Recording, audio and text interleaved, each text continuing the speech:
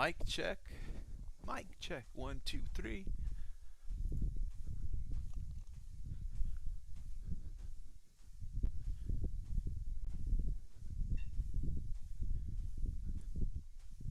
Okay, it's functional.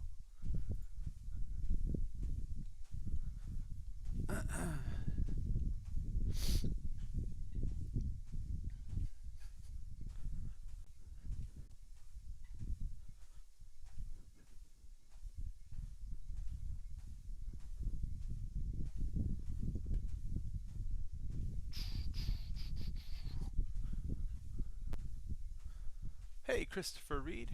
How's it going, my friend? How is it going? Lock it in. All right.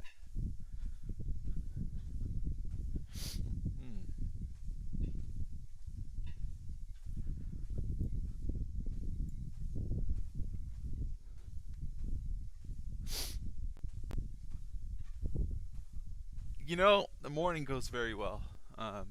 Made all my goals and figured I'd come online, spit a few contracts here.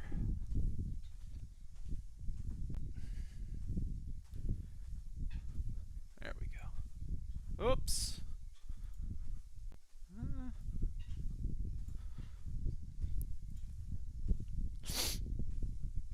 Come on. You know that's the stop zone right up there. A little higher. Actually a little bit higher. Right in here, potentially, is the zone. I think. Maybe. Why? You can kind of look at it here. You see that prior consolidation? We consolidated, pushed up. And once we broke that, right here, the longs got terrified and straight down. You can see here on the footprint, this zone was done over the weekend. See that? That's where I made my money, is off this zone here. And we spit it back down for, so I took 10 points only. But good zone. Nice zone. Bummer, didn't get my fills. You see how the this trail stop moved back here into the market? There's now ice. You can see this, look. See that ice right there on the footprint? In real time, very quickly. See that trail stop coming down with the market? That's okay, just let it go. It's now in 1.25 R's of profit. I wish I filled more, but oh well. Come on, keep trailing, keep going. We got a lower trend line now. All right, this is where you tighten it up. Tighten it up. There you go. Tighten it up. We're gonna get hit now. Come on, keep going, keep going. There you go. Now we're gonna get out. Come on. 12. 4-hour trade now. See that? Come on. More than 4 hours. Come on. Oh. All right, there it is. That was a 3-point stop. I don't know, 13.5 points of profit.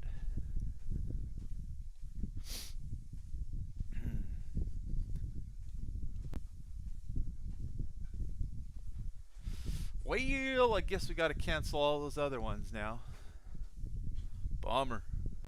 Tight like a tiger. Yeah, no kidding.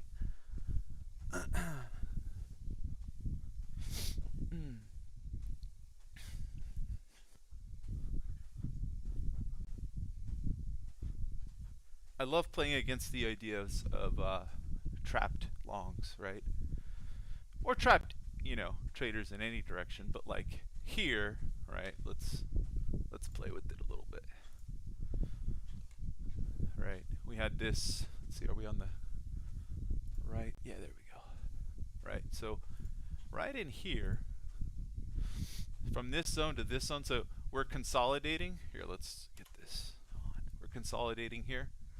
Oh, that's really, really bad. Wonder if I can change. You know, I don't know how to change my colors right away.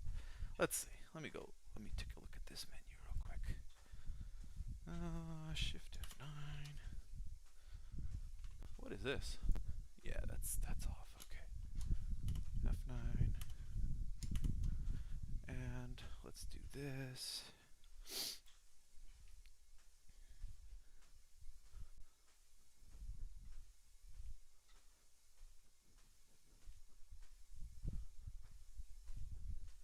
Yeah, I don't remember how to change color. Okay, well, whatever. Should do yellow.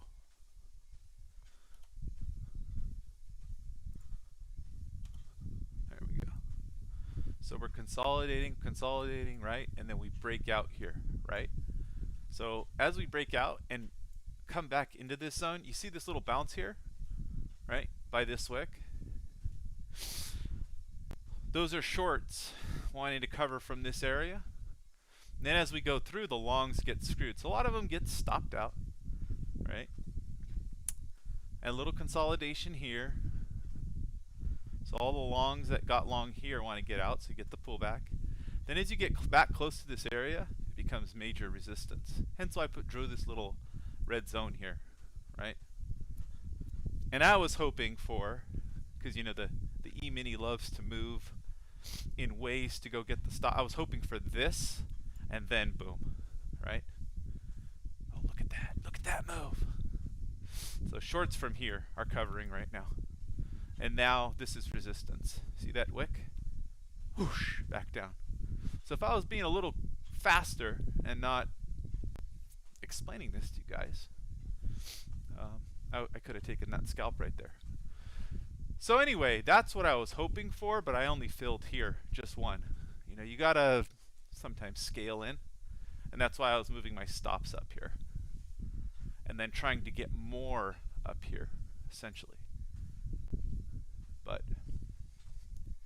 let's see, Shift F9, yeah, that clears it. Really need to make this yellow. Let me go look it up. Let me go look it up here.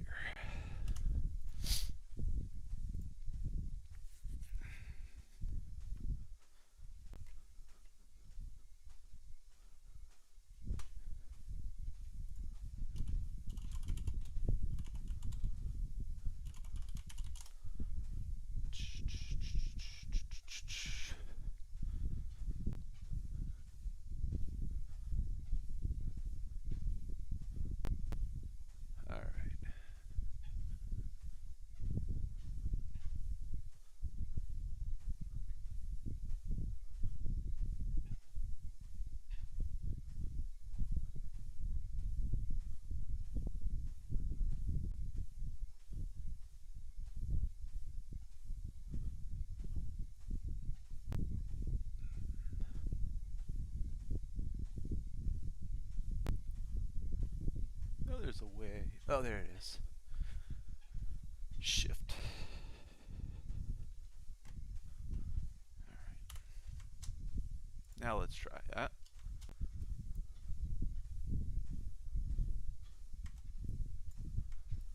There we go. Alright, now we're good. Now we have yellow. That's much easier. Oh, it's not yellow, is it? Hold on.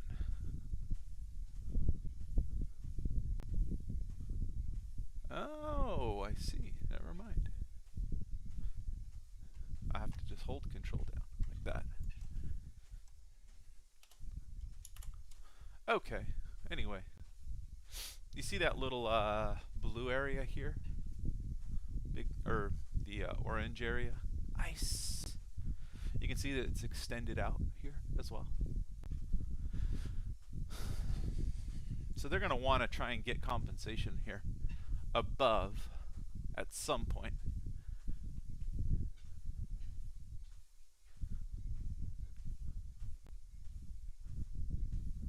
This market's just trading so thin. Let's see what's going on right now. Get rid of this. Rajinder, what's cracking?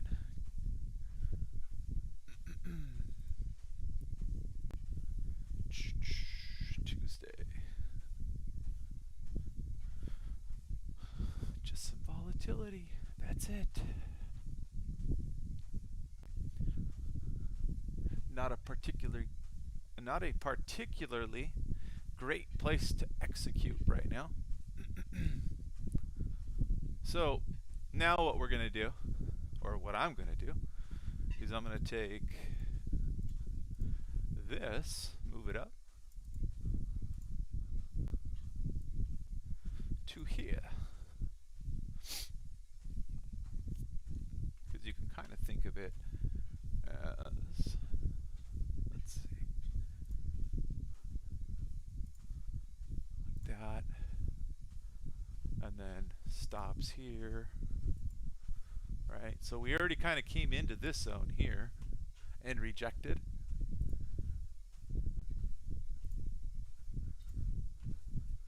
Which is where I got that, oh, what was it?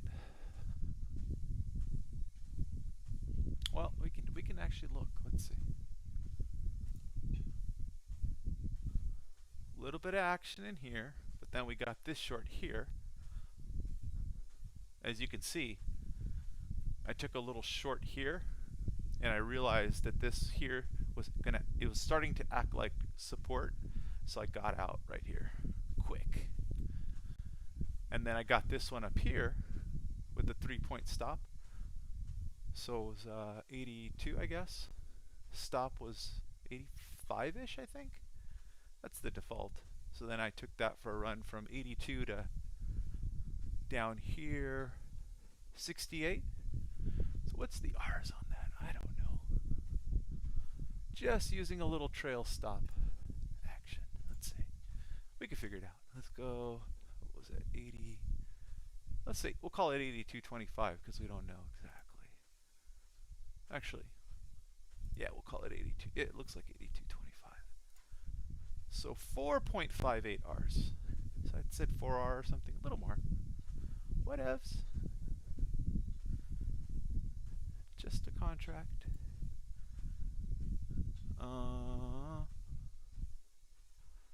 Let's see, erase. Anyway, we'll turn that off now. No reason to have that on. Can't even see my chat right now. Let me go turn on that tab. I'm monitoring other things. The little one is good.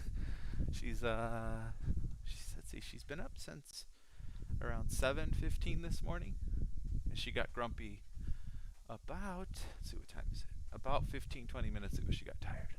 She's good, man. Just over 3 months. She's a smiley one. But kids bring a lot of joy, and she's especially sweet. So she's just a joy. The first one, my little man Ben, he was really loud and colicky and quite challenging. But the little girl, she's like easily comforted, doesn't like to cry. So her first reaction when she's uncomfortable is not to cry. It's to kind of go, and then she ramps it up and starts going, her tone changes. And after like 4 or 5 minutes, if you still don't come, then she'll start to cry. So she's a little communicator. It's just makes it easy for us because we're like, and as soon as you pick her up, stops crying. And she'll smile at you. Especially her daddy. She likes to smile at her daddy a lot. More than anybody else, which just warms my heart. She's great. So anyway, here we go. We can be able to come into the zone way up here. Anyway, we'll get rid of these lines here. Right click to get out of the tool. Left click. All right. So we'll call that, we know that's the zone right up in here. So short term, you also have, right, the same idea going on here in the market. You've got a consolidation, right? and then a breakdown point. And this is all a big consolidation, and this is the point at which longs short-term lost the battle, and they spit it out. So when you come back up to this breakdown zone, right? So you could think of this again as a, here we'll do this, trying to visually make it a little easier to digest, right? Longs lost the battle, so when you come back up here, maybe they found some stops, but then the holdouts spit out. You know, bigger money is just playing one direction here, but they're going to allow markets to oscillate to get better position and then keep buying the direction they want it to go. So, you know, they'll stop it.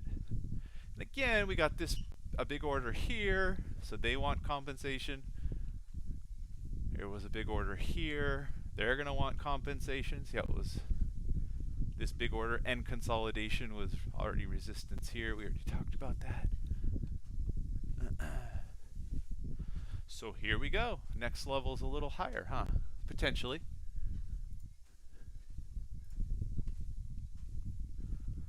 Maybe here, right? We already came up and rejected the breakdown point here.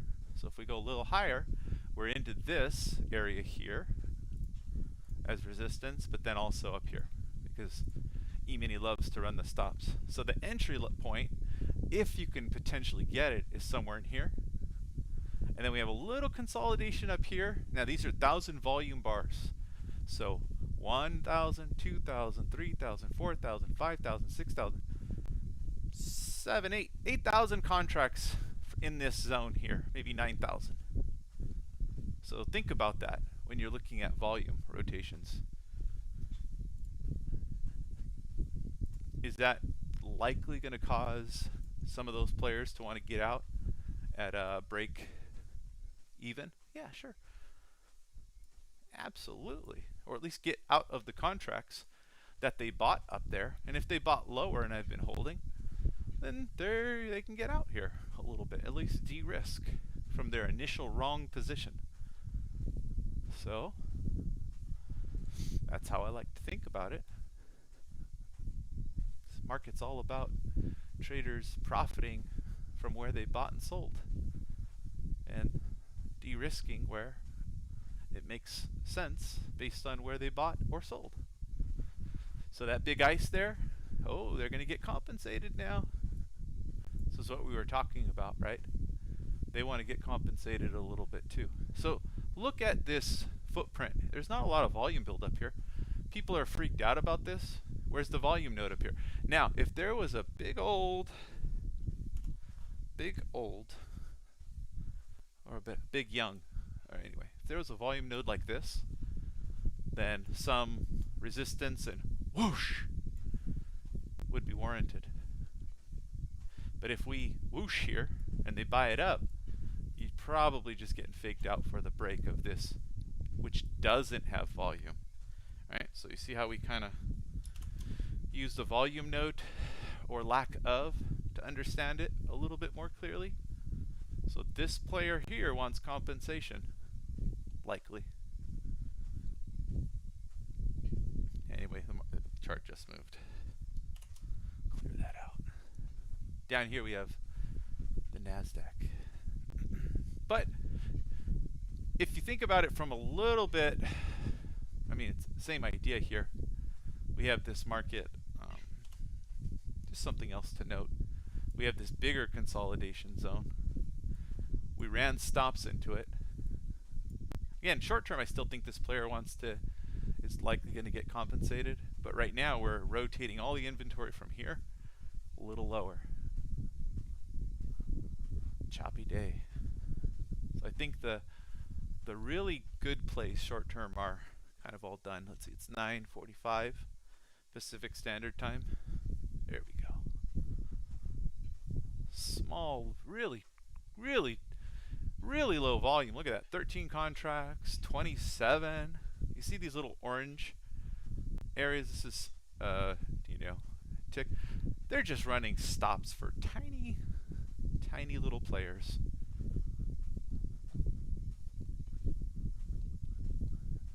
There's just no volume transacting here. Little market sweep here.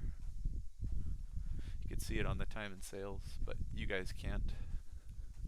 Now look at everybody selling here. Look, they were all selling down in here. Look, all that 16, 10, 10, 20, they all disappeared, but we have one dumb straggler here, 15 lot. They're going to go roast them. There they go. Puts 27 here, 10 there. They got filled. Let's see. Let's see if we can go take that little 16 lot out. Probably will.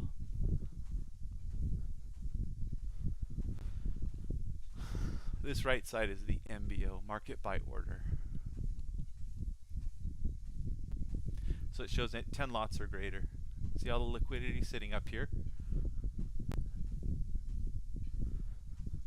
You're like, what? How did you know that direction? Well, it's just short-term rotations. That's all. Hey, there's 350 lots. Watch him go slam it. This player tested it.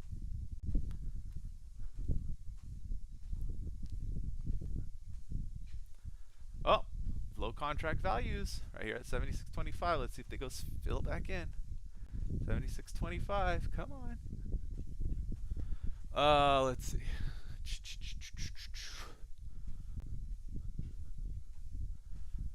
Cold deck. My footprint is 5-minute based. It's right up here. 5-minute. So in the title bar up here.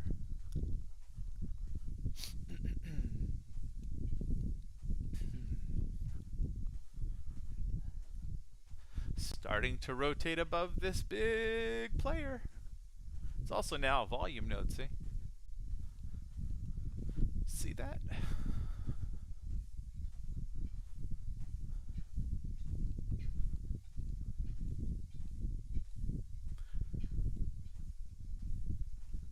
We have a bit of a broadening formation, so volatility expanding right now. These are things to notice, like this. You just keep that in mind. Volatility is expanding here in this range. See that? Saw it here too. Volatility expanding. Whoosh! Produced more volatility. So it's expanding right now. It doesn't tell you direction, but it does tell you about volatility. So if you're all of a sudden trading with a fixed stop, you should know that you need to decrease size in this range and widen your stop. So these are little clues that you should read in real time. Again, this is only 1,000 volume right here. 1,000 volume. See that up there? That's all that it is.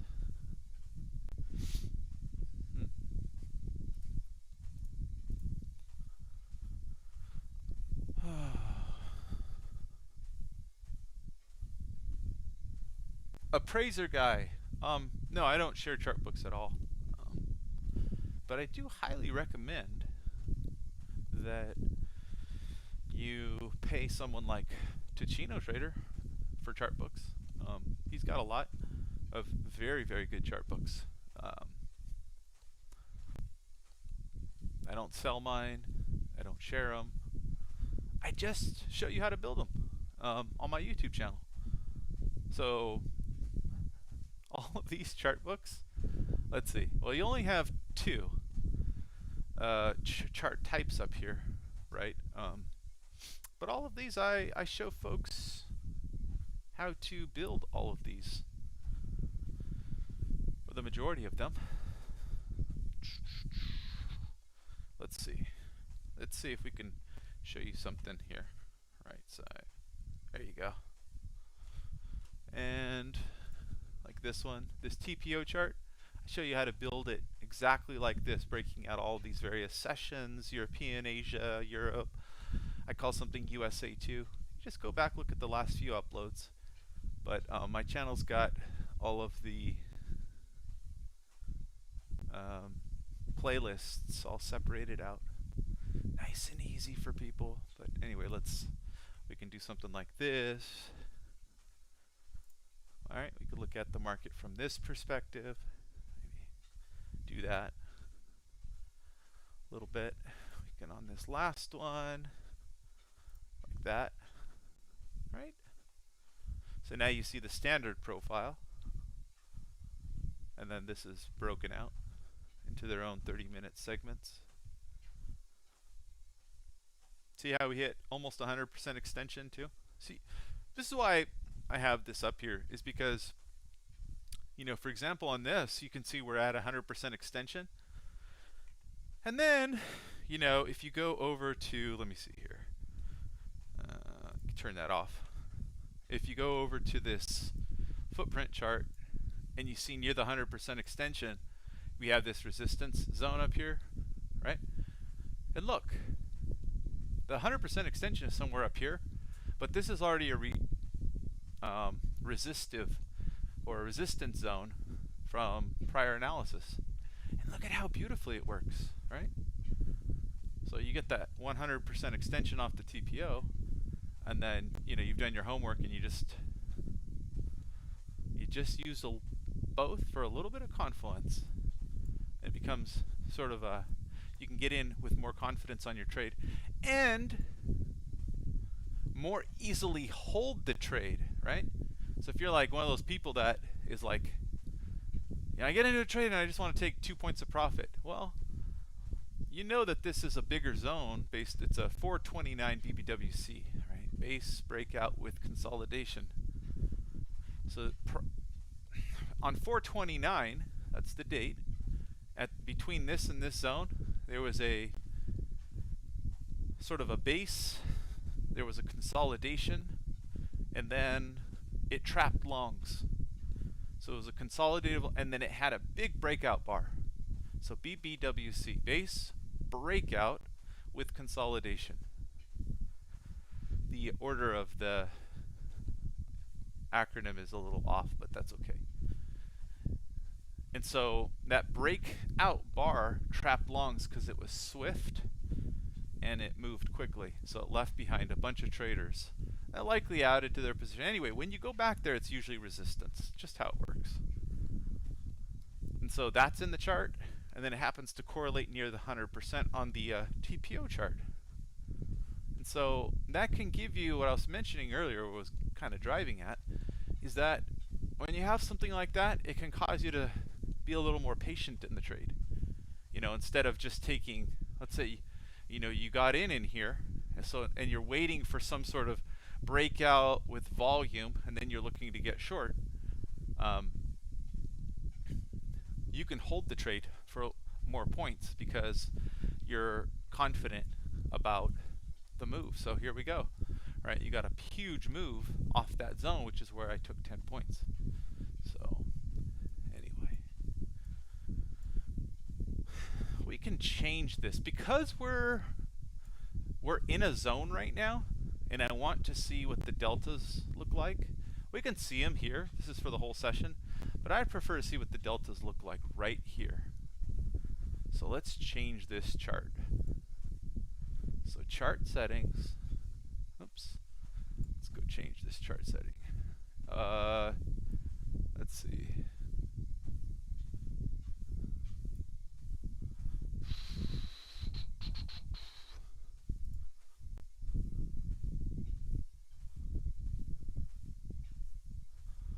We will change it to point and figure. What's the rotation? 1 dash.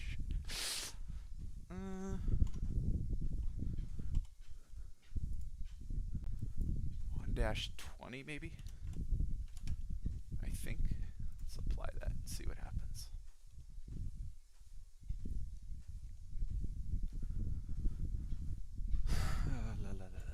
Okay.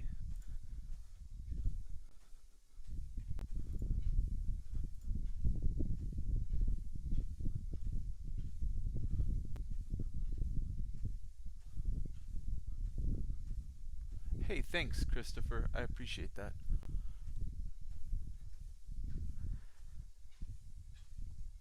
I think Ticino Traders, I'm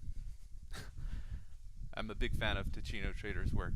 I learned by subscribing to Ticino Traders' chart book service back in the day when he was on Patreon. And just by looking at how he built his charts, I said, oh, that's how you use this stinking program. And then I started to think outside of the box a little more. So I don't share his charts or how to build them. The only ones that I share are charts that I've come up with on my own. But he is fantastic. Uh-oh. Too quick? Is this too quick?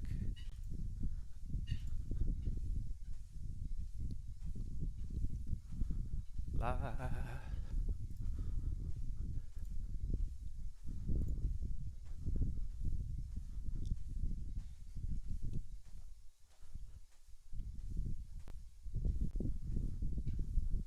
Boy, look at that. What if we went and took out the top of the range? That would be the kicker right now, wouldn't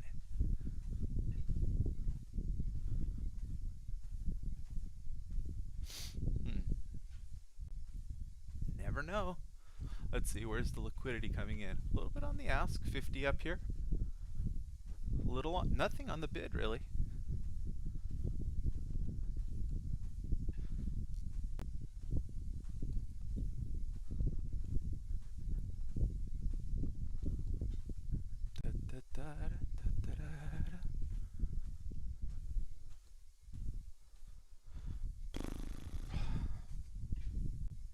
Let's see if we spit out these, let's see if we spit out some of these longs up here trapped.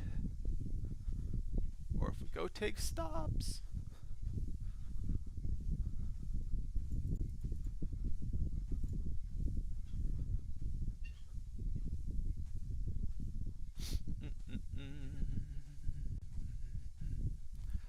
Oh, one stop hit. Oh, there goes the rest. They gonna rotate above big player? Probably. Now it's above the highs. We'll see. This was a big breakdown bar. What time is it? Almost 10 o'clock. Oh, new hourly bar? Let's see if we now spit out the longs.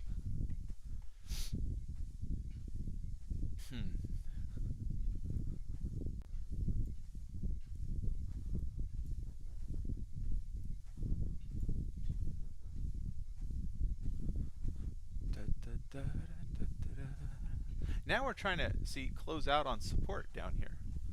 This area here. Right? This is the consolidation.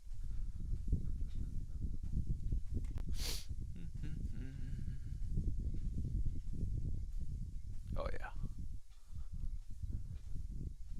Too many of you jumping into the same trade? So they're gonna take it against you? Maybe. So here's the 1R takeoff zone. Right there.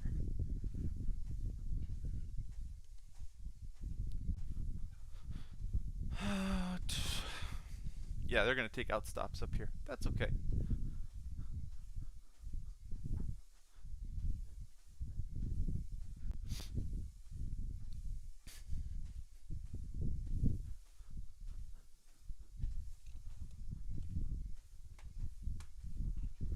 Suckered into the short here. Playing at, so you know, here we go, lose. Playing between, for me, about, there we go, this guy's going to get compensation now. They've got the move they wanted. So here, let's see if we get a big volume node up in here. Let's see. This is low volume, this is high volume. Yeah, if they just push it above this high here, we're going to scream back to here. This is aggressive sell bar. You see the center candle has no wick. Might rotate a little bit, but this is an aggressive sell bar. So, and it's on low volume. They typically take it up, back up to about that level. Oh well. All right, let's see.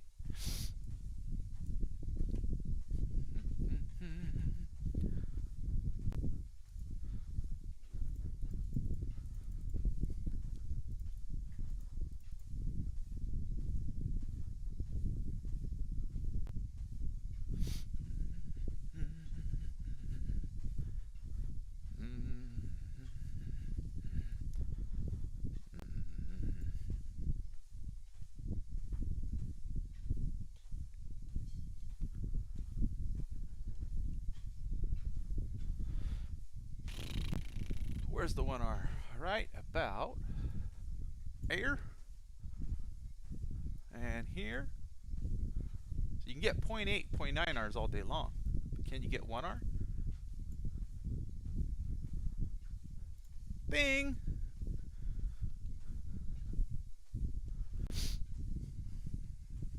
Hey, so I just took back that old loss and then some. Booyah! Gotta keep playing your edge. You lose a little bit, you don't just lay off the gas. But anyways, expanding volatility. This keyed you off.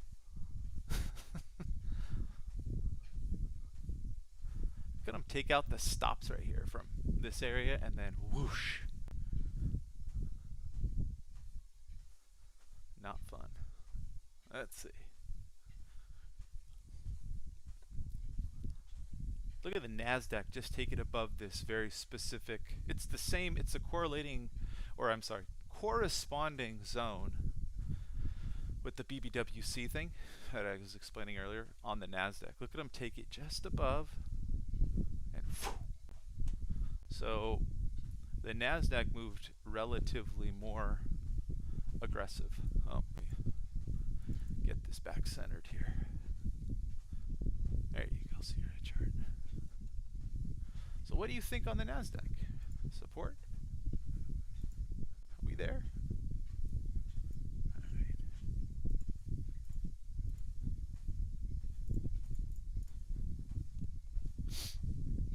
Look above and fail? Is that what that is? Here. Da, da, da, da, da, da, da.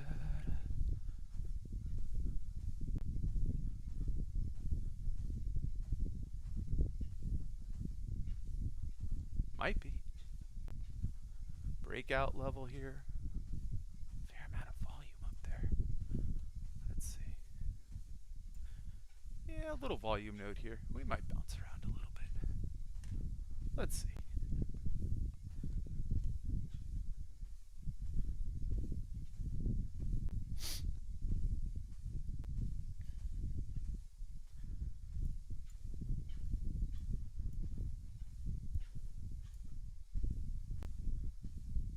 Let's see. NASDAQ, we got liquidity here. Some liquidity here. We bounce back up. We'll see. We will see. They're laying on the long still.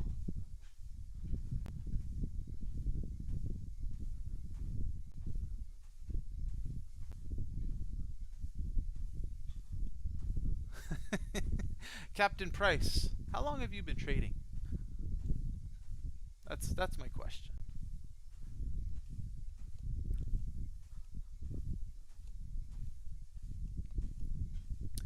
Tis my question to you. Because it sounds like you get emotional. It says, don't lose your cool. You're going to need all the buy power for JPOW. 2014 plus? Oh, okay, cool. Well, you should just be trading your edge with defined risk over and over and over and over again.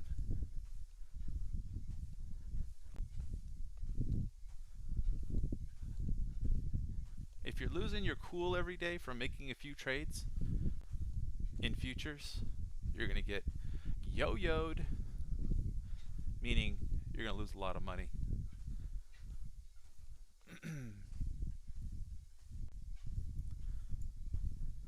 I mean, check it. I'm not showing everything, right?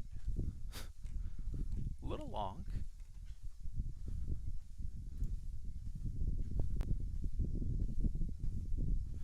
Like, what are you doing?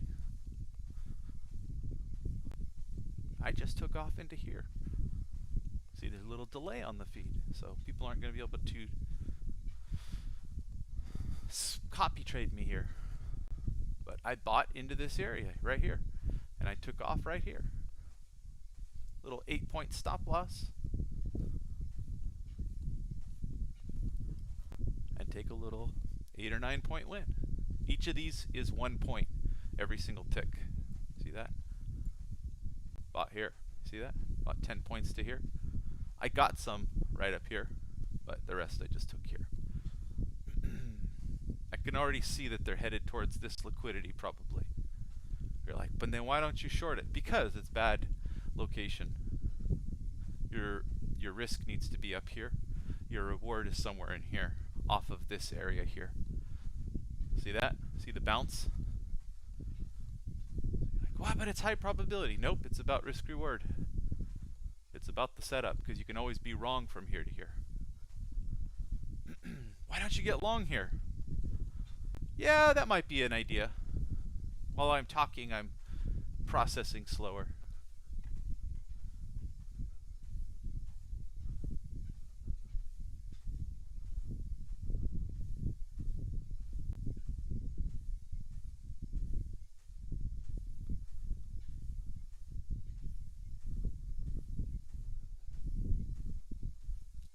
Yeah, well, Captain Price you started trading during extraordinary volatility with futures. So I can see why you're emotionally impacted. I'd say there was a ton of people who started trading around that time because they saw the movement. It was almost like crypto. And it has skewed their interpretation of what normal markets are quite extremely.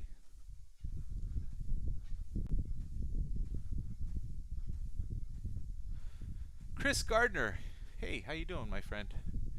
Hey, Captain Price, just slow down the chat because it's almost hard for me to keep up with everybody else. I just look over and I see you spamming 20 lines without any responses. So slow it down a bit. Otherwise, I'm going to mute you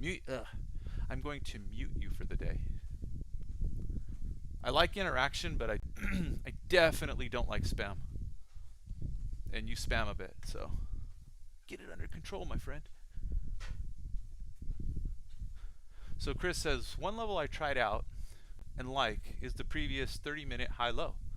The current 30-minute high-low divided by 2. The outcome is the 2-period increasing midpoint and 2-period decreasing midpoint. Oh yeah, very nice, Chris. That's cool. A lot of people seem to use 30 minutes. That's great.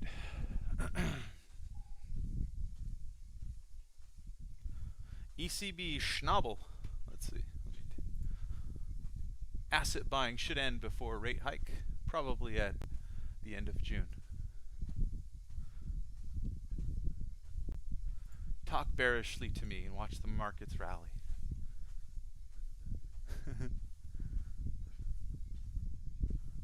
Yeah. Let's see.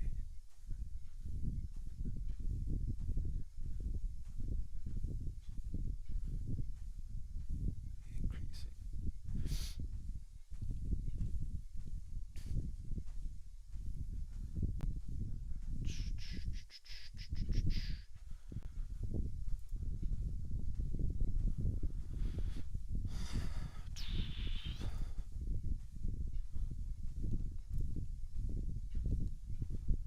What we'll do is we'll turn on the trades for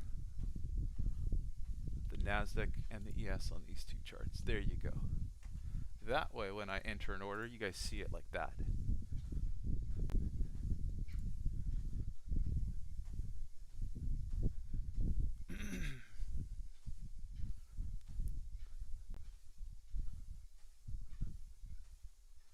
Pursuit of Happiness. Is it a great movie?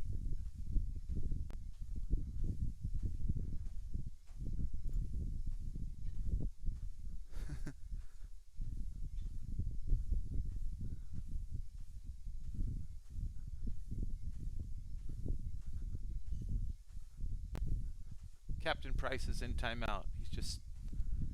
He is just a stream of consciousness.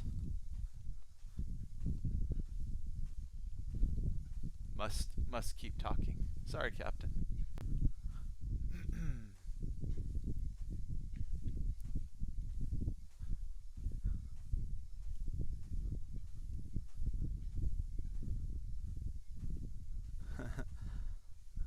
That's why Christopher said that.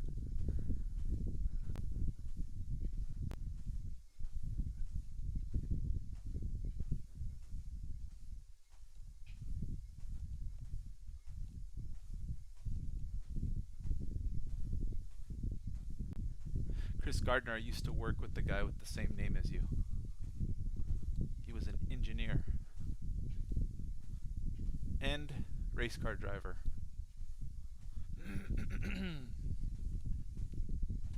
All right, so where's that that idea here that we had from earlier? Oh, right above this zone into this area? Oh, that's right. We do want to be there. All right. Oh, you know what is happening? We're having a 3,500 plus tick right now, which is interesting. That's potentially breakout ticks. We'll watch it. Yeah, I got to flatten this trade. You know, so one of the things I don't like to do is if you start to see everything tick up like this, right, as we're expanding the range, is I don't like to take the same technical short with ticks at plus 3,500 NICE NQ tick, and that's where we're at right now. We're at like, well, plus 2,000. So, goes 4 ticks into profit. I'm out. Just cut it. And you know, does that skew the risk reward? Absolutely. But it's a quick signal. So you just, for me, I just got to get out. It's a little rule of mine. It may still reject up here, but if it goes up here and we get that, it saves my bacon more often than not. So just get out.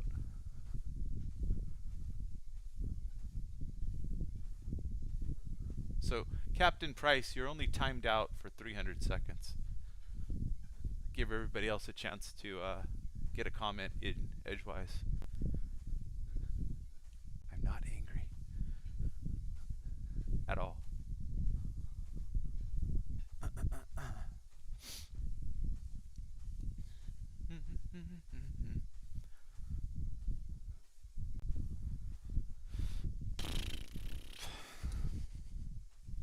So we've got a plus 2,000 tick right now. So here we go. We took out that high here. Typically good for a teeny itty bitty little scalp. Let's see if we get filled. Yeah. Oh no, ticks again. But you know, these ticks have been going off in this zone for a little bit here. So we'll see. Yeah, not the best setup. That's why we go 2 contracts. There you go. They found it. All right, we'll try again. Why? Because we're coming up to this breakdown zone. Ah, come on. I was hoping for a fill up there. Little liquidity, front of book. Bummer. That sucks. See how you can get the 0.9R win pretty quick? But the 1.3R trade, a little more difficult. Got to be patient. May not get it. We'll see.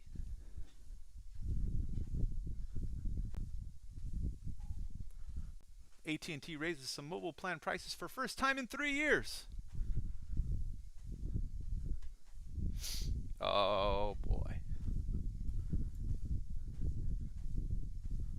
This is going to be a loser. Let's see. Tick is 2,600, 2,700.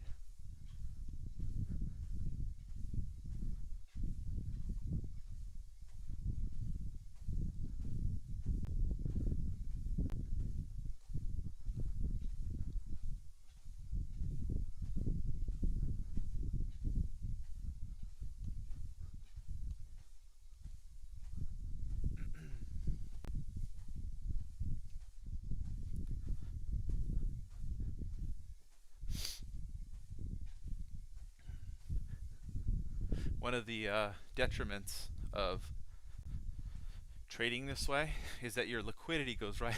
There's a 77 lot. The liquidity goes right on the book when you don't do a trail stop.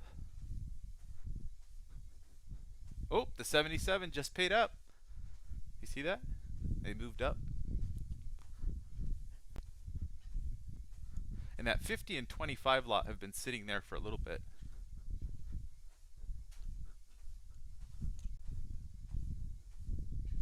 There we go.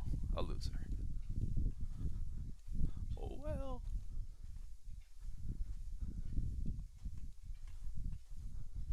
Let's see.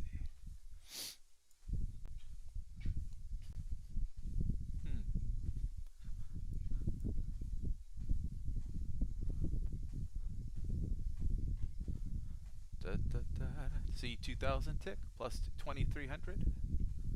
But it's been hanging out there for a little bit.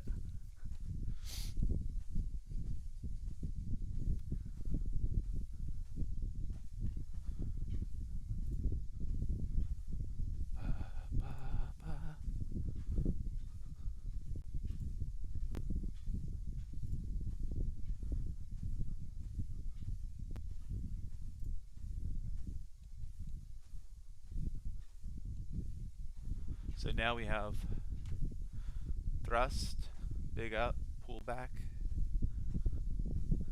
Usually get another pullback here. Foomp. Test this prior area, but we'll see.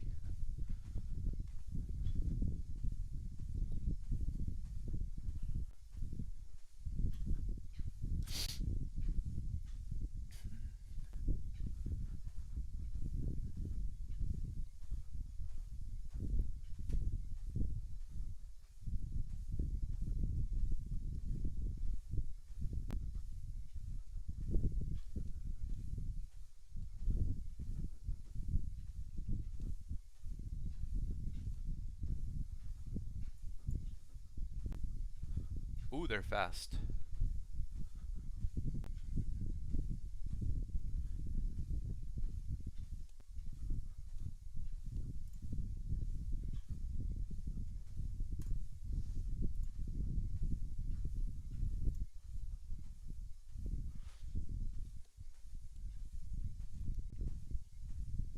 Slowly grinding my way up higher since I've been trading here. Liquidity down into the zone.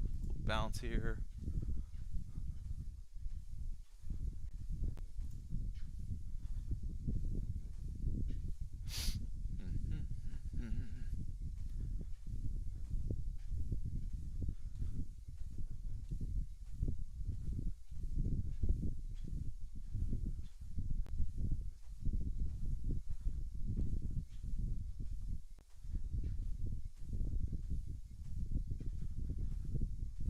So the 2000 tick is just the NYSE, NQ, or NASDAQ, NYSE, and Amex exchanges. What's ticking up minus what's ticking down in real time. And it's calculated every, I don't know how Sierra Chart does it exactly. It might be every few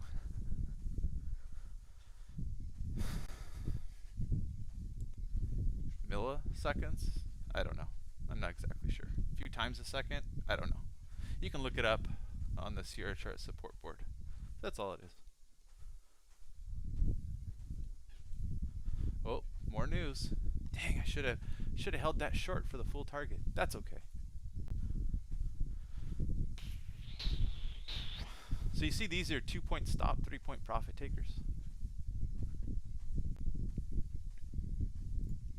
Bing! Out at 1R. They're tricky. They know where I'm coming in on the book for 3 points. They're all going to sell ahead. It's okay. I got 1.1Rs. Something like that. I get out first.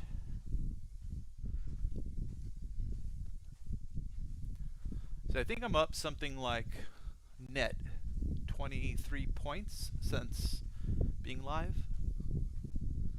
Oh, would I have gotten some of the 3Rs? Or I mean the 3-point here? Yes, I would have. Bummer.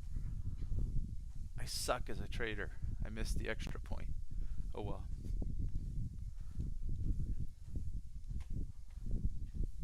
All right, so let's see what's going on here. Time to do something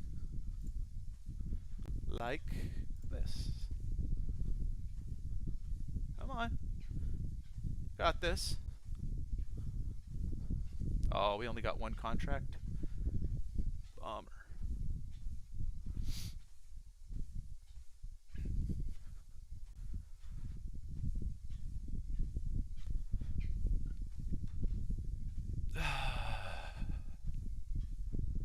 Yeah, but Chris, how many contracts do you trade?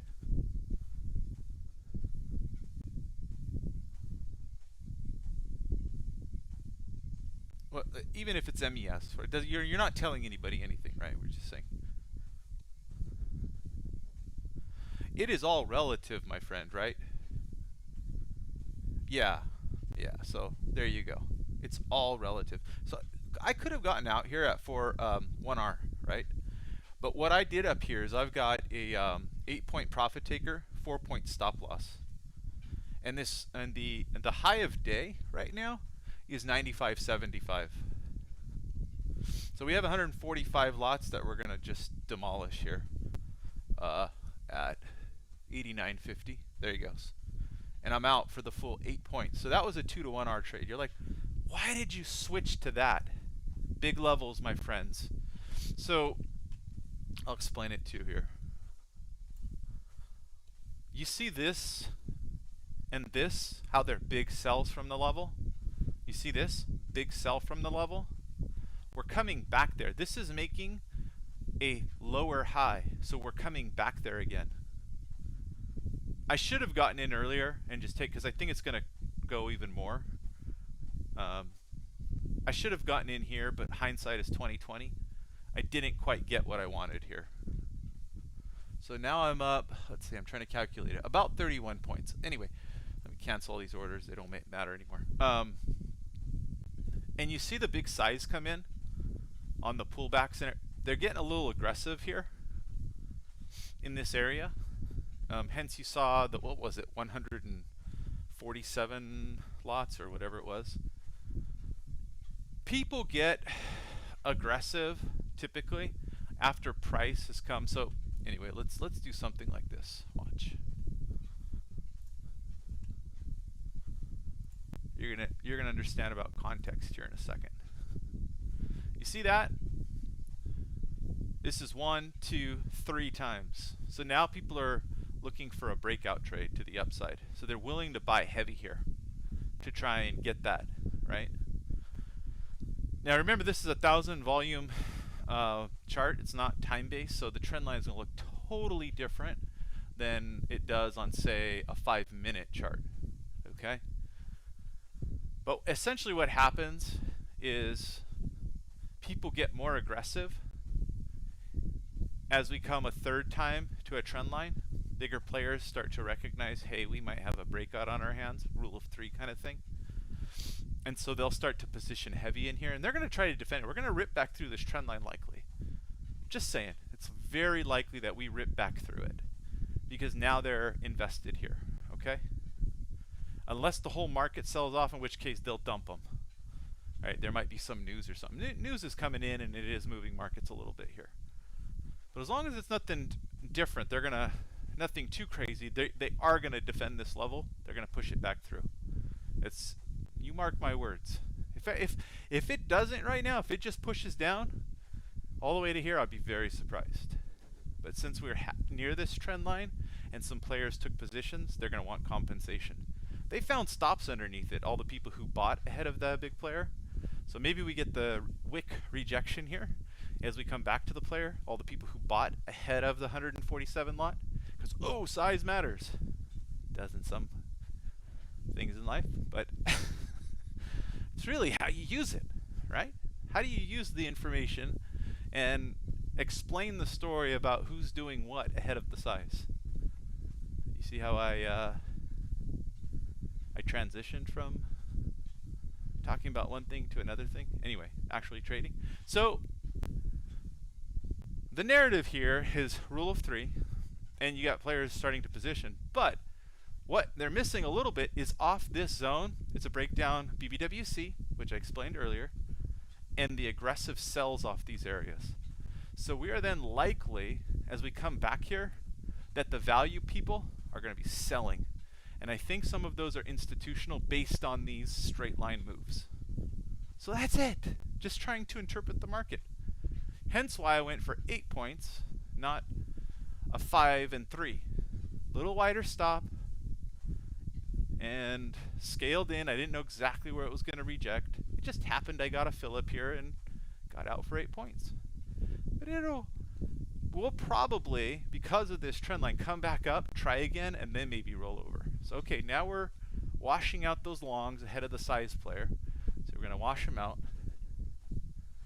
All right, so this zone now becomes a longable zone. There's liquidity here. Everyone's going to buy ahead of liquidity. All right. Oh, liquidity filled. Man, I don't want to chase. Bummer. I really wanted that little fill right there, because this is it's an opposite side BBWC. Can you see it real quick in real time? This is why I use the 1,000 volume chart, because it tells you exactly how much. Here, let me cancel these orders as I'm talking. Having a good day, I can trade and talk. You see that? Consolidation. Where were these guys wrong? Right in here. Yeah, but there's consolidation. And what if we double balance? Nope, it's not how it works. Gonna probably bounce here and go through the trend line. Maybe not all in one bar. Again, these are 1,000 volume bars, so a new bar will print every 1,000 contracts. But this is a nice way to tell you how much volume is here. You don't need a volume indicator. Each bar is 1,000 volume, right? A lot more information. So 1,000 contracts moved up right there. All right, we'll give this a shot. One contract. That's it.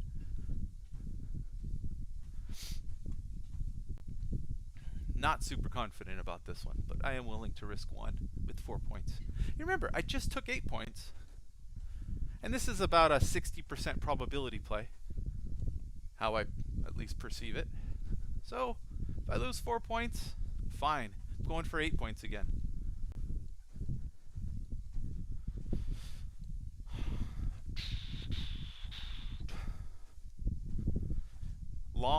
Shorts get nervous right in the middle of this here on this breakdown bar. So there you go. Here comes the shorts covering. Watch. Well, longs too, right? Because longs bought here. So I don't know. Anybody's guess. This is a lot of volatility up and down in this area. So we'll see. Who knows?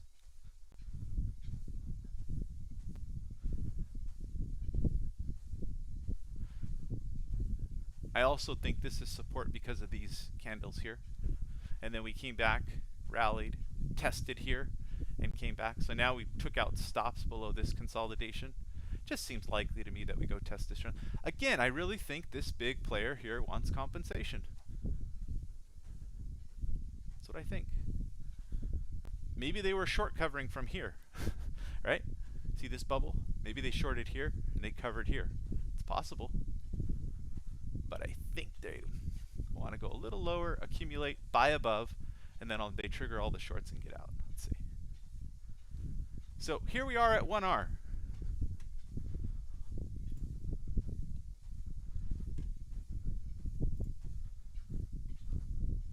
Bing.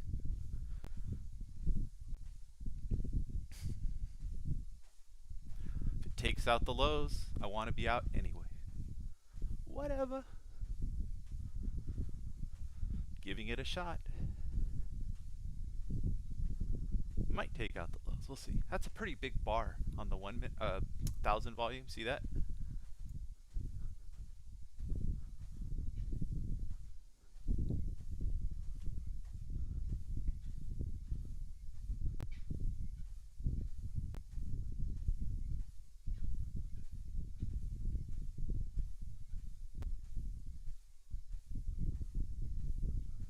Captain Price. Hey, buddy.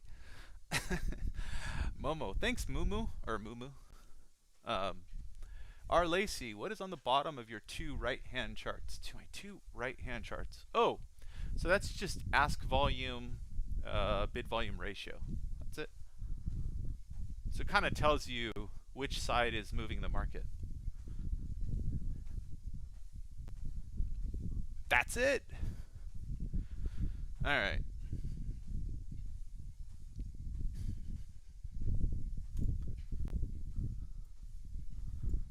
Stop this trade out.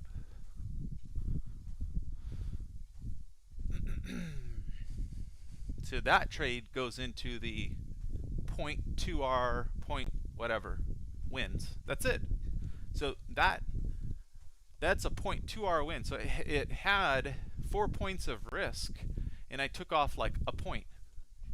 So it's like a 0.2R win with one contract minus commissions. That's how I calculate it. I just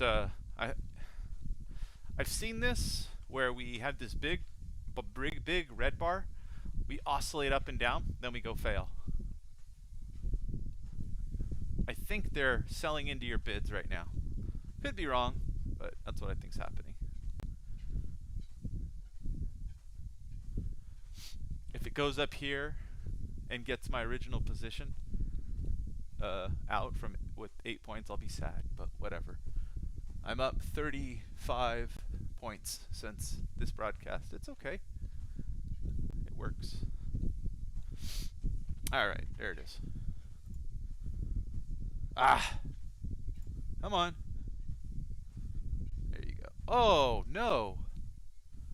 What? How am I not filled? I was like, what?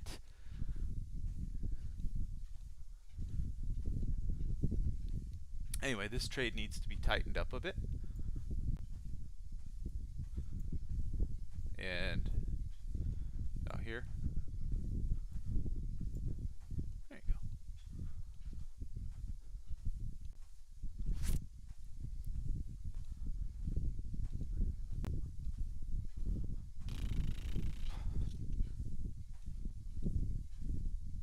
It's kind of into the stop zone, right? You see this swing low here? See this trend line-ish? It's 1,000 volume, so the trend lines aren't going to be perfect. Yeah, it'll take me out. That's okay. Do we see any stops? Nope. There were stops here, though. You see that? They went and filled those. So into this zone here is volume node, a little higher. Let's see if we can get it. Try one more time. Ah. Am I just too slow? Maybe.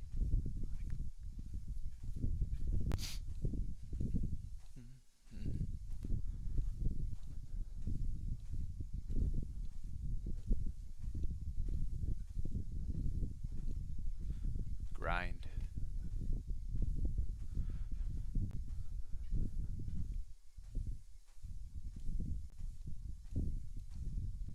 And didn't get it, right? So stop a little tight for this volatility. I will admit, that's a fail.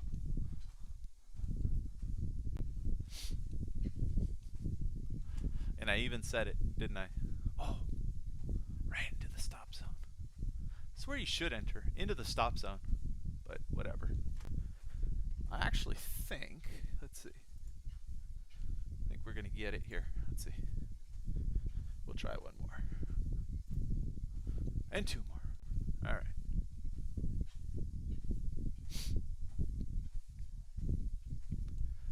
Wah, wah, wah. Oh boy, let's see.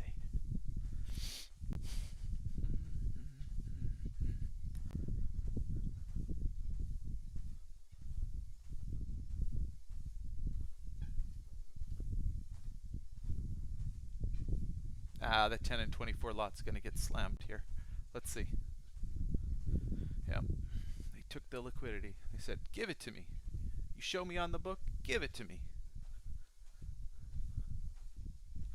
That give it to me, you know what that sounds like to me? That sounds like if you watch One Bite, Everybody Knows the Rules.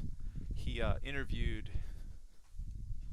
one of these guys who runs a legit Italian pizza shop, stopped. There you go. He was like, give me that, what was it? How do they say it? Give me the, I have to find it. Can't remember and there's some cursing involved too. So give me that Gucci, or give me that, I forgot something, bleep. That real blup blup bleep stuff. Many of you guys will watch One Bite. Everybody knows the rules. Dave Portnoy.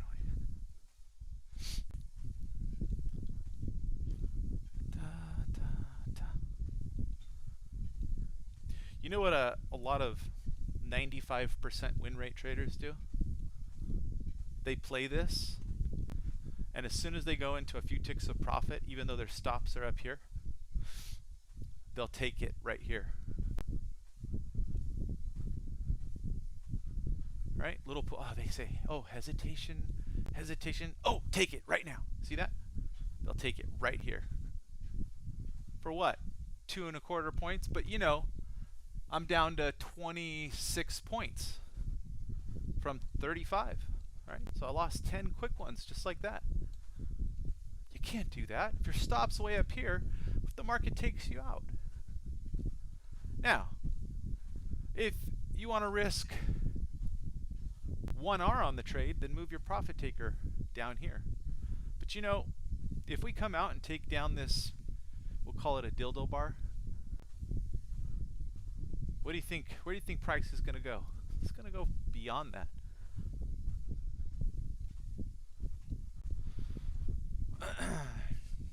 But anyway, on the footprint, we had this consolidation here.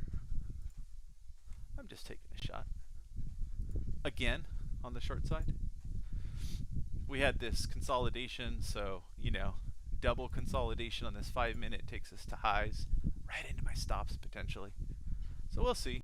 I'm kind of relying on this here to spit some people back out. Again, this is a 1-20 point figure. I said 5-minute, sorry. I'm so used to having a 5-minute. Right now, this is potential look above and fail stuff. So we'll see. It's been that kind of behavior has been happening all day. Look below, fail, look above, fail. So maybe this is the look above up here. Go get my stops. Whatever. It's all right. Give it all back. It happens.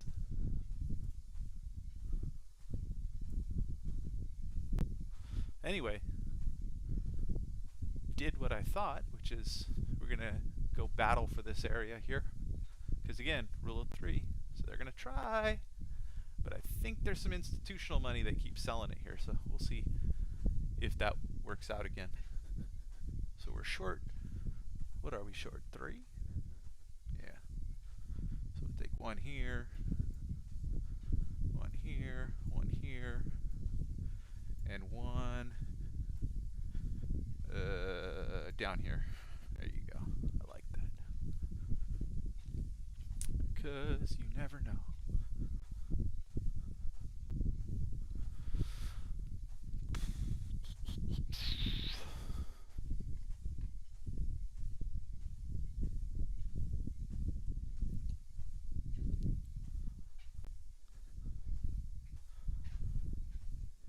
Hey, 2.5 hours on the treadmill today now.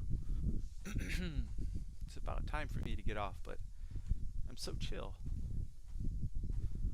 that this is okay. We'll just keep walking. I'm walking slow on the treadmill, 2.2 miles an hour. Just gonna round up.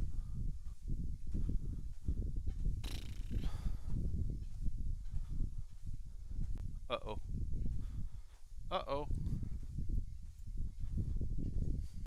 Look at that 50 lot right there. Did they get filled? Yeah, they got filled. And they instantly...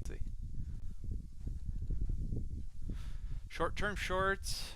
Long above here. Okay, they're covering. But now longs are feeling the pain. There's a certain point where you get a little bit of a volume node here, where the longs start to feel pain again. So we're into the volume node. Let's see what happens. Let's see what happens. We have a fight now. We have a real fight here. So couldn't take out this big bull bar on this 1000 volume chart. Let's see. Right there. Tried. See that? The bull bar. Didn't do it.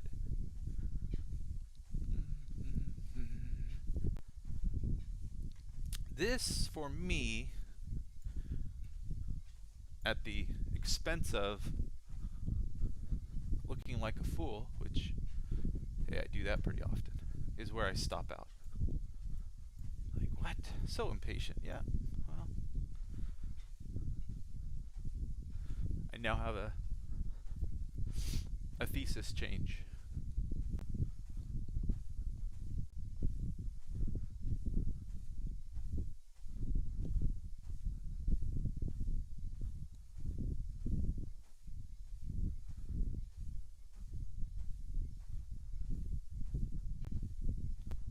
So how many of you guys watching right now do this professionally? Meaning you don't have a part-time job.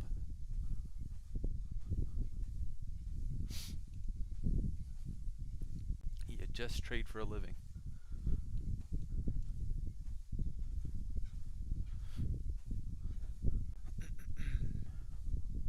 My hand's raised.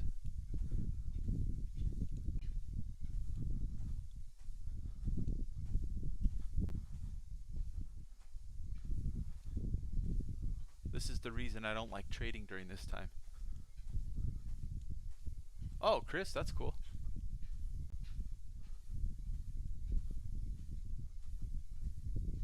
Trade New.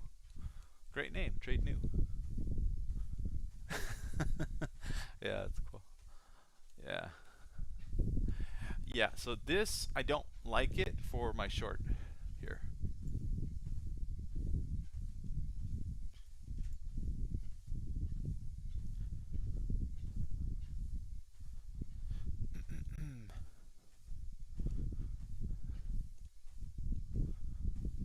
So cut it before I think it's already gonna pop.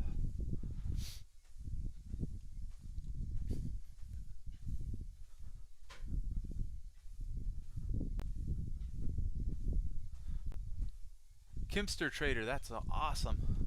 What, because I'm a bit of a foodie, you know, I haven't eaten out at a restaurant now for like 2 months. I've been cooking everything at home from scratch, even raising the chickens and the cows. No, but, sorry, price action here. It appears they got to stop up here.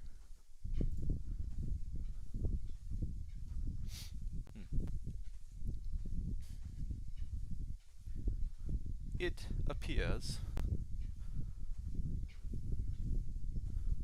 So you see that 85 lot on the bid? Now they all want it. Now they all want it. Let's see.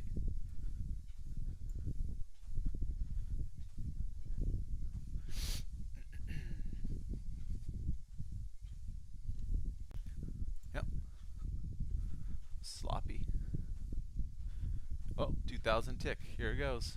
Man. Yeah, it's over. It's over for that little lonely contract. Anyway, Kimberly, what type of, or Kimster, what type of food?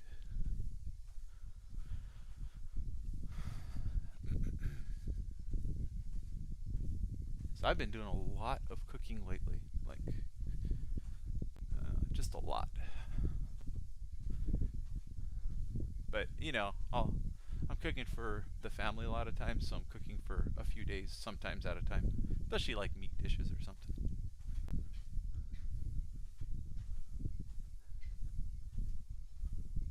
Trade New. Yeah, I mean, watch all my videos. Basically Chipotle concept, but Korean. Oh, that sounds so good.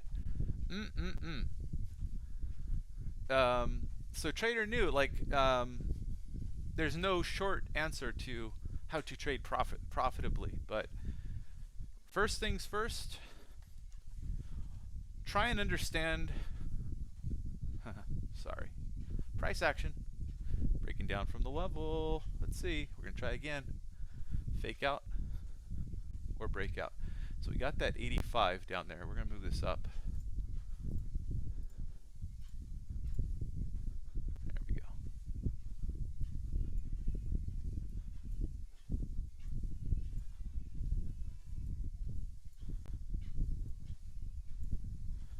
You've got to understand risk management first and foremost.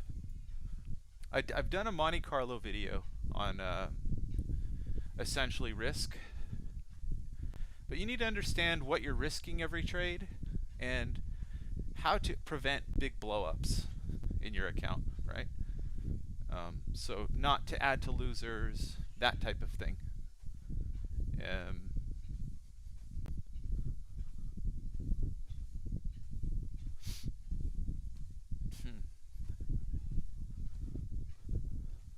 Sorry, I'm looking at this here.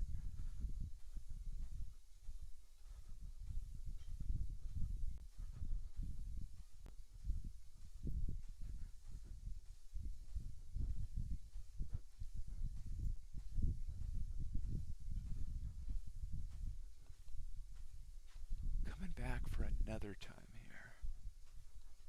This yellow line on this footprint is the 10 SMA. Yeah, I think we might get all of these profit takers down here. There's some stops. There's some 1R. There you go. All right, we're flat.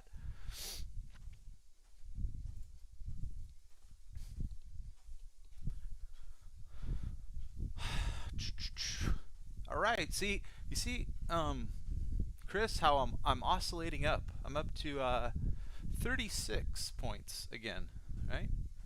So my P&L's down, up, a little higher, down a little more, a little higher. So, I mean, if you don't have a lot of edge, then giving back is normal. But let's say you have a profitable trading strategy. If you're giving back big portions of it, it may be it's likely just due to risk control. So your stop loss is too wide.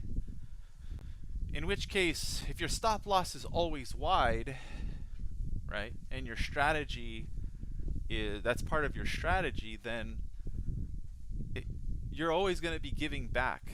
If you know well, you gotta really watch the Monte Carlo video, but you're essentially going to give back a lot on a strategy where you have a really wide stop loss and a high win rate. And then if you ever add to losing positions, you're going to be even more screwed. Because every time you mess up, and it's for most traders, when they ignore their rules, right, their risk sizing and their position limits and stuff like that, according to maximum drawdown, when they're ignoring that, they're usually tilting. So it more often than not happens to be the time. Oh, should have held this one. Shoulda, coulda, woulda, huh? Hindsight trader. Would have got full targets. I saw the buy pressure immediately in the market though. But, whatever. What are you going to do? Chop zone. So right in the idea, but missed a few times here, right? Still coming out ahead barely by like 1.5 points or something. After all said and done, what's 1.5 points? $75? It's nothing. But you just keep grinding if you have the idea right. And you have edge, but anyway, what was I getting to with risk management?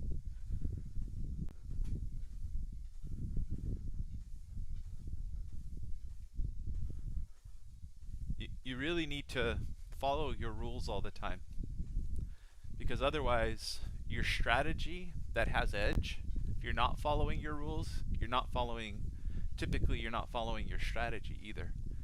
was when you add to a loser, you're usually redefining the setup that you're in, and now it's not part of your original setup.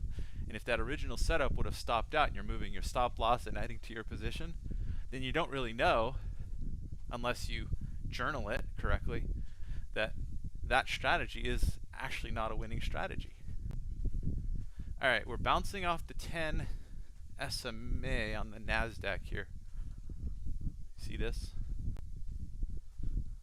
That's interesting.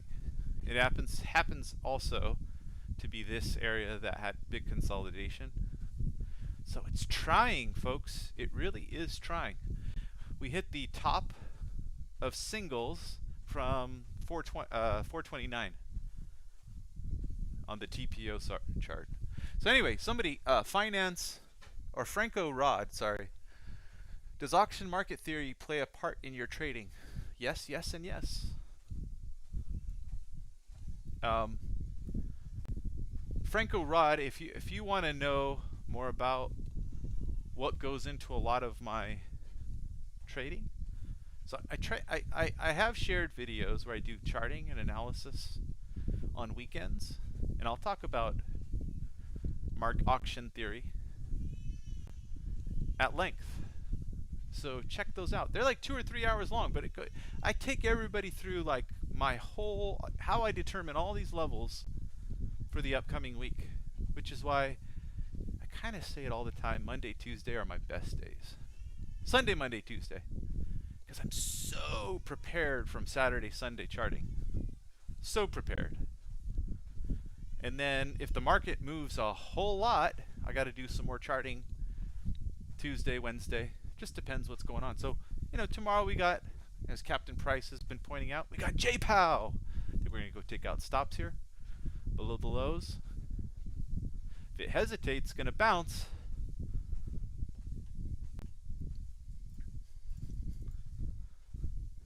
La la la.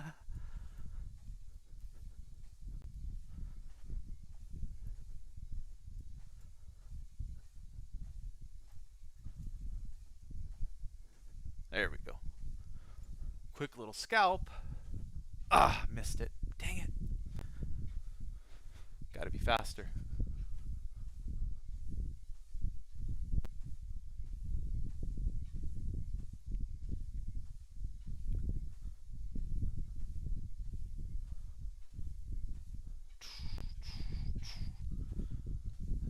That little hesitation near the lows. Son of a gun. Alright, resistive into this slightly wider area here on this footprint up to about 84.25.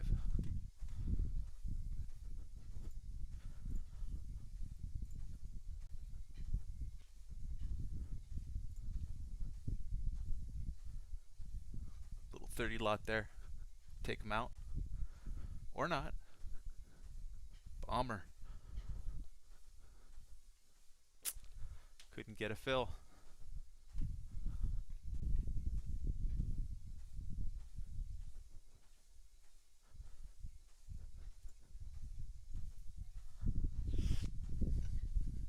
All right, up to 38 points. Come on. Now we're gonna, when are we gonna take out these little lows here? We got a very quick, right, from 1053 to 1055, 4,000 contracts right there.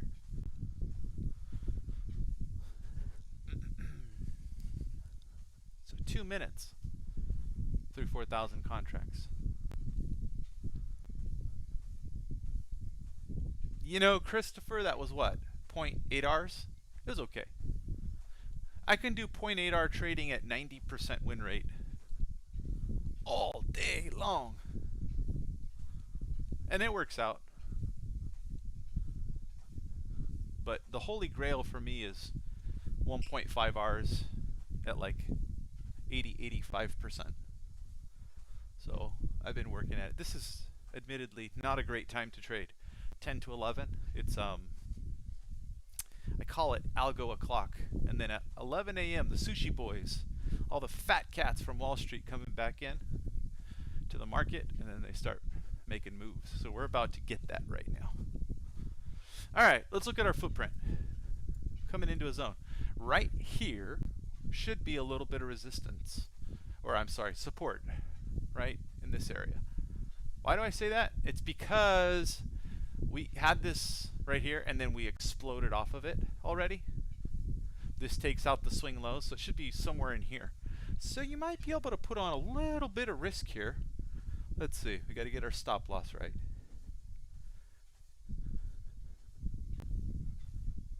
Yeah, I think we need to get in here right now.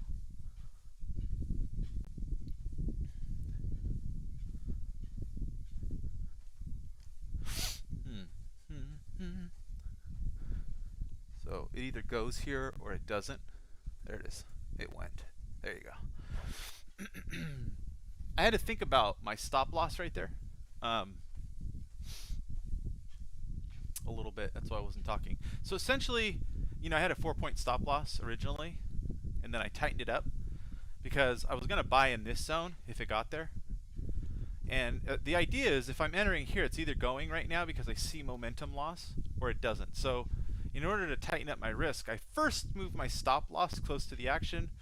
Then I was able to move my profit target into a little better than 1R. Right, so we're up to 40.5 points here. But, you know, that's essentially, so what was the question from Trader New? He says, so Trader New was like,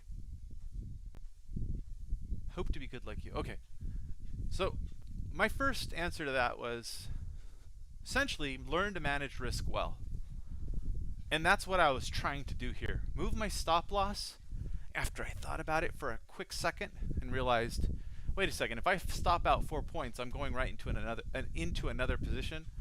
But I kind of have these little rules where if I enter and my idea is 8 points, unless something invalidates my thesis, I'm not moving my stop below all of the other orders, because then I'm skewing my risk reward greatly.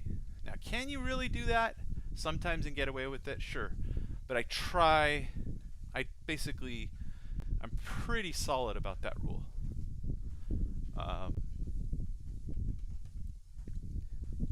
So anyway, in this case, I moved my stop loss first, and then I worried about my profit taker. Why? Because I'm more concerned about my risk than I am making profit on every trade. I want to know where I'm wrong and I can lose the least amount of money. That's my primary focus. So we're building a volume node here. And there's two ways to think about this volume node. Now this is relative to this. All the shorts that are covering here are being absorbed and they're going to take it lower. Or there's actual longs that are getting long here. I happen to think that the shorts and there's some new longs buying into here and that they're going to take it lower through this volume node. Because the amount of volume now that's below here, and look, if you think about what's extending out here, where are they building volume? They're building volume underneath this consolidation area. And so the longs that's really interesting. They're trapping these longs right now. And I think they're going to spit them down. Here we go. Bing. Bing. Anyway. So a lot of people, when they see a move like this and they see stops, they instantly want to buy. I don't. What's the next structure? What, this teeny little volume node? This candle low that has no volume? No. May it bounce and test this? Sure. Because all these all these folks that took a position up here have to cover. So they're going to cover at some point, and you know, they don't break even, say, above this area, so they start to cover into here. The average is somewhere in the middle, assuming it's one big player or something. It's sometimes easier to think about the market that way. So they're starting to cover, but it doesn't mean it's going to bounce. If they can cover into the longs exiting here, they will, because that's the most advantageous way. And then if the book gets thin and they think they can rip it down here and then cause more panic and all the retail longs get out, they'll get out against retail longs. Right? And then if the market starts to kind of go sideways against a prior volume node, of which there are not many here. Look, there are not many. They can maybe take out even this low. They can lay on them. There's ice here at the bottom, by the way. 754 contracts. So they're doing it very inconspicuously. Look, bink. They don't care. They're covering. They're covering off of what they just distributed and trapped all these longs. They don't care. They gotcha. If you were long from up there, they gotcha. And if the shorts are in control here, which it looks like they might be short term, let's see. Yeah, negative 2,600 ticks, by the way. If the shorts are in control here, and they're able to get out, distribute out of this position, they'll bat it down here. Any longs that come to break even, they'll just absorb you, and then they'll roll it over again. And if this is their original position, and they're not long from here, but they're covering from here, what do you think is going to happen when they reject here? If it comes back through here, through the bottom of this volume node, you know. Uh-oh! And then they spit it back down even more.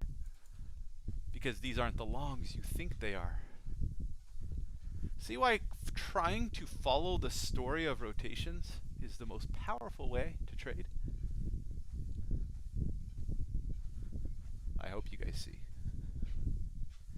I hope you see it. Ticks are negative 3,000 right now.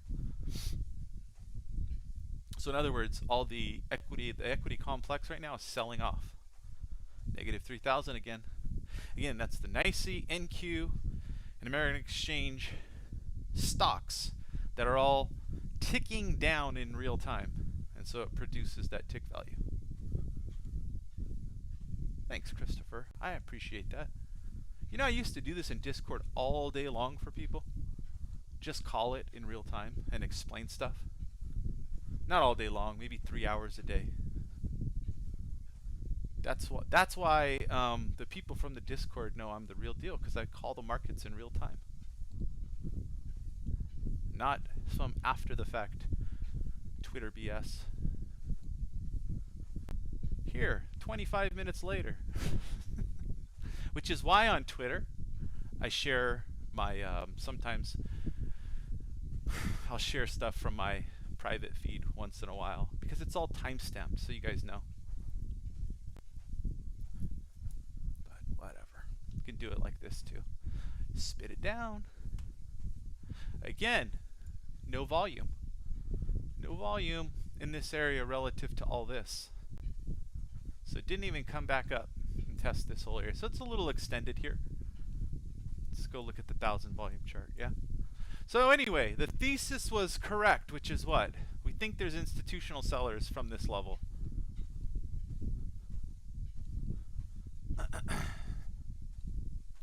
If you're like, what? I missed that. Well, go back and rewind it. Thesis is still correct. So this is the context. Did I play a counter trend trade from here to here? Yes, I did. Should we turn on all the positions? Let's see. Or the exit entries. Look at all that. A lot of trading. Sheesh. What's my best one? That was a good one. From here to here.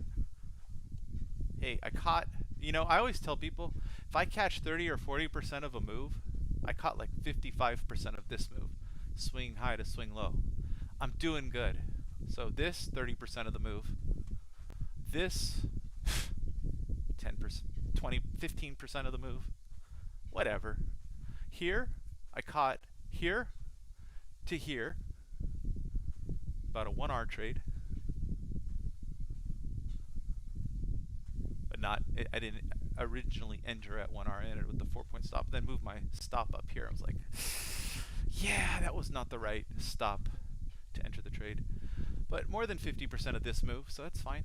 It's kind of how I measure my success. I can do 20, 30%, whatever. Okay, let's turn that off. It's muddying it all up here. Oh gosh, I had to turn off my size here for these exit and entries for you guys. Otherwise you see all the rest of the crap I did earlier today. Then you'll say, what? He's trading that few contracts? What a noob. I don't want to watch this idiot on YouTube.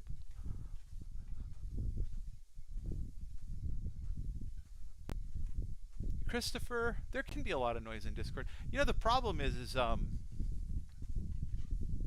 I don't know, if you're trying to learn, you want to be learning from somebody who knows what they're talking about. You don't, and that's, I guess, noise. Ice at the bottom here. They're starting to cover.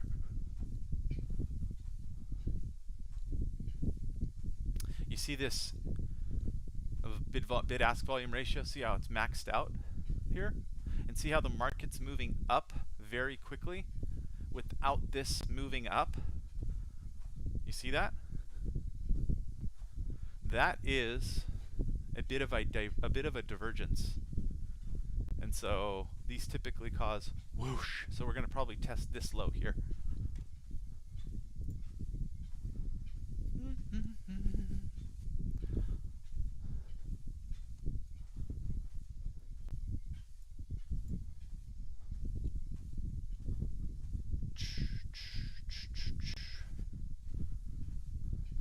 But we don't need to, it might stop me out. Okay, it did.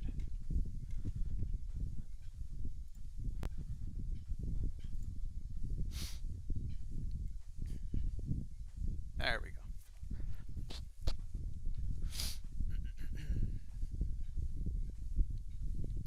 Alright, where is it? Yeah, that's fine. That works.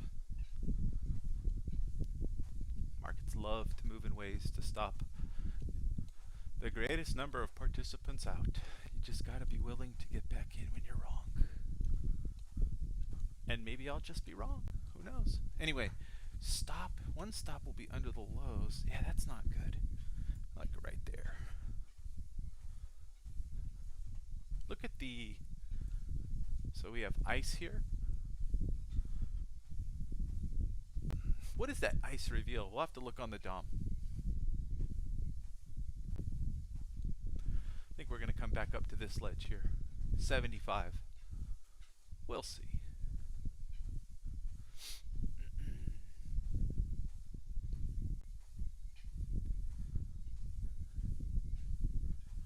There's a little liquidity up there. 75. Let's see if these eager beavers are still there when price gets there.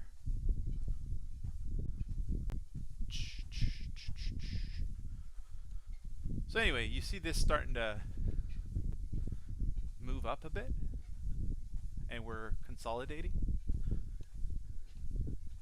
Typically at some point, this comes up to about the 0 line. So you'll see.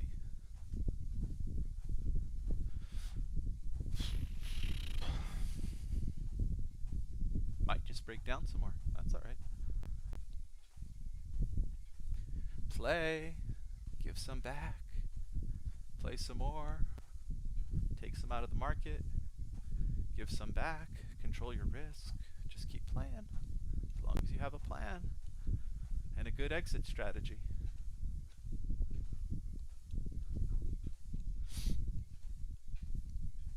Alright, let's see what this ice does on the reload.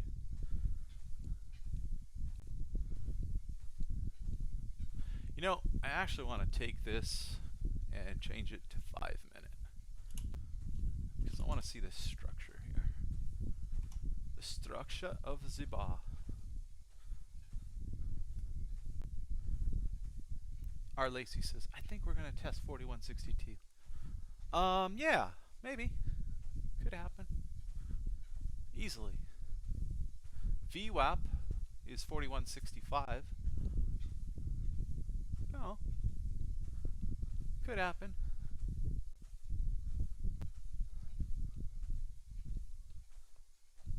I mean, we had a little iceberg player down here.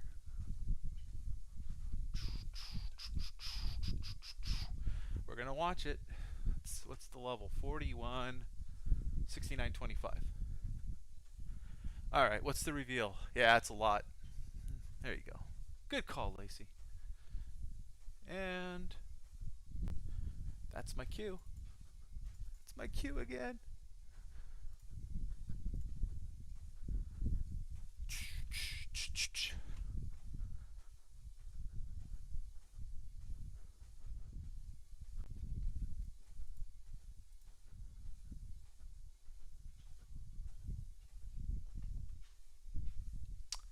Da, da, da, da, da, da, da. Here, 68.25.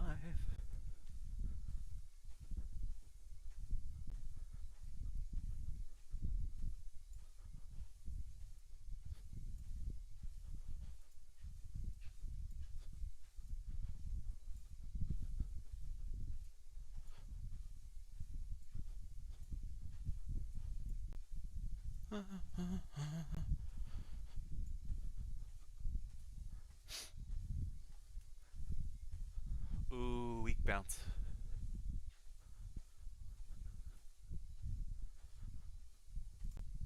Gotta flatten this one. I don't like it. Is there a refill at 65? I think there is. 12, 12, 12. I didn't like this probe, and rejection I think is just gonna pop down through the bottom here and get me again. They did it. There it is. Oh yeah, here we go. Come on.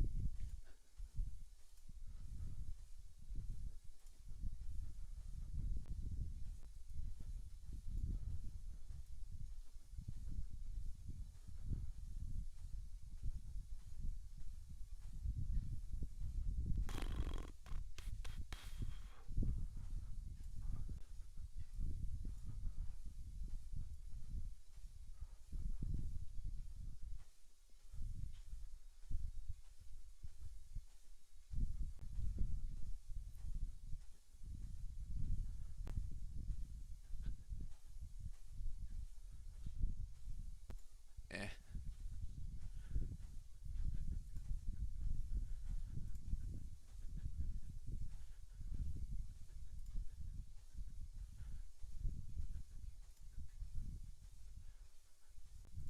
$100 refills down here.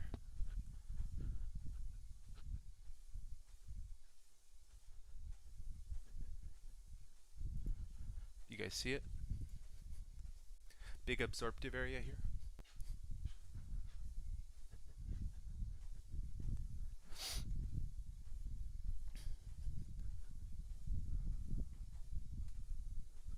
R. Lacey. What a call.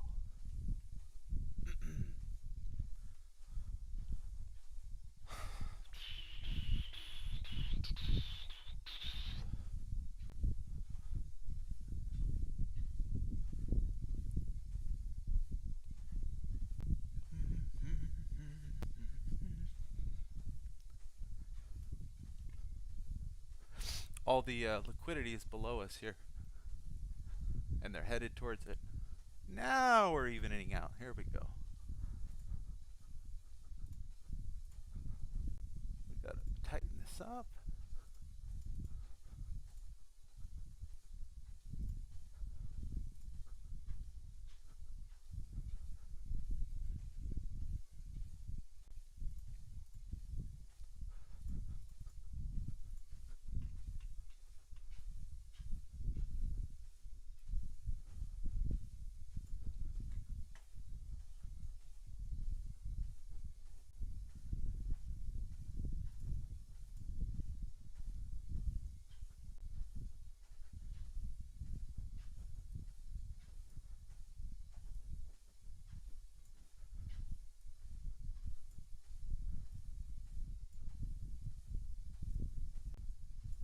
Ooh, big ticks.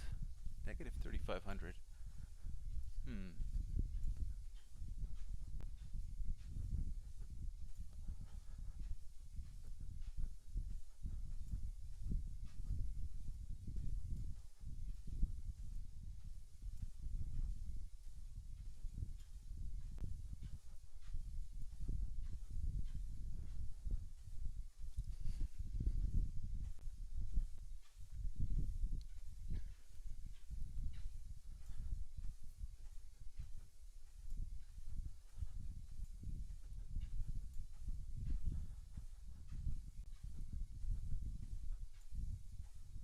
Ba, ba, ba, ba, ba, ba.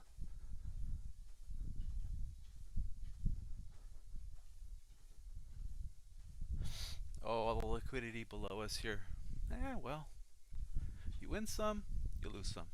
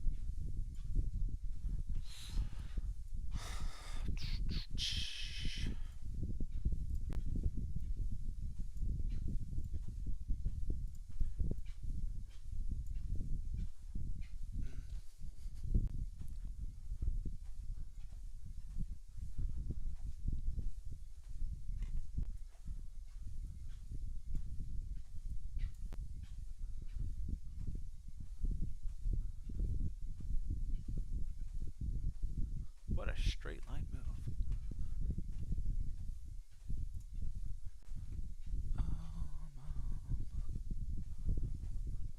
Yeah, that's just a straight line move.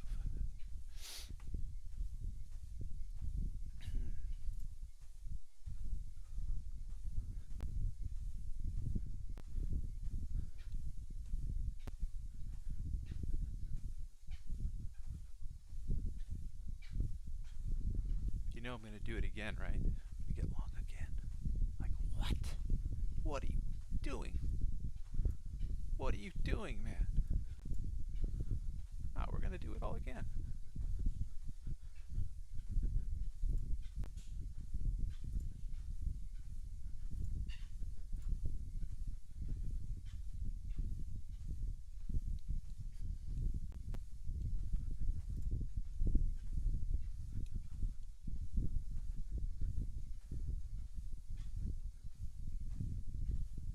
You're like, but, now you're down 25 points. That's okay.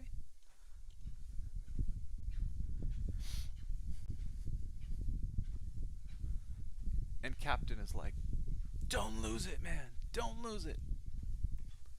If he's still there. Alright, here we go.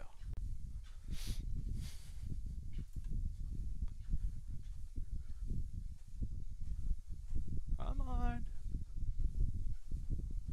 A little bit lower. Oh, man. That's not good. There it is.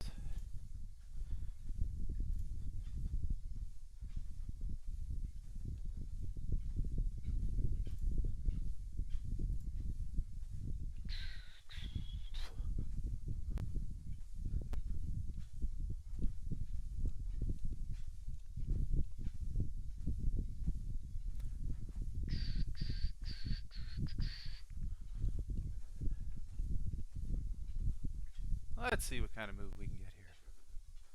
4160. Yeah, that's about right.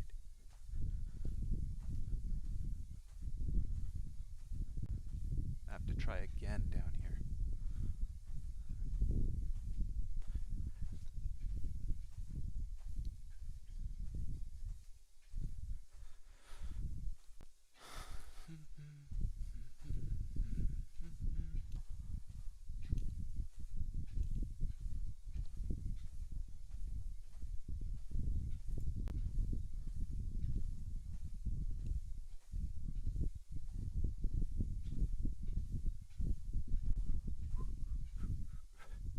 Tell you what, this office is probably. Let's see, how hot is it outside?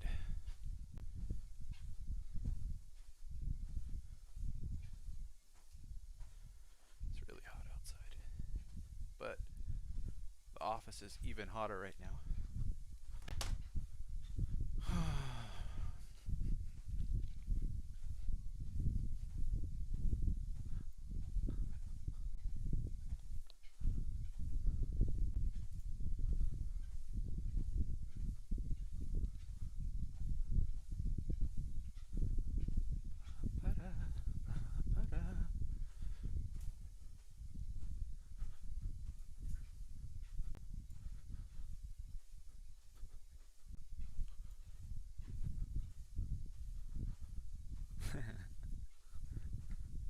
There you go.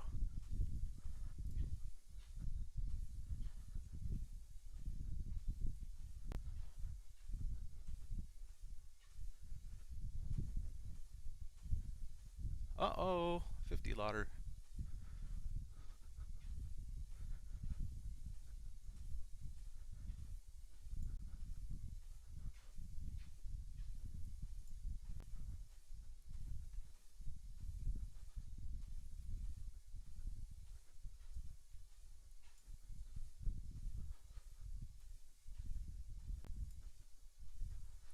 Come to Papa.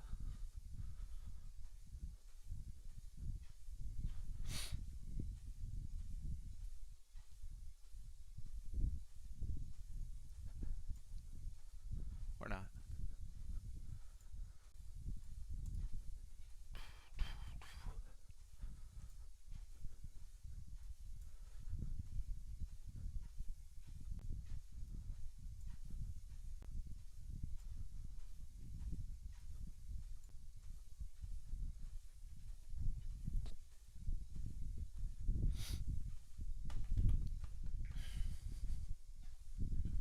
One, two, three. Yeah.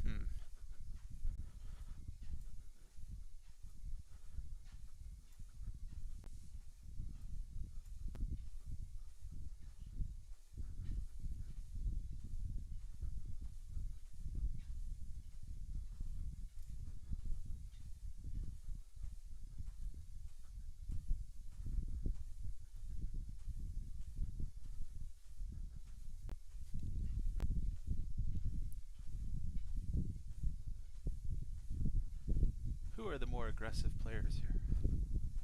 That's a question. Right here at the bottom. Or is it the bottom? Who are the more aggressive players? Who are more willing to pay down?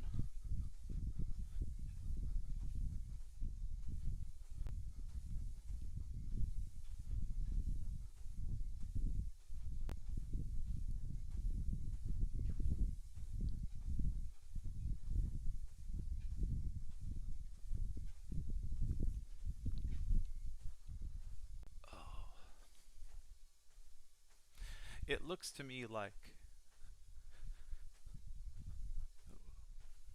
much more eager to sell than buy. But that could change very quickly in this area. Very quickly.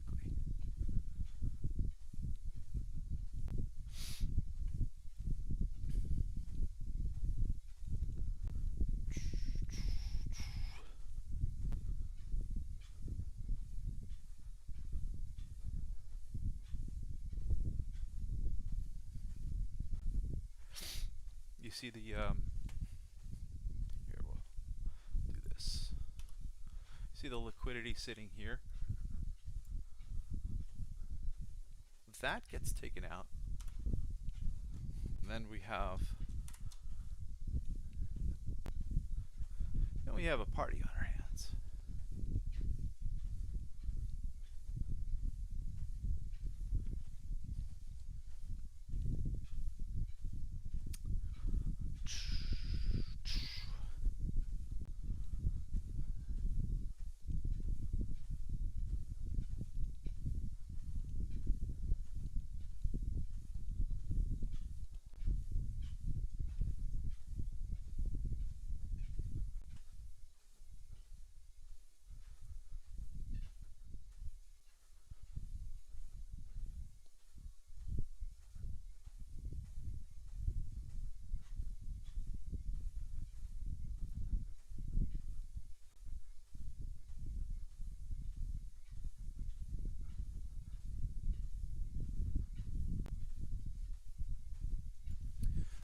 Still haven't broken the top of a prior candle. Now this is a big sell candle right here at 41.63. So there will be stops here unless we go down and test settlement here at 41.51 first. Just depends. There are going to be some big players here at settlement.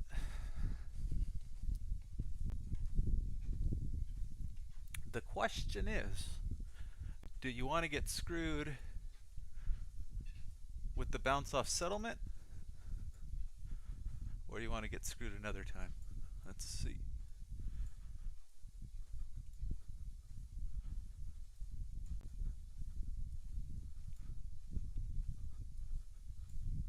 There you go.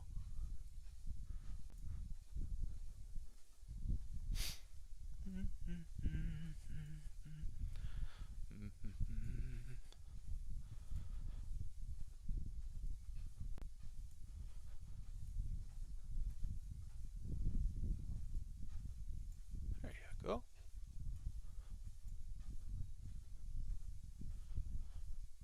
Duh.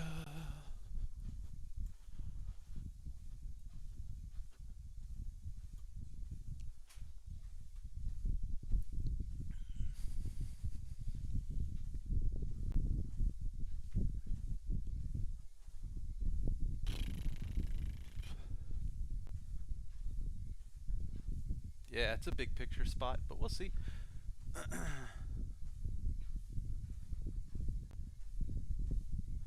You know, Chris, after all that, up 45 points since the live streaming.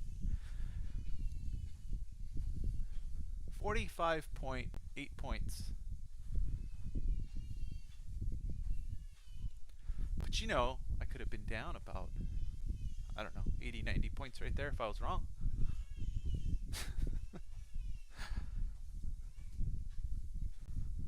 155 lot coming into the book. You're gone. Let's go. Get them. Let's see if they're what they're sporting up there. Oh, did I only enter 2? Bummer.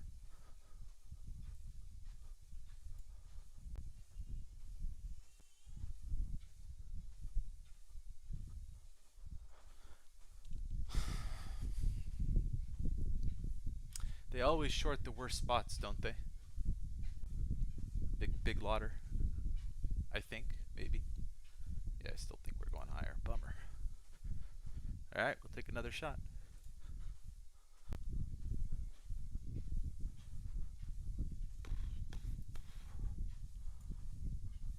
Come to me. 50. 50 now. Alright, this was a breakdown point. We scale it in.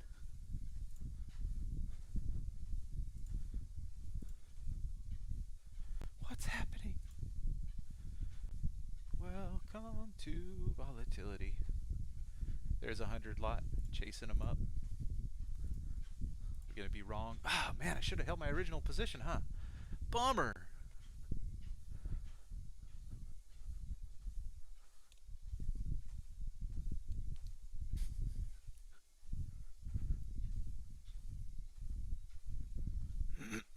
So there's 100 lots at 41.64. It's above where that other 100 lot sold. You see how that works? They go defend it. The one that they screwed. That's what they're doing. Ah, this is going to be a loser. Alright, we'll have to go a little bit more. Right there. Ah, man, way too early on this exit and on the entry.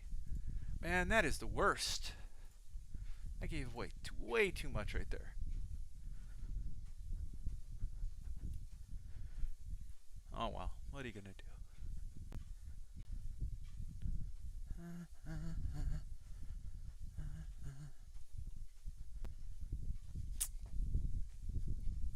This is where you want to curse. Look at the 300 lot up there. Thump, took him. Right above T plus. Oh well, what are you gonna do? You win some, you lose some. So that 300 lot or whatever was a initiative buyer that took that player out. So big lot right there.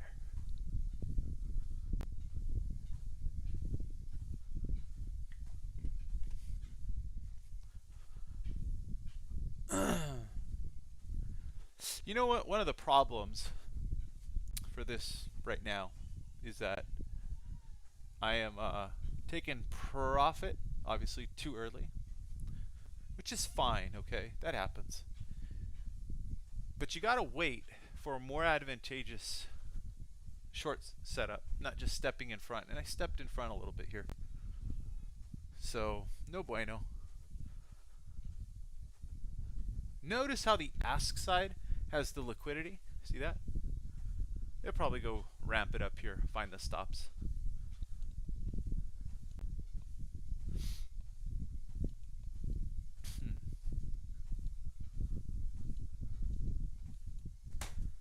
Damn it. I hate what I did though. It's alright. We'll try again.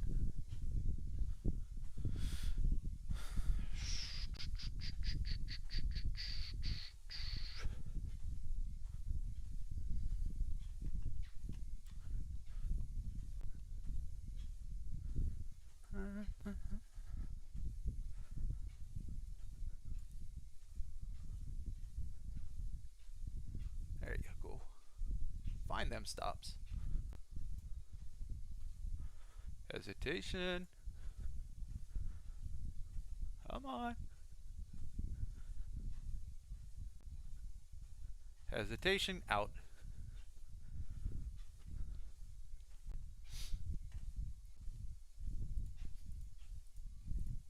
Now let's try again.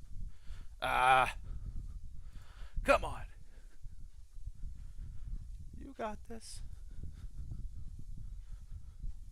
Let's see, 4.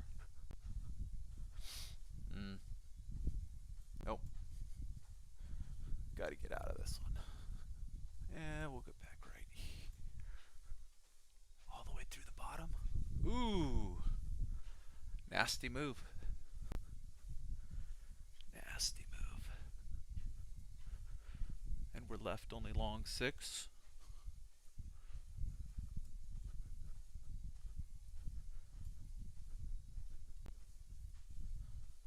Yeah, not going to be good.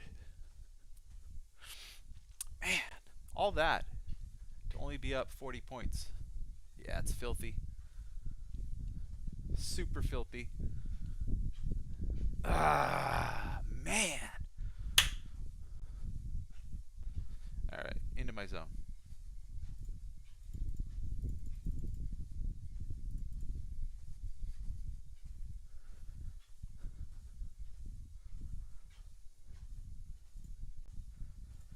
Oh, see the algos?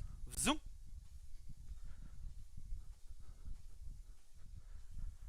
Zoom.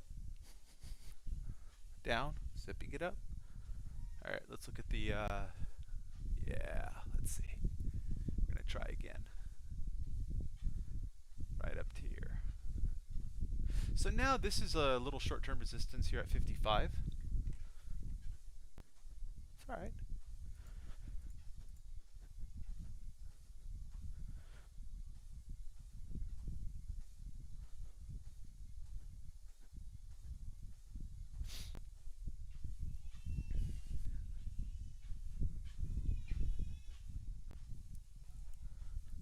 Such filthy action, though. Oh, they hit all the stops right there.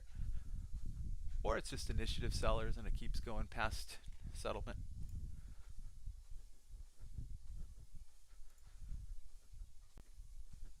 All right. Let's see if these guys will pay down.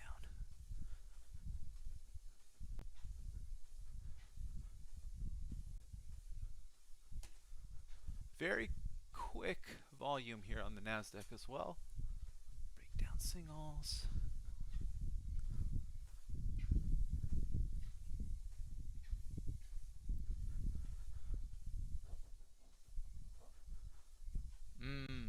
Interesting.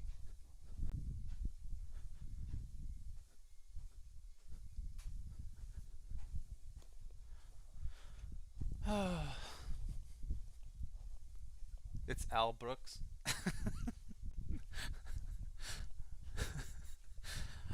Yeah, I'm gonna get long here more. Big Al. Come on. There you go.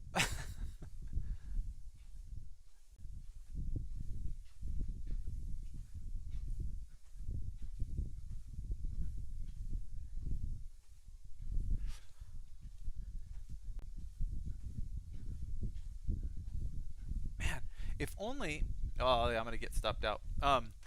If only the I would have just held this whole position. Oh man. Big ticks, negative 3,500. But oh boy, they bought in front of settlement, didn't they? So now there's some nice levels to play against here. But you gotta reclaim some areas here, which I think we actually might here.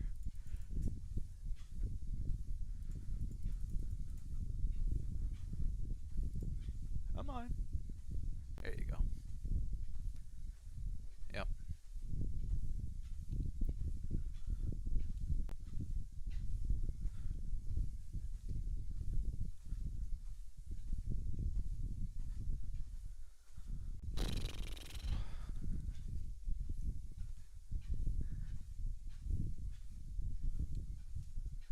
Ruh-roh. We'll see. We'll see if we get a move back into this zone here. If we don't, then, you know, probably over, but we'll see. Just talking very short term here, right in this area. Boy, we got to clean up these charts. So dirty. There we go. Wait, am I out already? Son of a gun.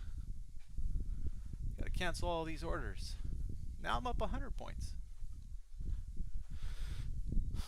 Yay for 8-point take profit, 4-point stop loss.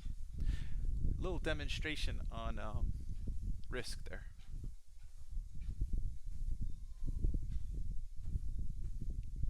Now, that's 100 points, guys, from when I started this live stream. Just FYI. When I started losing a little bit, the people that don't know how to trade, they get off. They're like, oh, he's not the hero I think he is. That's fine.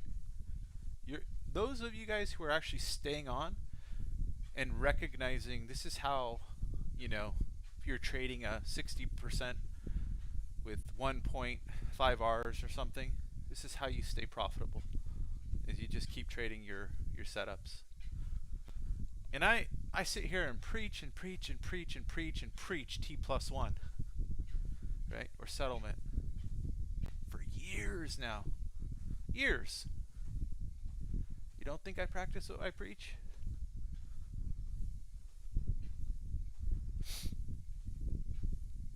My pre-YouTube trading was much better than 100 points. That's why I don't really get nervous about this. So, just saying, it's what it is.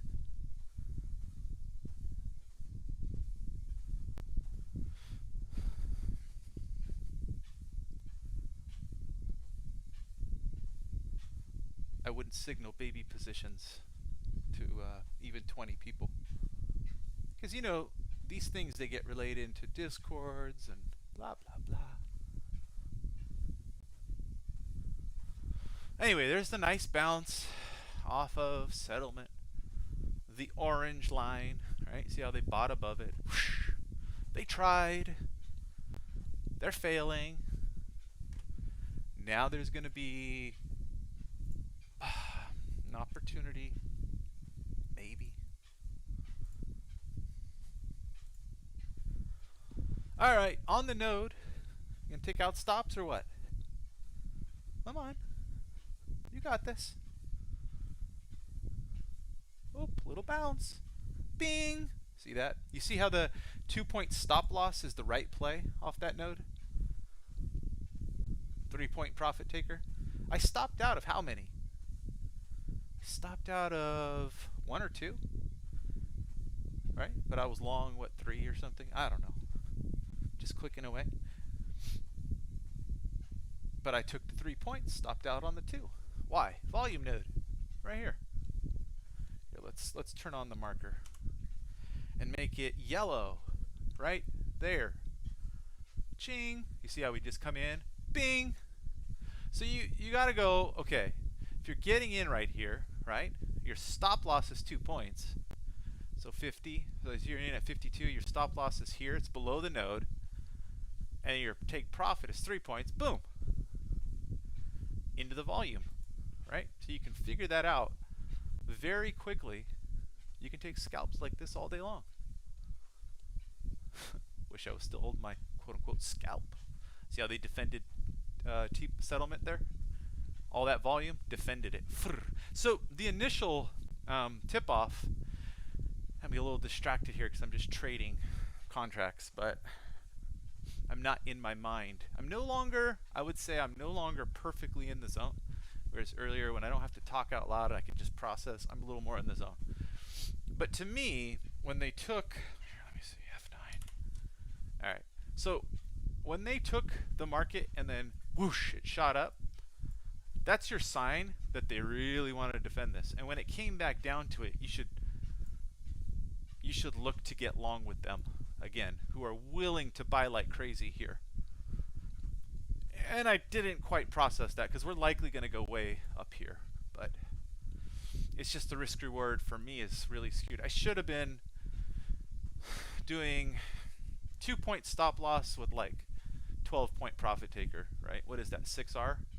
This is a 6R kind of setup. So I hope that helps you. Shalom hashish dal beda. I'm not Jewish, by the way. I just knew what the aleph was.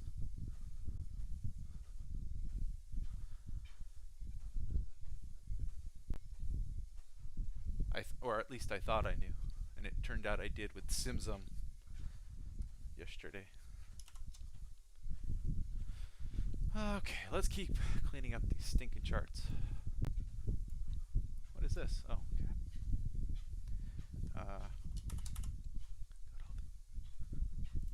Alright. Wish you guys saw all my charts. It would be so much cooler. Because there's other markings that I'm doing on other charts. And they help. But I can't talk about them because then the screen would be just way too big. You guys wouldn't see any detail. Here you might see enough of it. You guys are seeing roughly half of a 49-inch monitor in this stream right now.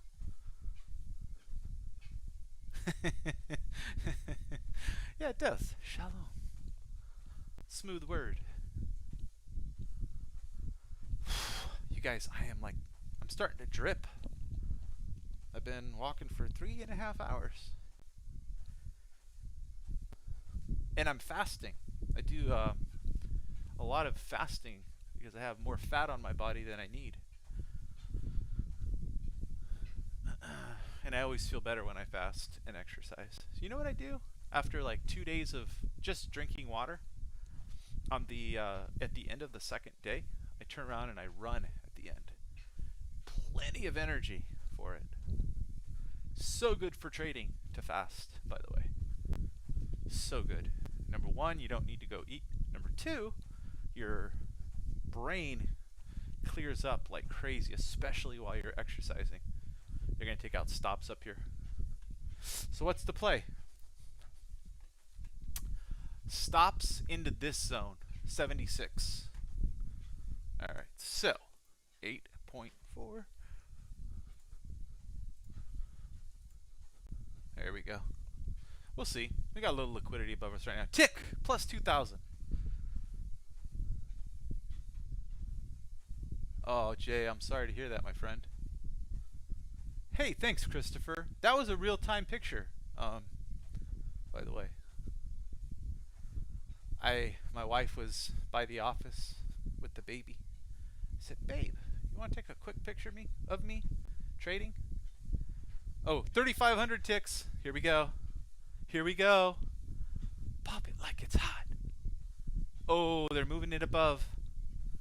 3,000 plus ticks. Oh, baby. You going to get me filled?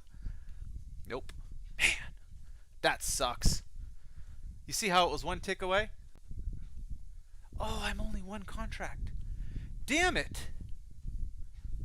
Ah. It's okay. We can change it. Thought I was. You know, so you save these trade configurations. Actually, I just noticed something. Hold on. Right here, here, here. 80, 81. Yep. We gotta move the closest one. Up, up, up, up,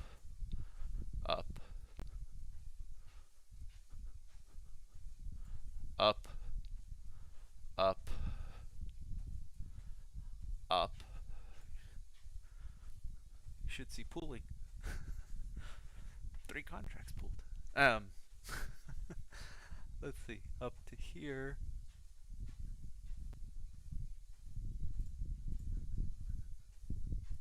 Oh yeah, look at these folks pooling. They were wanting 80s. They're selling here. There's people pulling off the 80, 81s to sell here, by the way. Just an FYI. Just an FYI. What was I talking about? Anyway, with my wife, I was like, hey babe, you want to take a picture of me? She had the baby. She's like, sure. Took my hat off, and I noticed these weird line things in my head. I was like, oh, that looks weird. That's all right. We'll keep it up. I like to wear hats. It's called speed lane for weight loss. Yeah, you know, I was getting way too big, just eating wrong, eating late at night, too many snacks. So now I'm just all about lowering the insulin. You know, insulin causes weight gain, direct correlation with insulin. So there's a whole lot of metabolic processes caused by our hormone pathways. So it's not quite calorie in, calorie out. Oh. Anyway, I read a good book by Dr. Jason Fung. Yeah, the blue circle is a big order. So that if it's blue, that means they hit the ask, so they took initiative. If it's red, it means they hit the bid, so they took initiative and sold into the bid. So that's what that is. Right? So up here, a big bid came into the market and they ripped it. So the sellers took initiative and ripped through that bid. So here, there was a bidder, the sellers took initiative and ripped it. Kept going. Right? Same here, right? And there's some pretty specific DOM action that happens where you start to see the liquidity stacking up on one side at the wrong points of the market. And we saw it, we started to see it more at the lows, right? Where at around here, they got really aggressive, right? And then I was saying, do you guys see we were right here. I was starting to ask you guys see the absorption? Just depends if they go take out my stop first. And they did. So that's what that's about.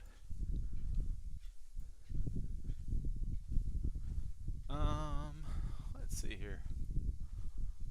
Right, so you see how this here kind of correlates to about the bottom right here. Sellers got most aggressive in through here, and then the absorption started happening. Then they started hitting bids as it went sideways. But sellers on size were coming in here, 10, 15, 50 lot, 25 lot, etc. And that's why I just hung out. I wasn't really too nervous about holding. And then boom, I got my, well, I didn't get enough. I think I sold in here, but whatever. I'm up 107, 106 and 3/4 points. All right, so you see all this resting liquidity now here? How many contracts transacted here? And people worry about resting liquidity, right? You see them go hit that 25 real quick? But how many contracts are here, right? Let's widen it out and kind of get an idea. So, look. This is 200, this is 800, 900 here. And then people are worried about 25 and 10 and 25 and maybe 100, right? So if you're the kind of person that you look at liquidity and you're like, I want to sell ahead of liquidity all the time. If you're scalping, yeah, maybe fine, right? But to catch a bigger move, you need to think about what was absorbed at a level and what we're breaking from. So, you know, them taking that 100 contracts and all the weak liquidity above is something that they, big players, would love to see you do. Your 10 lots at a time or whatever. So try to get into the market without big lots. If you can, you know, AMP sent me an email and said, you need to tell us how you're doing more than one order per second. Do you have some sort of algorithm or program or whatever? I think they sent it to everybody that was doing more than one order per second, right? Really what I have is a stream deck, which I'm not using today, but I have a stream deck, and so I could just lay on it, go fills me. Like -1 off the bid or ask, -3, -5, so I could just scale in real quick.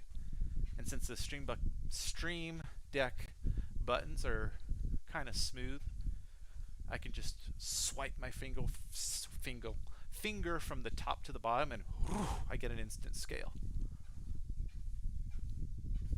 There you go. Should have taken the long. This might be the sell. Oh. Although there's some aggressive sellers at 78. Auction's not over, folks. There it is. Did they get me? Nope. Little liquidity, little higher, little higher. Oh shoot. Where am I at here? All right, I might be in now. Let's see. Yeah. Nasty. Yeah, I'm in a little bit too. All right, watch the price. 3,000 ticks. But you see there's this volume node here. That's what I was waiting on.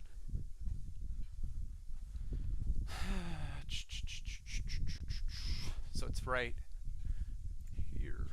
Oh, they're going to get them. They're going to get them all. Come on. Here, here, and right. Essentially here, right? It's that little red zone here.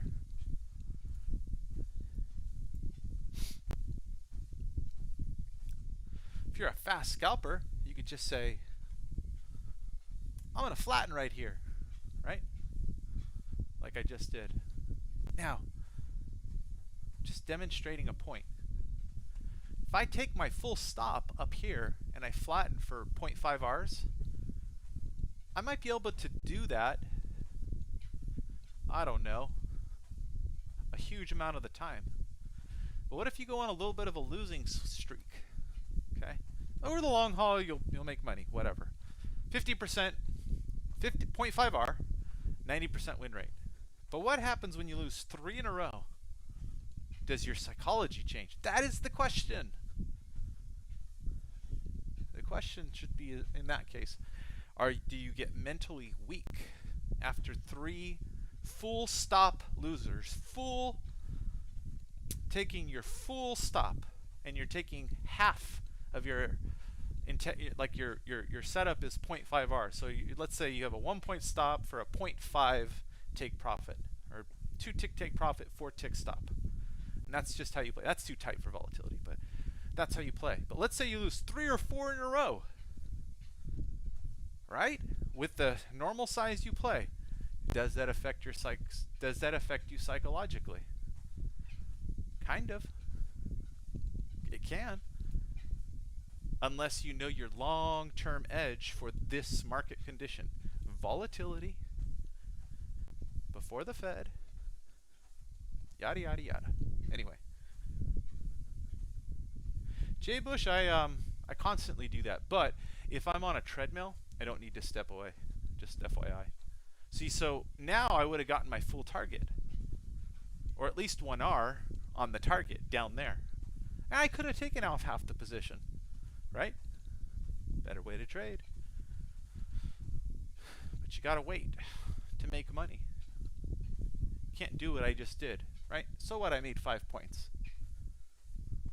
Can't do that.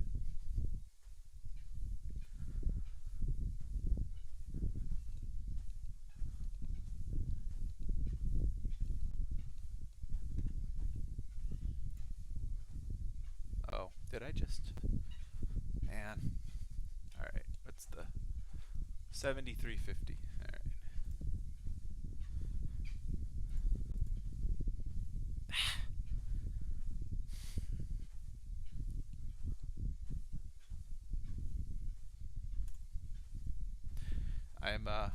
I'm noobing it up here.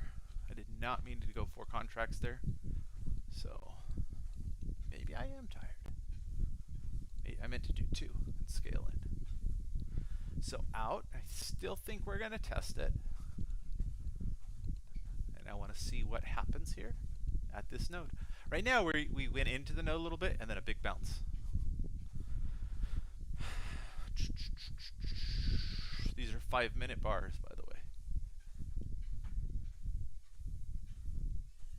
Yeah, Jay. I mean, I have traded my edge for long enough that I don't care about getting a small winner back, because that's just compounding the psychology, in my opinion, of, well, if you mean a small win playing with your risk reward and maybe a micro or a 1 contract, then yes, that's good. But in terms of just to get your confidence back. But in terms of a small win being like improperly risk managed trade, then I disagree. So because you just don't want to get into the habit of my pick me up is a poor risk reward trade with high probability. Now you're deviating from what is your strategy, and you're creating bad habits, so it's bad psychology.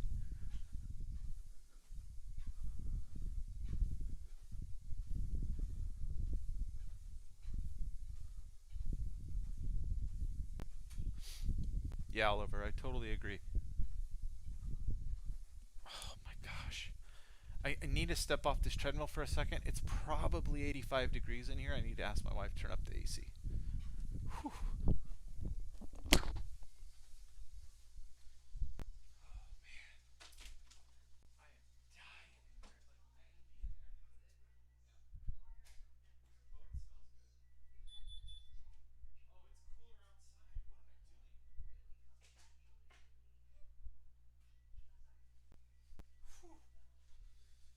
Oh my gosh.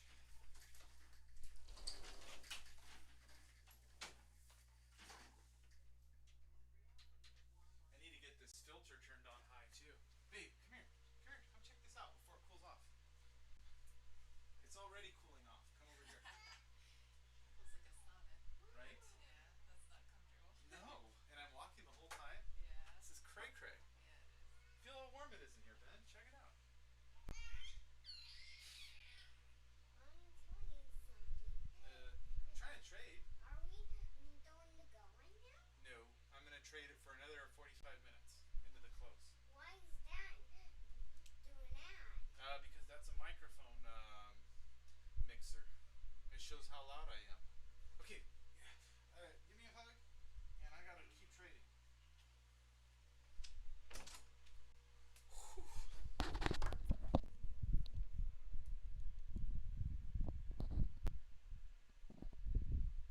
Yeah, Oliver, I agree. I agree. All right. There's the move. All right, let's start this bad boy. 3,000 tick. God, look at these whipsaws. All right, yeah, we're into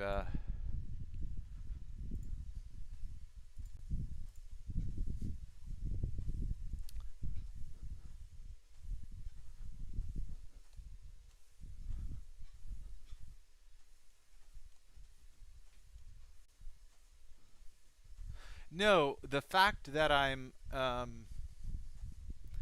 really getting physically tired. I'm just keeping the blood flowing in my body.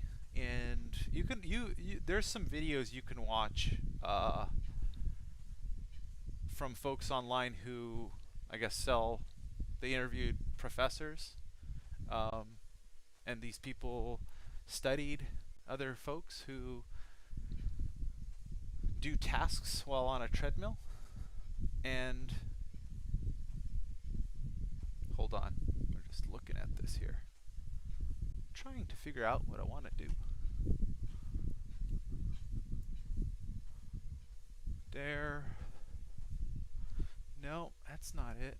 Whoops. Yeah, I think I screwed the pooch on there. Okay, it's right here.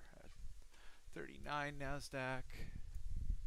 Oh, there's no volume here except for here. This is no good.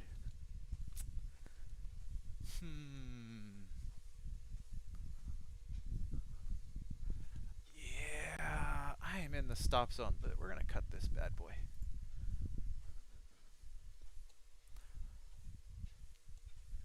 Gonna cut it. Right up there is higher. All right.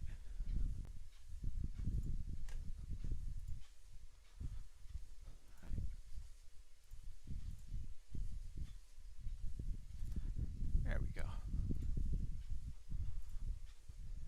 Come on. They're like, why would you buy tops? Defined risk.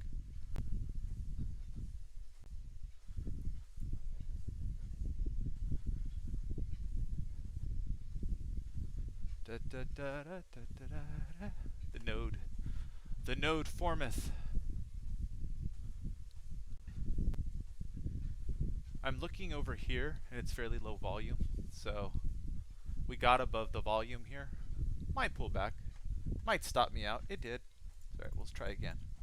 I still think we're going higher because of the nodes. Oh, you son of a... Look at me, just giving it back. Giving it back. It's all right. A little here and there. There we go. Come on.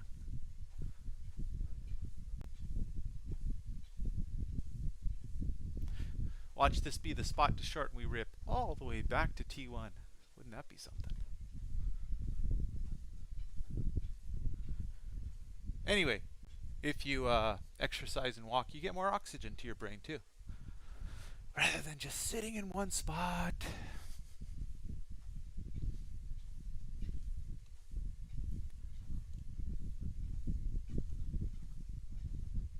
Guess what? We're going to do this.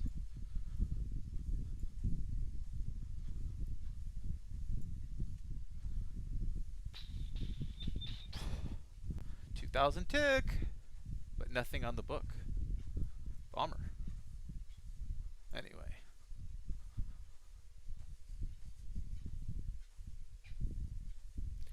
Bummer.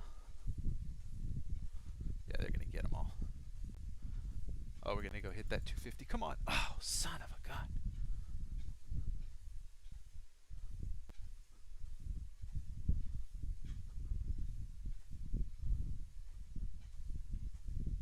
Not significant, Oliver.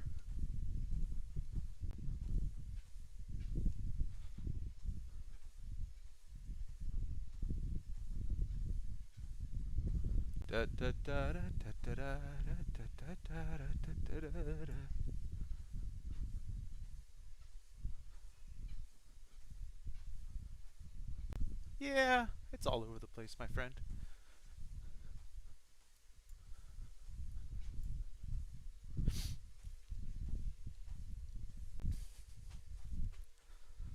Really depends on what's going on in the market. You know, do we have a Fed day tomorrow?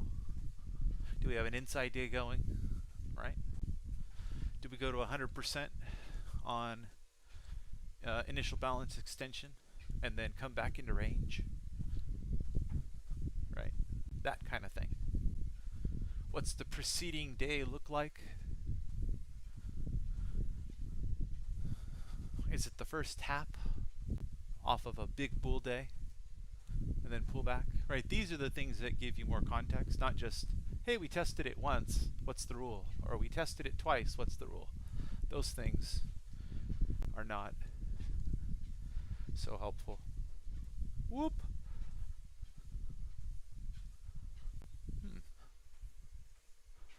Alright, where's this?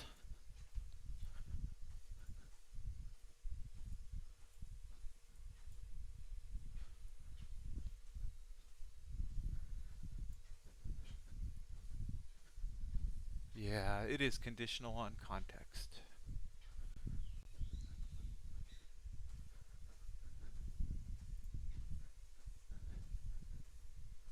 Reload.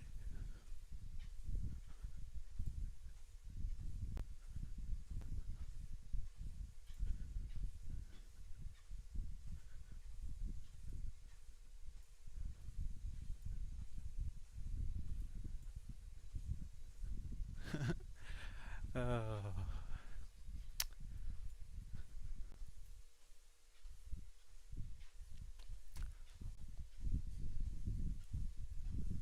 Oops, there we go.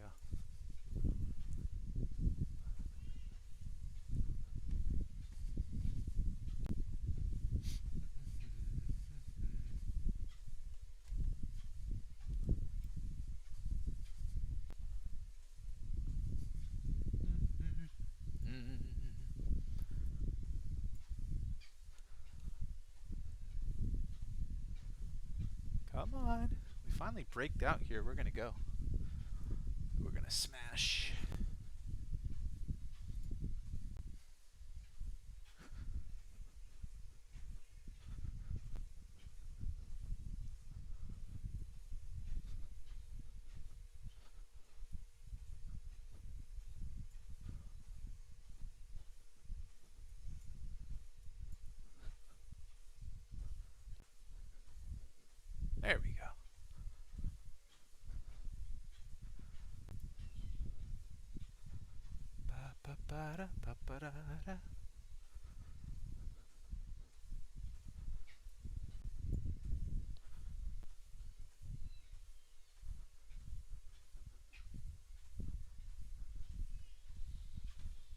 You see the momentum loss here? A lower high? What does that signify to you guys?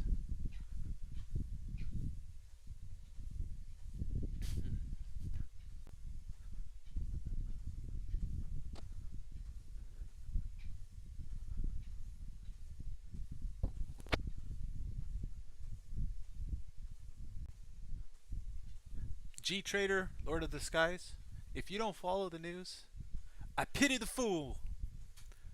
Nah, it's okay. You can trade that way. Depends on your trading style. But you want to be aware of economic news. Be sensitive to it. Otherwise, G Trader, why don't you step in front of the Fed tomorrow and take a monster position because the tape tells you something before the Fed.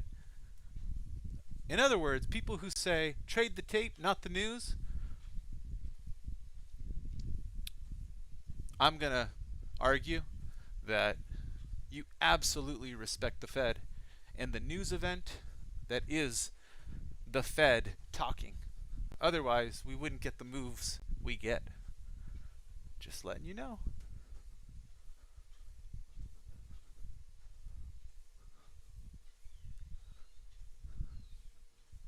Lol, whatever. They pull all the orders. Why do you think they pull all the orders? Because the news matters. Come on. Jeez. Jeez Louise.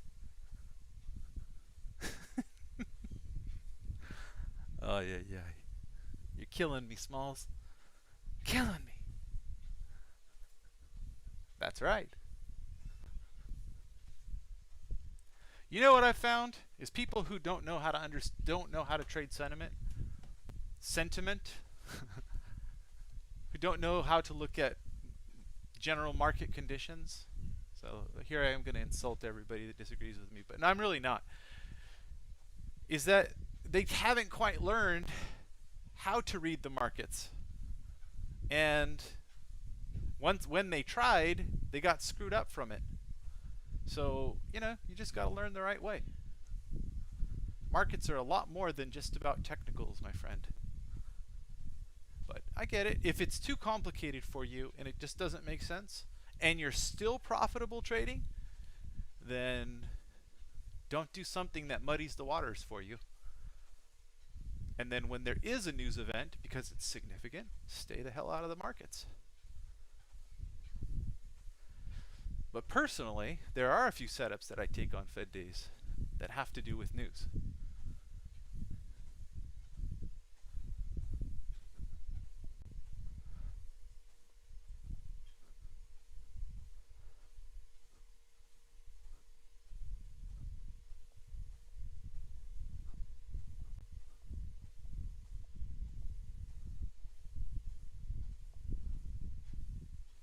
Yeah, I mean, I don't trade every news tick of the day. Hell no. But if I see the market moving abnormally in a way that's not a breakout from a level, and it's just the market's trending one way, and then whoosh, we get a big change of sentiment. And sentiment is the interpretation of all MGI, right? Technical, news, fundamentals, where price is trading, and price goes and does the exact opposite thing. You better be sure that I'm checking to see, is there some global news event going on right now, right? What's happening to cause this price to do what it's doing here and now? So in that way, it's very important to me. Because otherwise, what if JPOW just said, we're raising 125 basis points, right? And as he says that, the market rallies 30 points. You should be going, perceived as bad news, yet the market rallies. There's a little bit of deductive reasoning that should go into that. Anyway, selling off here.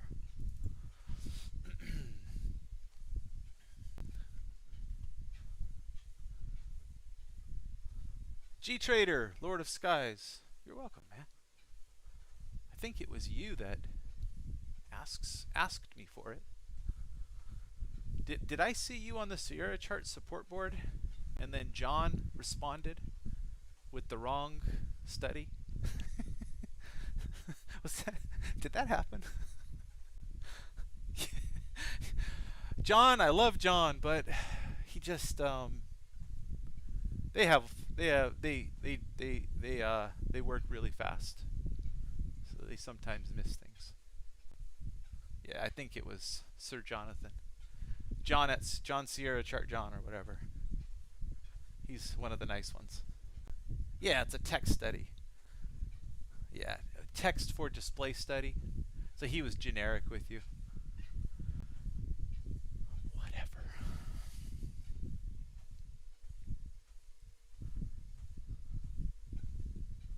You know what I find is Sierra chart engineering is really great with some studies, and then they have no idea how to apply other studies to make it look a certain way. Or maybe they do it on purpose so they don't get bogged down helping you create and design your chart books. Can you imagine if they were all like Ticino Trader Smart on designing chart books? Look at this market. Yeah, buddy. Oh, man. All right, let's get in.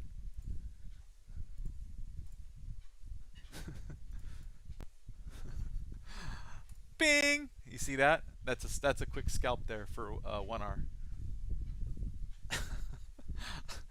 That's why I do the 2-point stop loss. I'm just laughing at this market. Yeah, how do I explain I went short there? We went right back up into the range where we broke down from, above this volume node which holds longs, and then we paused, we stalled out. How do you explain that to somebody in real time really fast? You can't. It's just experience. Like, I know to short there as a scalper.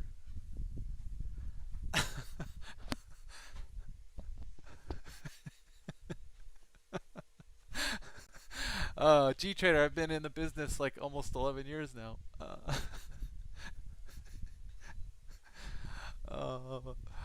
John Cena Sierra mod. Oh, I don't know why, but I'm getting a real kick out of even just discussing the Sierra chart engineers. This guy's rage out, man. They get so mad. Some guy got banned for. Well, he got banned from the forum on the rhythmic. It was like the rhythmic bridge discussion. He was like, Sierra charts making us upgrade to these packages, and it's not fair, and they're doing a Joe Biden, and they knew just how to piss Sierra chart off, right? Saying it's a Joe Biden, and it's 1984-ish. You know, if you know Sierra chart, they're all about government stay the heck out of our business, which I like. And so they accuse him all, and Sierra chart said, we don't need to put up with this. This person's banned from the forum. I kind of like that aspect of it. Like, you know, they should be able to have free speech there, but look, you're in Sierra Chart's own backyard. You don't go, you know what they say, you don't go SHIT in your own yard, which is what that user did.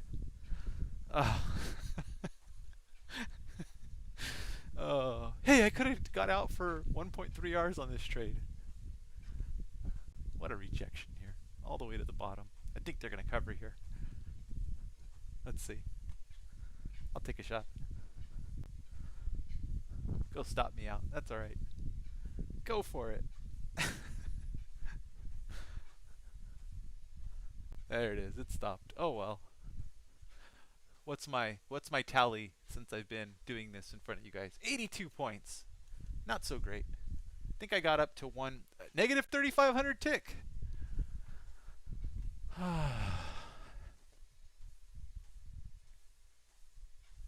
Oh, you're not a fan of the new menus, Chris. I don't mind them. but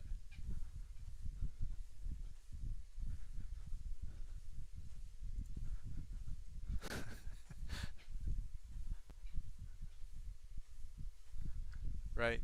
I think these menus are sexy, personally. The only thing I would do is either highlight the tab that you're on instead of an asterisk at the top left, or when you're on something like, say, market depth, see how the asterisk shows up in front of the M? See, that long would have worked out. I just missed it by a little bit. That's okay. Make this a different color and give us the ability to choose what color we want for the tab that's selected. That would just make things a lot easier, because I find that this asterisk just doesn't come out enough. But yeah, I dig it like this. You know, we can change the colors for highlighting. You know, you can change it to where, like this, use large number display formatting for market depth window. If I single click on it, it changes it once I select it. See that? That's fast. Whatever. One click. You can change that behavior so that you can make fairly quick. I would like maximum market depth levels when you select it to automatically highlight what's in there. I think that's a poor implementation, but whatever.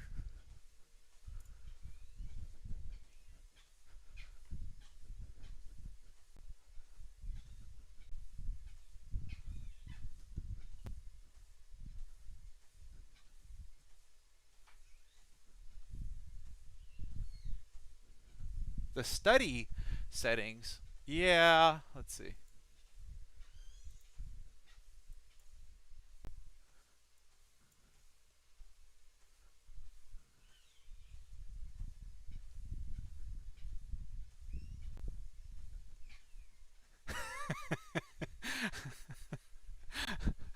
I think Sierra charts just, I don't know. I've ranted about what I think about Sierra chart before, and it's good and bad, right?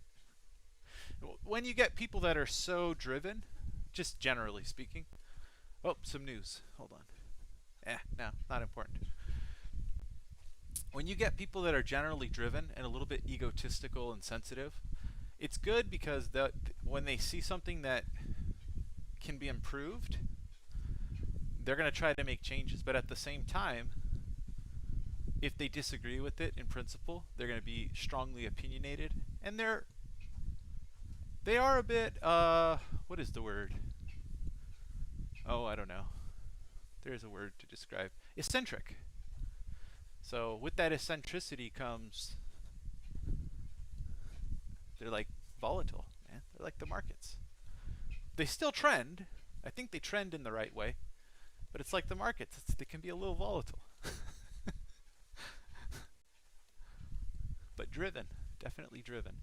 Not sure I would want to have Sierra Chart as an employer. I don't know if that relationship would be the best.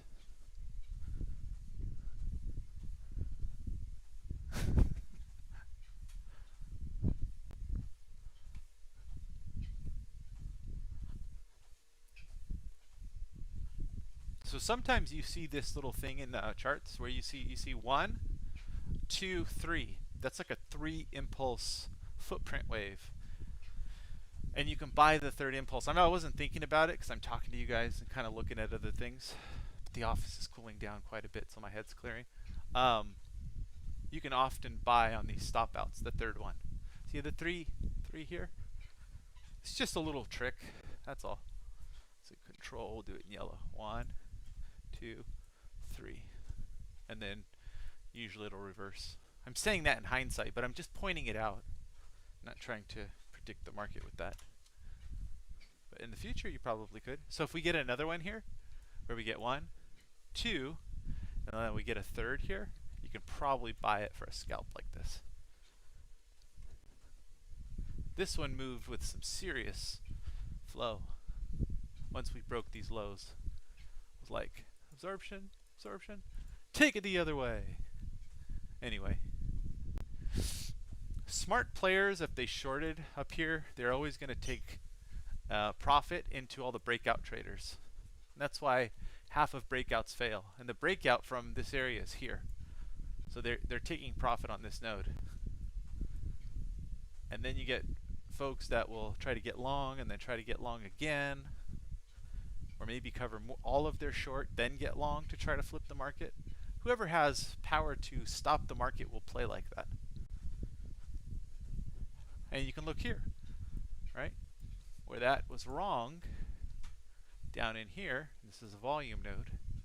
We came in, broke this low, probably a volume node right in here because it's orange. You see the orange? Orange means high volume in that candle. So let's go F9, we'll clear all this out. And we'll get rid of this. We'll go down, let's see. Yeah, there's the volume node, right? So little foray right into it, exhaustion, shorts cover. This got all the stops here. So anyway, there are setups to play here, but this gets more and more unstable the closer we go to the close and as we go into M period. Market profile, we're in M period, so make your money fast. Let's see. Sorry, I wasn't looking at the chat. Let's see what you guys are saying here. The Facebook charts are, it's up here. See this? 5 minute and then 5 minute. So the one that has focus turns bright blue. See this? Bright blue.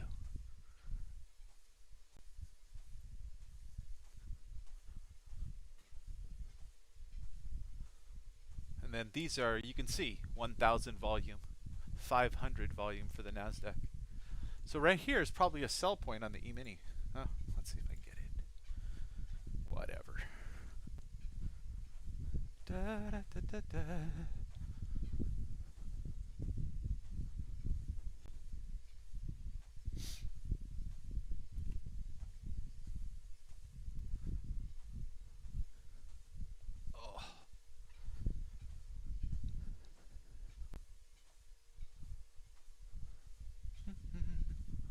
So here's your 0.8 Rs, right?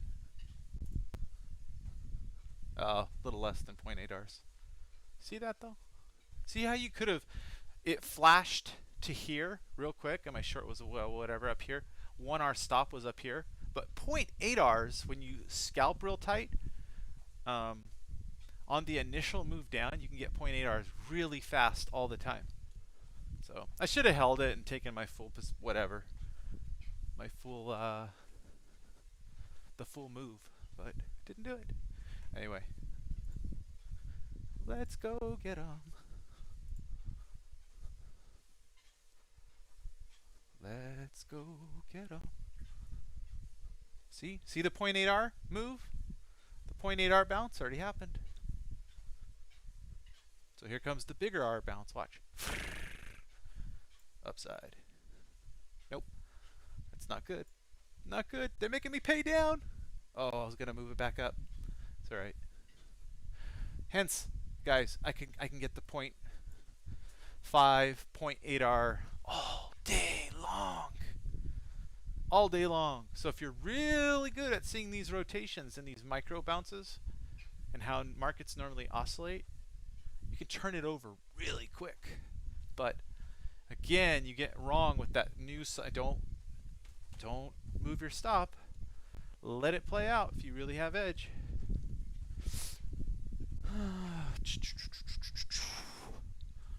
Failed second entry long. Okay, Al Brooks.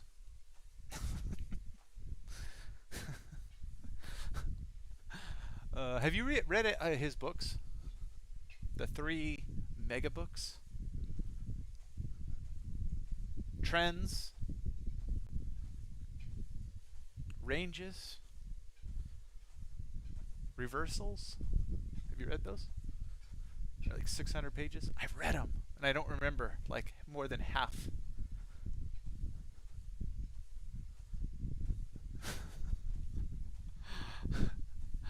All right.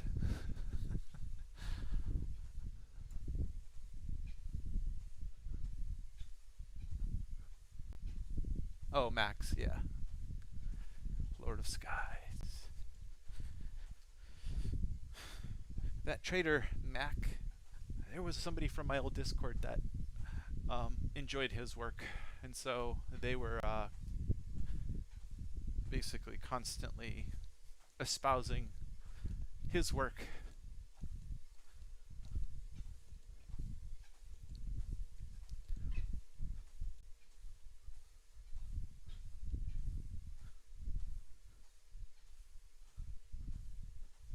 Yeah, I do. I don't know which one you're talking about, but as far as Hashish Del Beda's trading strategy on essentially mean reversion from either VWAP standard deviations, or you can use Bollinger Bands.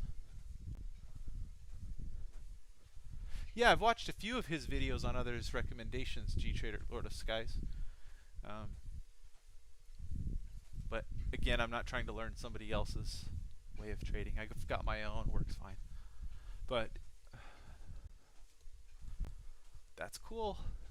I dig it. I dig it a lot if it works. As long as someone can predict the market ahead of time and do it in front of everybody, then great. Otherwise, all the hindsight guys, I don't dig it. They look great on paper, but you know, anybody could make.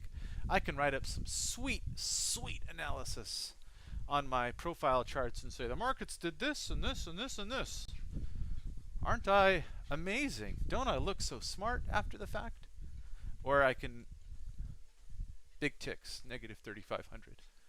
Initiative sellers, especially on the NAS. Jeez. All right, NAS, we're gonna play some mean reversion, or get stopped out. What?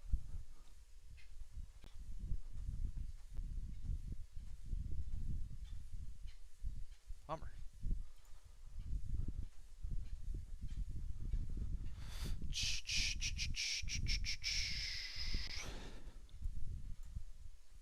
There we go. Let's give that one a shot. Yay! Bing! All right, up 50 points, NASDAQ. I'll take it.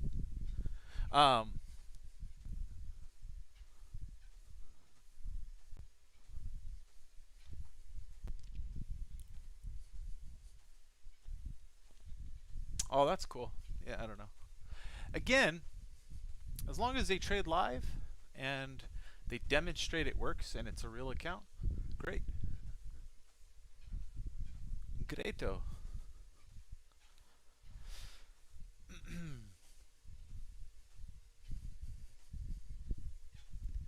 Oh, we're going to run this back. Come on.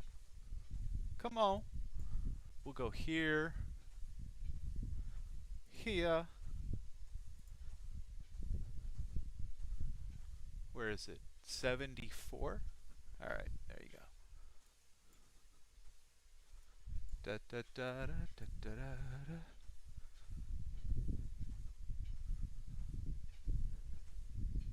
Yeah, it can be paper as well. Bummer.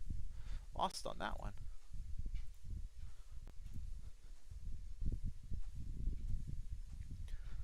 Oh.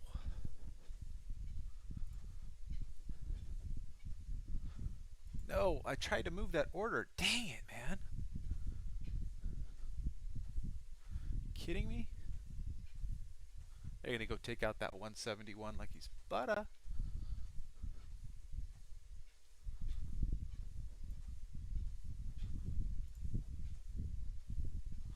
Take me out.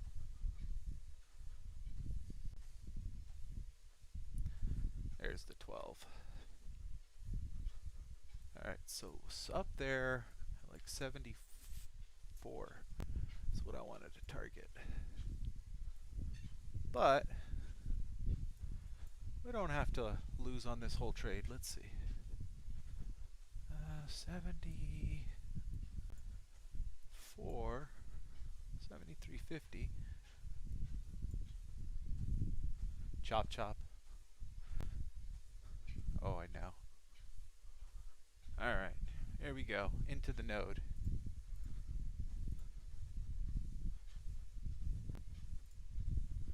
Into the node we go.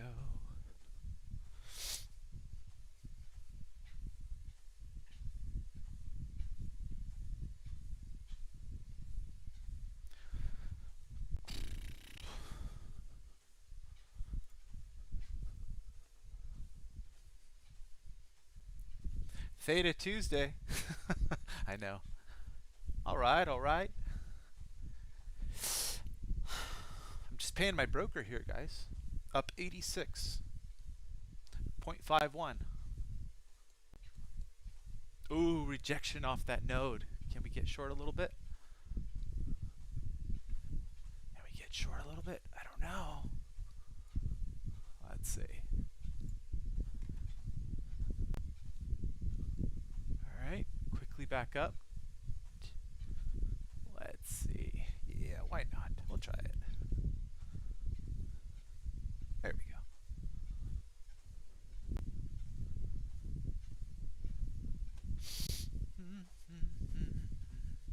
See, so at about 82.50, I'm at 0.7 Rs, right? You see that? But you know, let's see. Hold on. Outline China policy. Oh boy, gotta go. Move this. Yeah, give it to me. Another 1.3 R trade. One contract. Big ticks. Come on. Let's see. Let's see if we can go anywhere. We'll give this one a little more room.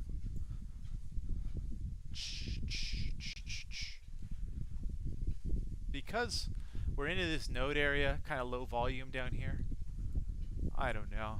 Might come back, refill these zero prints up here. They're building volume a little bit here. But we have longs potentially that stop underneath this node here. And then we come back to the T, the settlement, right? So, maybe not poor location. Short into the hole. Who says TYP doesn't short a breakout? Come on now. I'll give it some room. Small size though. Let's see. Right here, 62.25.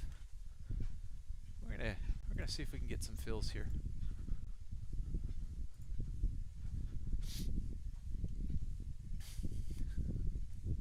Now I'm gonna give this a little bit of room.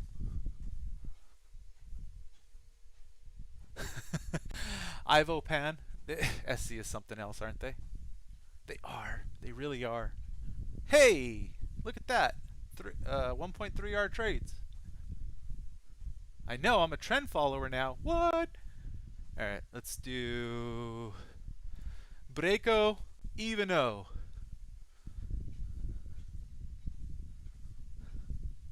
We'll get rid of this one. Hey, see how we got the 62s in there? Just little one lots. Isn't that amazing? So now, look, bid side's got all they're stacked up on the bid. You see that? We're headed towards the bid. We'll see. But it looks like, yep, see? Bid came in. They took that 50 like nothing. It's all right. Trail it down. Now some asks popping up. Come on. Into the bid. Let it roll. Oh, negative 3,500 tick again.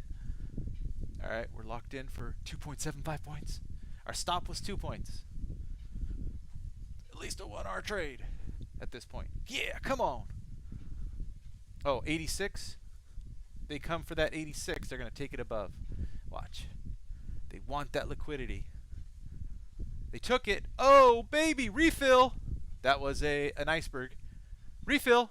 Iceberg. Uh-oh. Now the longs are screwed. But they're going to see liquidity. Here they go. Oh, shoot. Was I on the ice? I think I was. Oh, that's okay. All right. Turn it into a big winner. Whoop. There it is.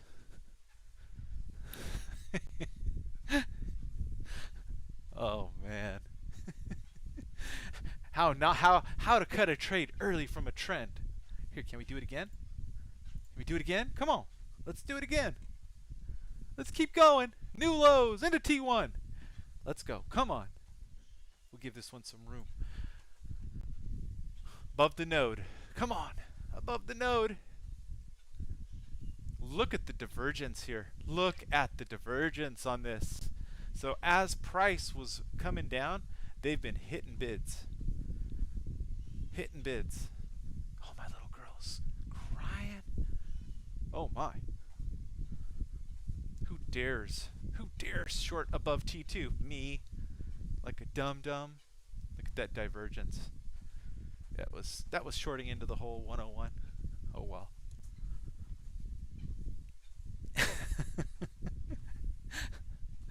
G-Trader, Lord of Skies, POC has shifted up. What does that mean to you? You know, lots of people talk like this. They used to do it in my Discord. POC has shifted up. Well, what does that mean to you? Well, you're scalping, so what does it mean to you?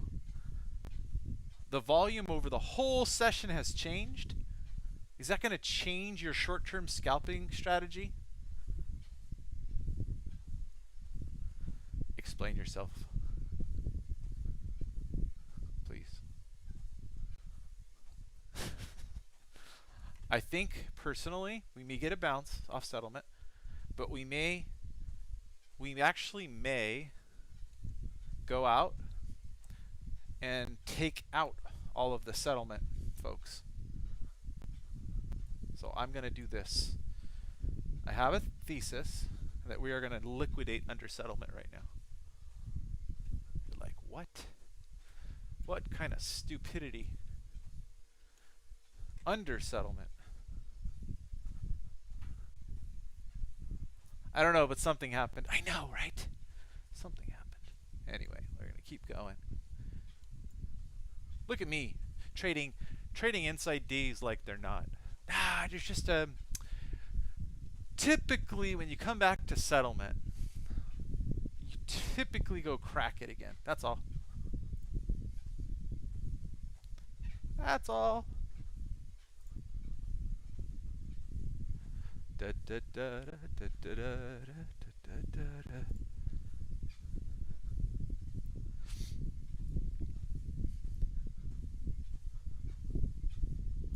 Oh, look at these algos hunting me. Hunt me. Hunt me. Same thesis. Same thesis.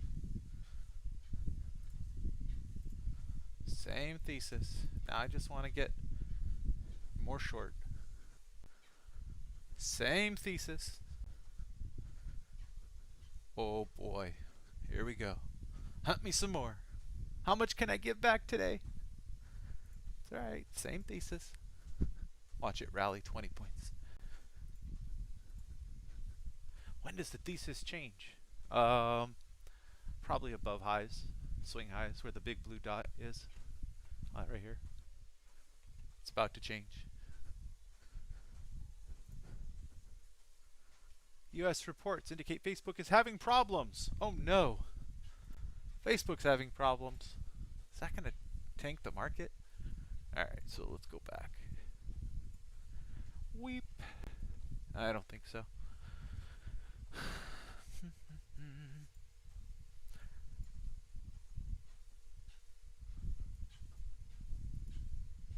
Yeah, this is just stepping in front of the train like I did earlier.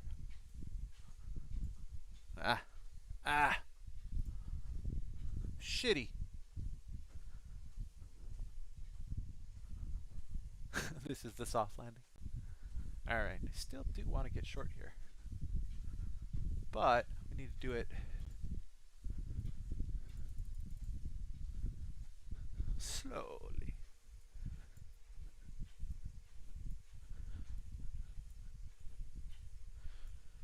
Da, da, da, da, da, da, da, da.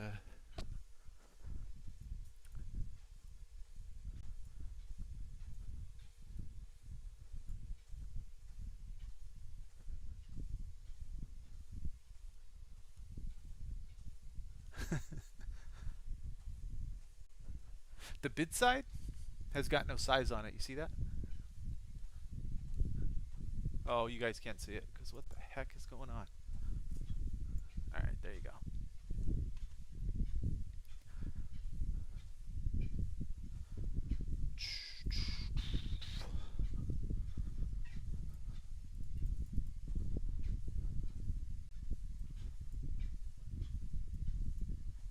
Bing. These algos are watching me. They're watching me come into the book. So we could stop, take your stops. We've taken them all day. Yep, you sure can. Go for it. Go for it. Go take my stops. Go take them. Now what's up? Go take them. Boom. Boom.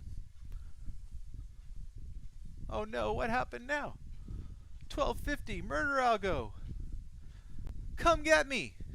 Fill me up, buttercup.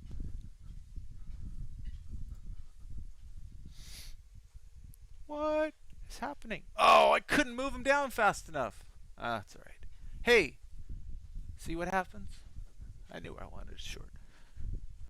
I have an idea how to trade this into the close.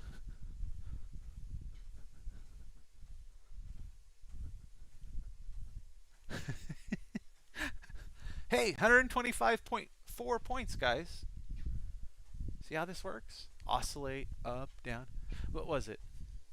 25, then 35, then 25, then negative 20, then back up to 25, then 45, then 50, then back to 35, then back up to 50, then the big winner, 106. I don't know, I'm just keeping track of P&L by points. Then back down. And now I'm 125 since live filming my trading. It oscillates, but it oscillates in the right direction. I control my risk. Anyway, this was the volume node that you wanted to get short into. I thought we might reject here. Thought we might reject even here. Thought we might reject towards the top of this. Which is why I just kept getting stopped out for 2 points. But you know, when it finally started to work, whoosh, you go and take, you have a 2-point stop loss and take what? I don't know what I took. 6 points? 7 points? 8 points? And when it got to the one I really wanted, I'd go in a little bit bigger. That's it. So my position sizing is changing right now based on if I think I'm in a real advantageous spot. Like down here, I didn't short much, right? 2-3 contracts. But up here, I shorted more. Right in this zone. Why? Because of this.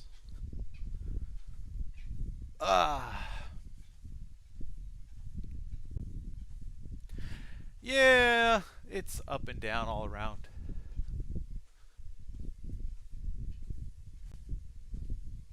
So just above this volume node, we're going to get people taking profit. Oh, watch. We'll see if I get stopped out. It's only 2 contracts. It's a mean reversion trade. You see the 50 lot down here? They're going to go target that. Likely. Watch. Oh, unless we just get stopped out. But I think they're going to go target it. Or they'll just zip it up. I think it's coming back to that node though. Let's see what's above. Just low contract. Maybe they'll go get me. Whatever. Alright, there you go. Get some more. Get it! Now we're going to come back to the node maybe. Alright. So there's back to the node. The back to the node trade. We don't need to add more to this. If it's a loser, fine. I think it's the back to the node trade here. Hey, there's 150 lots. Bing! Let's see if they take them now. Punish them. Ah, ice. Reload. 150. Plus 2,000 ticks. Let's see if they reload it. If they reload it here, then a little bit of initiative.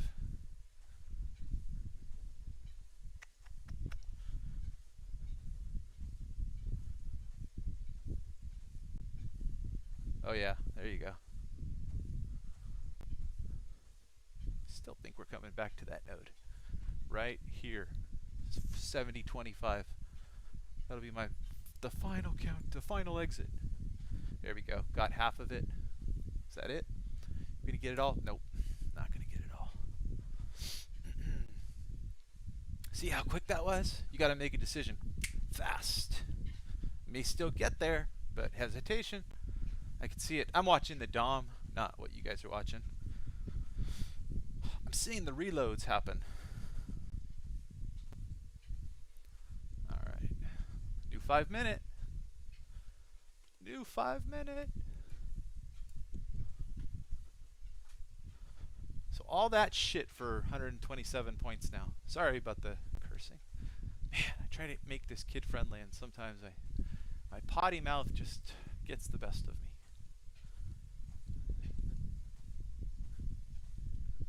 Hey, you're welcome, Pierre.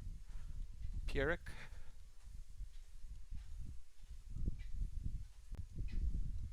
Oh, now we got it. Bring. Last 5 minutes. Let's see. What is going on over here? MOC, 1 billion to sell. 1 billion to sell. Now, if you want to say something's complete bunk, say the MOC is complete bunk. To me, that's a joke.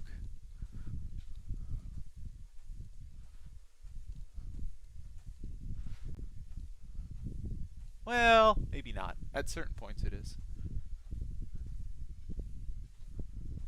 No problem, Dave.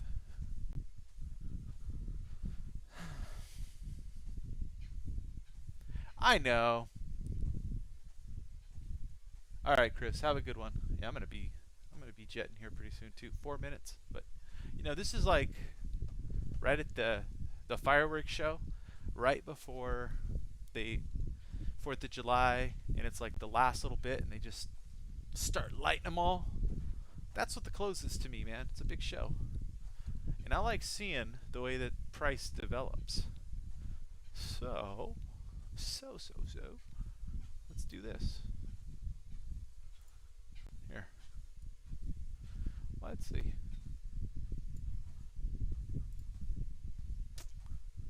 Bing. Here, let's do this. Man, what a nice looking chart, huh? What a nice looking chart. Look at these nice dark Sierra charts. Alright, let's do this.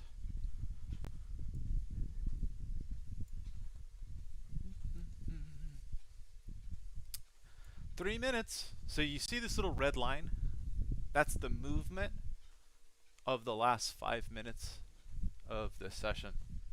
That's all it is. Let's see.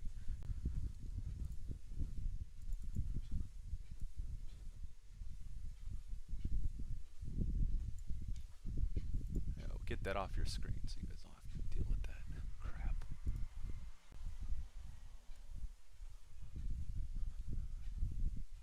At least I thought I changed that. Closing time range. So last 1 minute. Huh.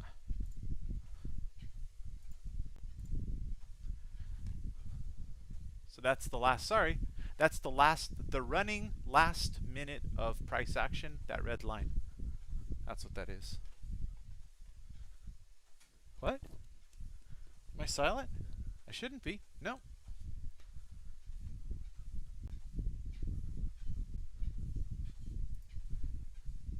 Marcus K. Maybe you have the mute button on.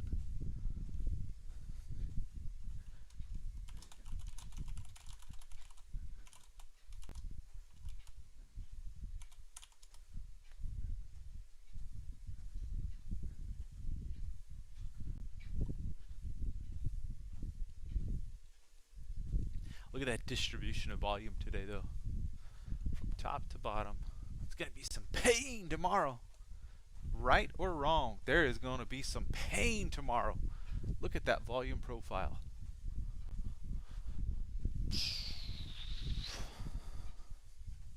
Middle of the range.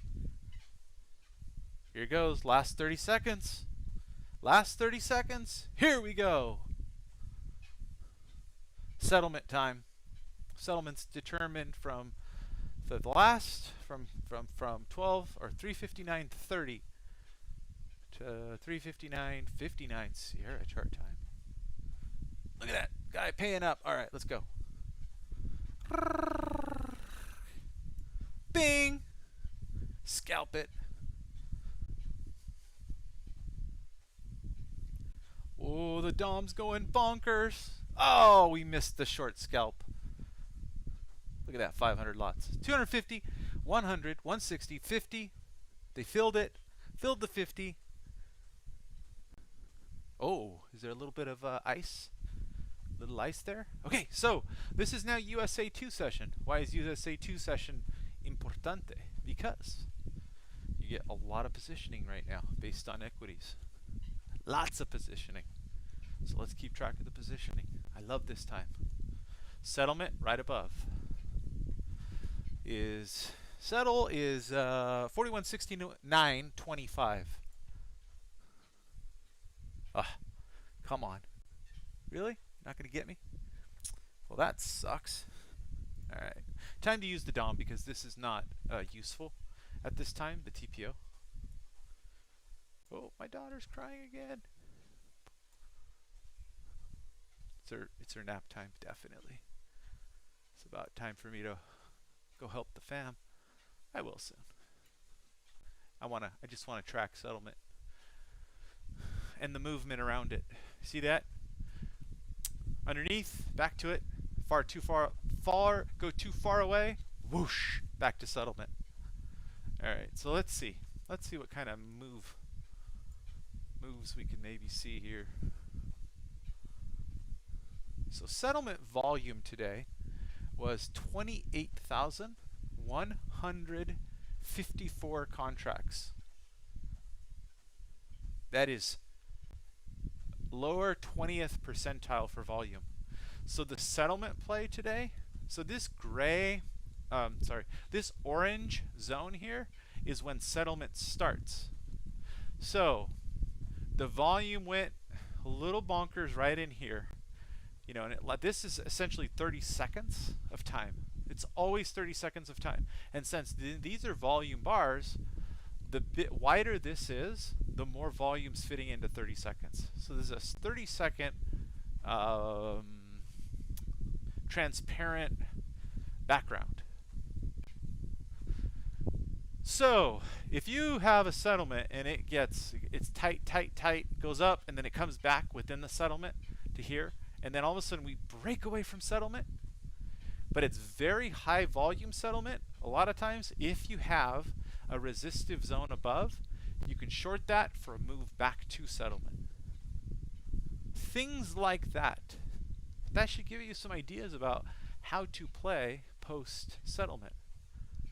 So yeah, this is for the volatility today, it's a fairly tight range, but no one made a big commitment at the close today.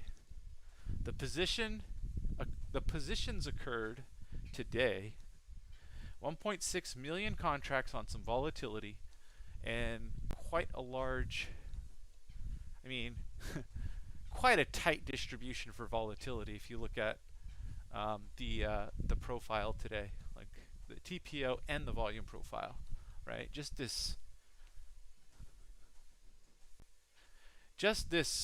perfect distribution that doesn't even have tails, right? It's like price was just getting sucked back into range all day. Here we are closing right in the middle of it. It's super interesting.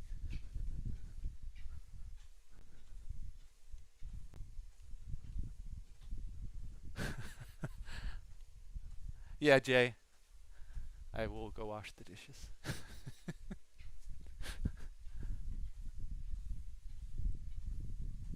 Yeah, Marcus, sorry about that. Hey, Christopher, I appreciate that, man. Hope you have a great afternoon as well. Anyway, let's see. I'll share my stats for on in-video training today. Or live streaming stats. 128 ES points, 47 NASDAQ points. There you go. My best trading was before I was live. That's of course how it is. Anybody who trades better live, I kind of doubt. That's really the case, to be honest. Gonna go take out stops up here. There it is. Boom. All right, 69.25. Yeah, 69.25. There we go. Let's see. Well, I'm not over. Maybe I'll lose some more points here. Looks like I will. All right, back to it. All right, 69.75. There you go.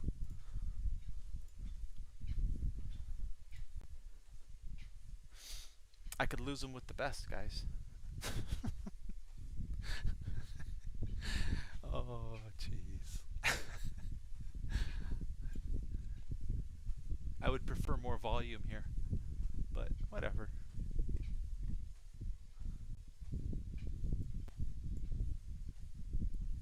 What am I doing? Moving my stops? Well, of course. Look where my profit target is. Way down here. And I think, well, I guess I'm not going to get it. Is there earnings today? Yeah. Oh boy. Must be some good China policy. Okay. Well, 111 points. I spoke too soon. They finally get everybody? Maybe. Keep shorting. I'll keep it going. Stop at 100 points for the day. Whoop. There. Da da da. Da da da da da da.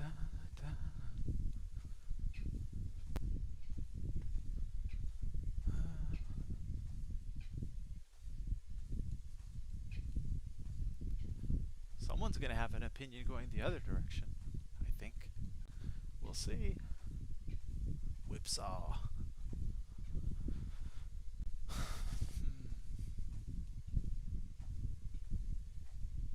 Anyway, back to the YouTube stream.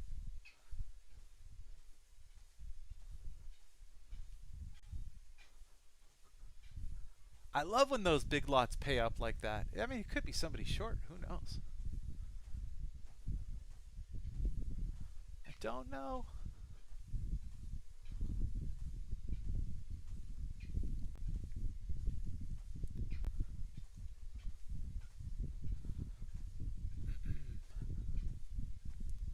So this is the return to settlement e-mini trade.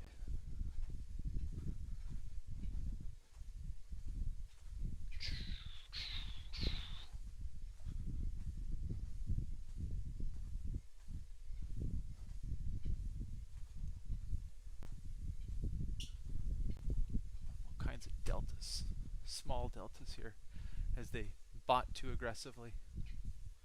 Here, let's do this. Let's go. What does that look like? There you go. Compared to the last bar. Yeah, they're selling it. This is the like post close here. You see that? Sell it.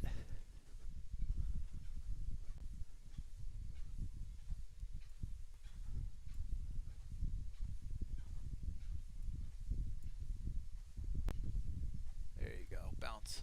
Baby bounce. I'm not chasing. It's alright. Come to Papa.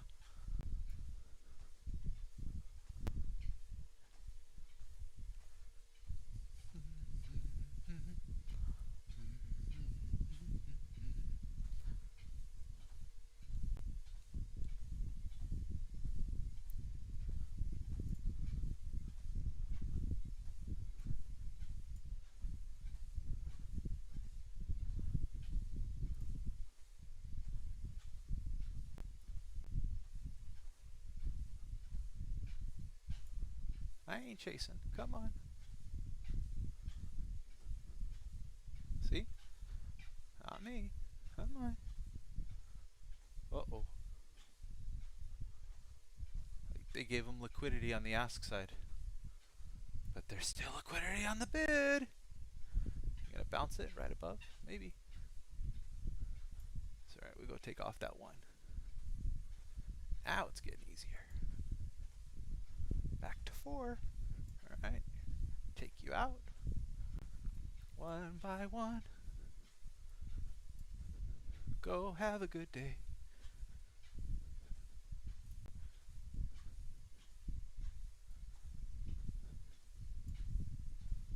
Ding. Hit it. Alright. Oh, that's fine. It's enough. Alright. So what do we end? 129.7. How's that? We got it back up. We're bosses again. Oh. It's a scalpable area. It's a scalpable area. Oh, we're wrong. Dragon. Dragon. There you go. Come on. Come on. You got this.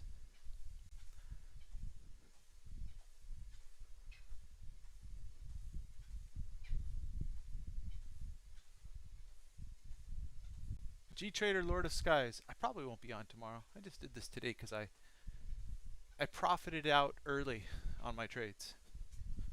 I was like, you know, let me just go do this live where there's no pressure and I'm up big. I don't really need to worry about anything. I'll cut it if I start digging into my profits substantially. So that's what it is. J Bush, 40/20s. I don't know. I have a lot of opinions, J Bush, and I talked about them last weekend in my analysis for the upcoming week. So it's complicated, my friend. A lot of if-then scenarios. Yeah. It'll be worth your time though. I guarantee it.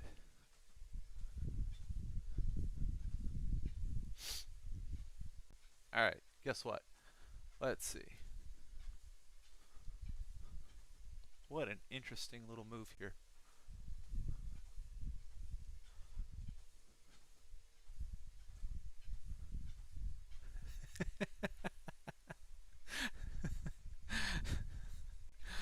Yeah, well. Sorry then, in advance. Yeah, fairly balanced up here. No size players, just algos up, zipping up and down.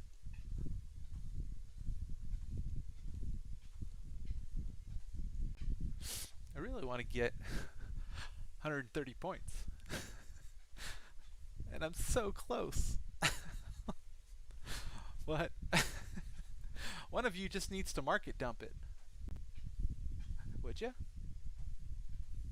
There it is. Thank you. Bing. Come on. All right. Time to hit the flatten button. Or are you going to come get me? Yeah, no, we'll just flatten. 131.23. You think four? I don't want to play 4 lots in this. It's too thin. Like, so just on the amount that's transacting right now, you can see it's 25 lots a second. It's still like, it's okay, but like right here, that's 25 a second. It's too, I don't know. I say 4 lots is not the right amount for me at this time. I'm trying to trade with, I don't know. It's just too much. It's like Globex at 8 p.m. Eastern. I don't want to trade more than a few contracts. I don't. Dang it! Now it's going to make the move all the way back to settlement. All right, let's catch it. All right, there we go. Go get my stop now. Oh, I'm such a sucker for pain, guys. Aren't I a sucker for pain? Look at this. Idiot. I just think it's coming back. It's that, I'm just not patient enough sometimes. That's what it is. Settlement. Come back to settlement. Might even go through it. 4 lots make it dump. Yeah. It's not 4. Is it 4 lots? No, I was doing 1 lot at a time, my friend. See, the thing is that this is the volume node, right? So you're going to get this little bounce. So it's like, I'm, see? 52 lotter. Come on, 52 lotter. You're fodder. So you got 52 lots visible and 72. They're going to go take out the 72 and fill me up here. There you go. There's the refill. All right. Now I like it more. Maybe. Unless I don't. Am I up to 4 lots yet? Oh, 5 lots. Come on. There you go.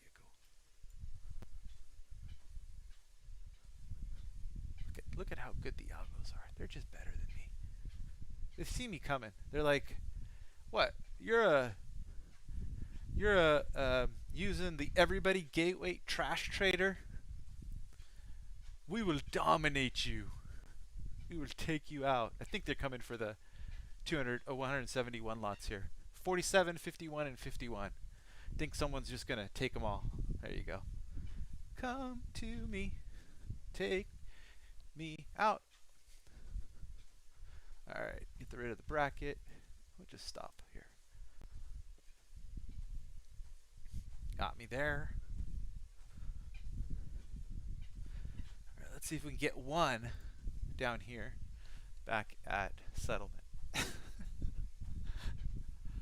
136.92. 137. Okay, we're flat. All right, cancel them all. Okay, so final tally 137.85 with 47.5 NASDAQ points. I am a glutton. I'm such a glutton. I'm a glutton that has not eaten for, what time is it? 20 hours. And I feel great. Super great. Oh, who's texting me? My parents are texting me. They're in town from Oregon. Oregon. I only eat ticks. Yes. Against me too. That's right, Jay. That is right. Who loves trading here? Like, who just loves it? Not like, I enjoy trading. It's cool. But if I make money, that's why I'm happy doing it. But like, who loves it, regardless of whether you have Tick Burger? Yes, sir.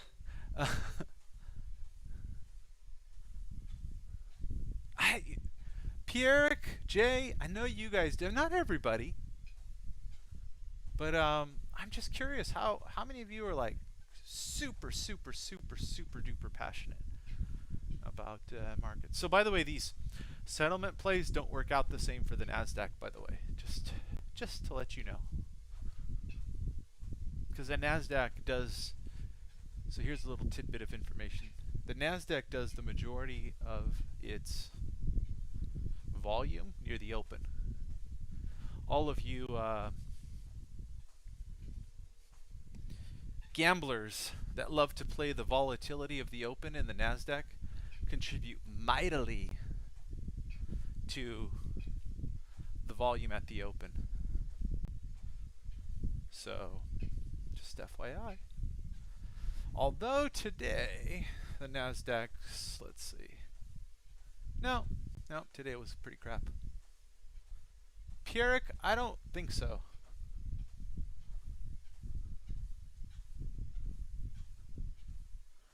Man, Jade Pasture T asks if I'm on Twitch still. Excellent idea. Maybe I should be. I don't know. Here's the problem with Jade Pasture with Twitch, is that they'll only keep it up for 14 days, right? So what I end up having, so there's less delay and everything. It's good for chatting and all of that. But I have hardly any followers on Twitch, so I get like a really small audience. I'm reading the comments. So I get a really small audience, and then I have to do more work. I gotta upload the video from Twitch to YouTube, and then that takes more time. And then the module for uploading isn't that good. So then I have to let it upload, and then after it uploads, go and edit all of the information for the YouTube video in YouTube. So I end up doing like double, triple work. I don't know. Twitch is a lot better though for no delay and all of that, but I just have more YouTube followers. So the YouTube, yeah, the YouTube just like pays for my data feeds, and that's about it. So this isn't really, as you guys can probably tell right now, this isn't really quote unquote worth it monetarily for me to do. It's not, I don't make a business, but the YouTube with all the advertisements and stuff maybe makes $100 in a month with whatever 2,500 people. That's it. So it's really dog doo-doo in terms of payment and all of that. It's a lot of work. So I don't do it for that. I do it for like the camaraderie, and you know, one of these days one of you is going to contact me, and you're going to be an awesome trader, like an awesome trader, and then we're going to trade together more on an intraday basis. It's hard to find those people that really know what they're talking about. So I've always got my feelers out there. I try to do that with the Discord. But what I never, even though I had great people around me on the Discord, all good people, I never really found that person that was like a contemporary, like an equal trading. Mainly it was people who were like, I want to learn from you. And I guess it makes sense, that's why they're there. But I was hoping to train up people to make them, let's try to use a Star Wars thing or something. To make them greater. You must become greater, I must become less, right? I was hoping to train up people in that inner core group to become as good or better traders than myself. And maybe I just was not, I was a poor teacher. But I was spending 2 to 3 hours a day trying to share what I knew, and to see if somebody in there could really put it together and sort of do the same thing. And there we go. Back to settlement. They cracked it. But I never got that. So, see, if I just was patient, I could have got my settlement trade, huh? But you guys are seeing it play out, right? This is the settlement line, this big, thick orange monstrosity. What did I say earlier? It'll probably go below it. Man, I lack patience. Mr. Scalper over here just wants to get in and out all the time. So you see, as I took off up all the way, there was no real volume node in here. Look. Alright, a little bit here. But this kind of place, sometimes you get a move and then you get a big volume node. Then you can go in heavy. Stops right here. But I didn't think we were going to get that because today's settlement volume was really crap. Oh, gosh. I couldn't do what I preached. So that sucks. Anyway.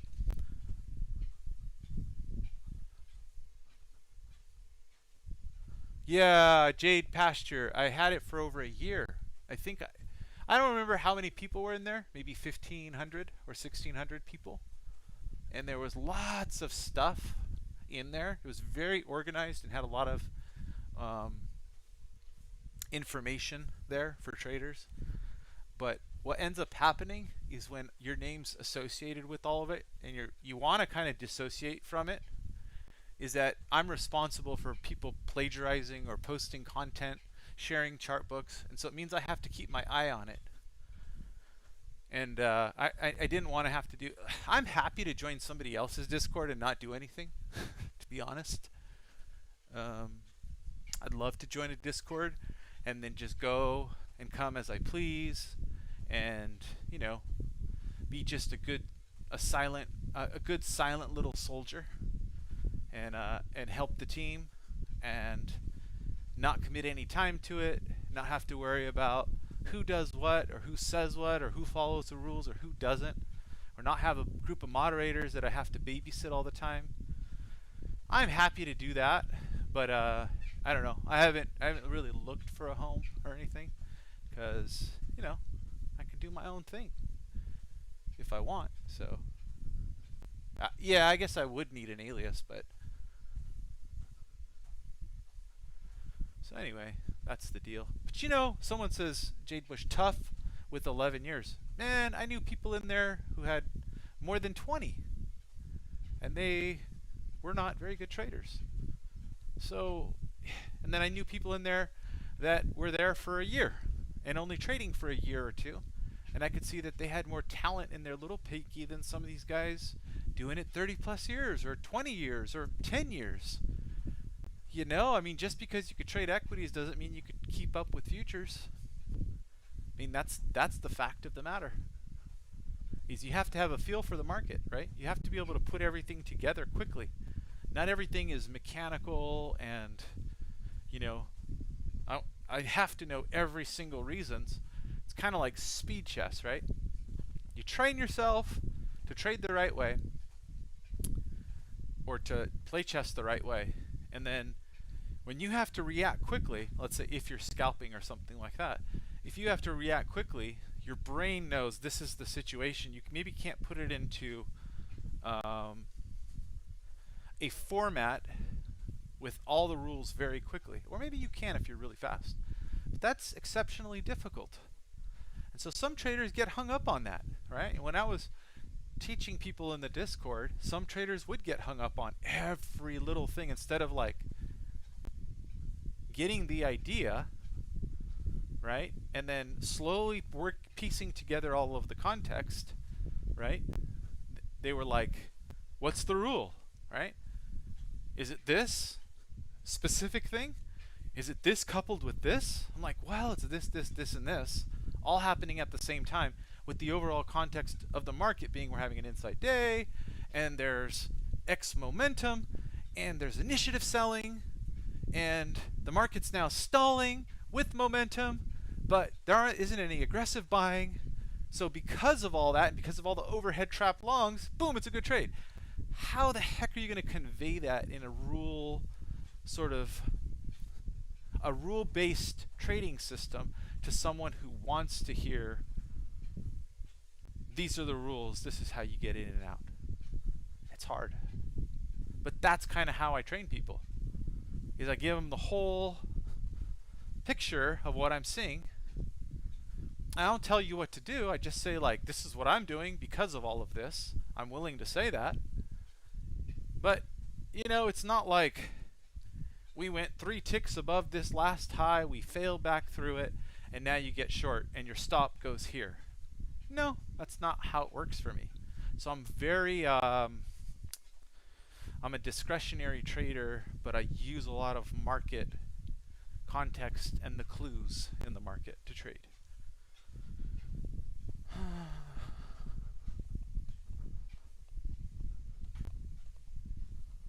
Yeah, Jade Bush, that's it. Hey, Jade Pasture, I appreciate it. I appreciate the follow, and I like the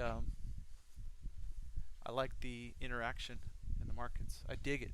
Again, I'm fasting today, so I'm actually trying to avoid looking at food right now, because I think I'm gonna do like a 48-hour fast. The longest I've done is a 66 hours, no food, just water, and I felt so amazing. Tons of energy. I was running, push-ups, sit-ups, all kinds of stuff. You go into ketosis, you start using fat for fuel. But you got to do it right. And I eat super clean right now. I mean, like, last few months, it's basically like, prime USD steaks, chicken thighs, chicken breasts. For noodles, I'm doing zoodles, zucchini, or I'm doing spaghetti squash if I'm doing spaghetti. All home-cooked sauce. I mean, I'll do like carrots and make guacamole on the side. Everything's clean, right? So hardly any fruit. My wife and little boy, they eat tons of fruit. But like, we got blueberries and strawberries and oranges and apples and kiwis around the house that they'll eat, but they don't snack. We're getting rid of the snacking. So, Anyway, when I do eat, it's like super high nutrient dense food, right? All kinds of fresh herbs, and I'm cooking everything myself. So no crap, no bread, nothing processed from the store. So even all my sauces and everything, all of my herbs and spices are a mixture of the basic things that I mix together, no sugar added. So if you go look at like Lori's and Johnny's seasonings and all this stuff, second ingredient, sugar. Always a bunch of sugar. It's really nasty. So anyway, eating clean, man, and I feel great. So I have plenty of minerals and vitamins stored in my bones, and so the fasting is just making me cut fat really fast. So I'm just using all the fat I have stored around my body, and I feel great. And so I'm walking all day. I've been on this treadmill over 5.5 hours now today. So I've gone, let's see, 11 miles just on a treadmill. I'm not tired. I'm good. You guys, I've been talking the whole time, trading. Don't need any breaks. I just keep slurping water. It's all good. Yeah. Oh, man. So look at that right side chart. Look at the settlement bounce. You guys believe in settlement yet? You guys believe? You see how important it is? Can you believe I've been talking about settlement on Twitter for over 2.5 years? Over 2.5 years. Non-stop. How many people are like gung-ho about it? You know, and dude, I used to probably tweet 60 setups a day on Twitter March 2020. Ahead of time, calling markets.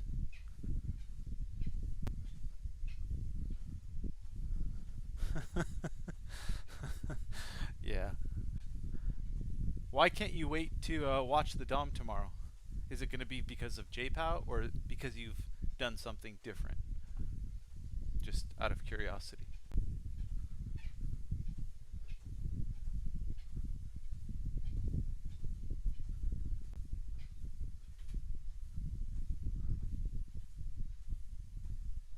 Jade Pasture Tea. I read Jim Dalton's book. I don't know, Mind Over Markets or something. It's been a while. Can't remember the name. And then Resnick's good too. So he's one of the people that I do enjoy or used to enjoy his weekly videos a little bit. Although in recent years I've used Peter Resnick as a little bit of a counter sentiment a little bit, just because he has so many people he's impacting. And so if he comes out too strong one way or another, and combine with that he's seeing some super obvious thing that I know according to my rules typically lead to fake outs or something like that, then it goes into the back of the repository, the TYP mental repository, and I add it as evidence towards sentiment is lining up on this side, and a lot of dumb money's now behind this. I don't think Peter Resnick is dumb by any stretch of the imagination. I think he's a good trader, and I really appreciate all the things he has to say. But you know, it's like the Adam Mancinis of the world, right? The guy's got over 100,000 Twitter followers, and they worship him, and for good reason. The guy has got a lot of really good common sense things to say about the market. But you can bet your bottom that, for example, when Mancini calls 70 as support and the market goes to 56, I'm keeping in mind that all his followers are stopping out under 70 because people are dumb and they put tight stops on. That's just how it is, right? So do I use that? Right? I call it actually called in Discord. I used to call it to the Discord folks. I'd say Mancini levels coming up, and they already knew what I would be referring to, which is if he gives a specific level, you can see all these 10 lot retail traders all lined up in front of it. And if you have, say, in the footprint where there hasn't been obvious size trading, but they've done, institutional trading and filled a position above that level, oh yeah, they just go take out all those weak hands, find their stops, and then flip it. Which is why, he had a 70 level recently. My level was way lower than that based on my own weekend analysis. You guys could go watch it. And so where did I buy? I bought 57, 58, 59. The low was 56. And I rode that bad boy. I entered on their stops, essentially. In my own market profile analysis. Right? So anyway, how I determined all those levels are in the charting, ES charting from April 30th. It's 2 or 3 hours. Nobody wants to watch 2 or 3 hours, but you know what? It takes me an hour, hour and a half when I do it myself really good. Sometimes 45 minutes depending on the complexity of the market and how much it's moved. But if I'm explaining it to you guys for your benefit, for your sake, then it takes me that long to do it well and explain what I'm doing. And you guys can learn a lot, because then you guys learn how to fish rather than, yo, Mancini gave me my levels, I'm happy. No, I'm trying to teach you how to fish. And again, I'm putting my tentacles out. Maybe one of you really sharp, smart traders want to get a hold of me and like, hey, you want to trade the markets together? Sure, maybe I will. But, I got to see over time whether you're a good trader and you can call it like I call it. And then I'm willing to share everything with you with the hope that you reciprocate and we make our lives a little easier. But, yeah. Anyway.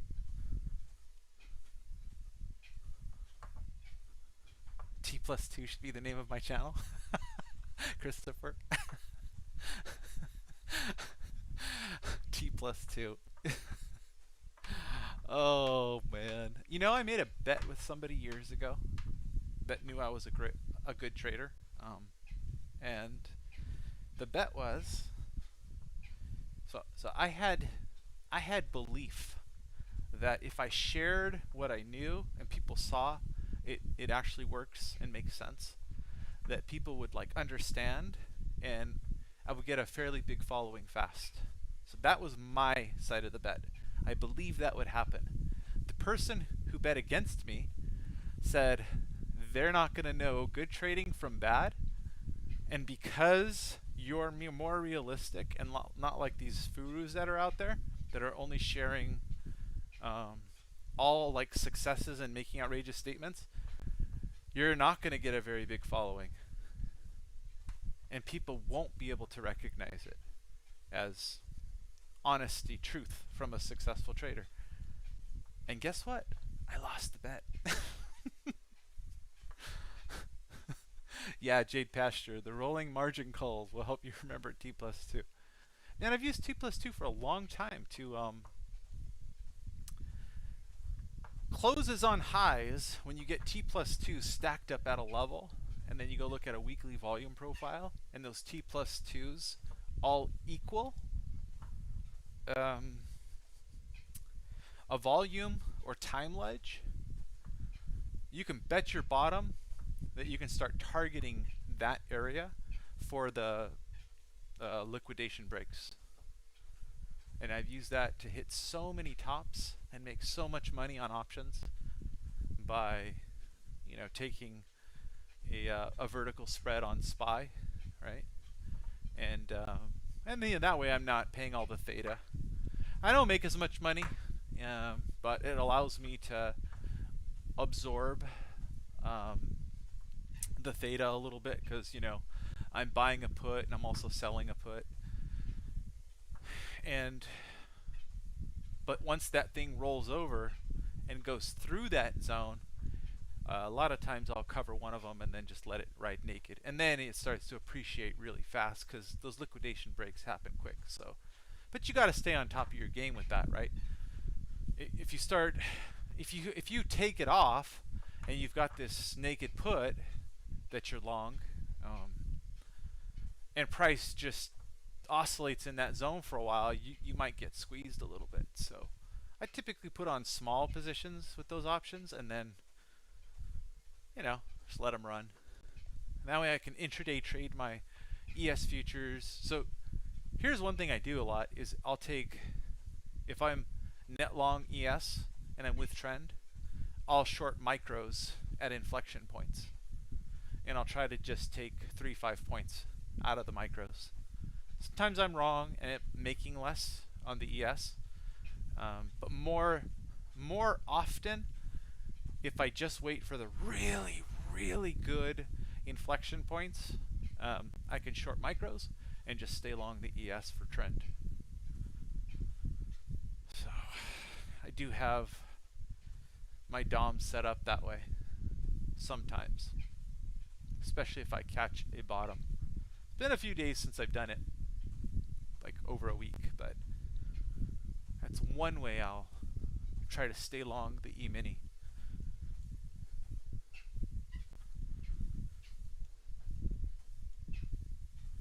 Anyway, Mike Hudson, that's cool, man. I know somebody else that watches him too. What's that guy's name? I'll always remember that guy. Jay. It's not Jay Bush. Maybe it is Jay Bush. Who knows? Maybe he changed his name. Jay something. I can't remember his name.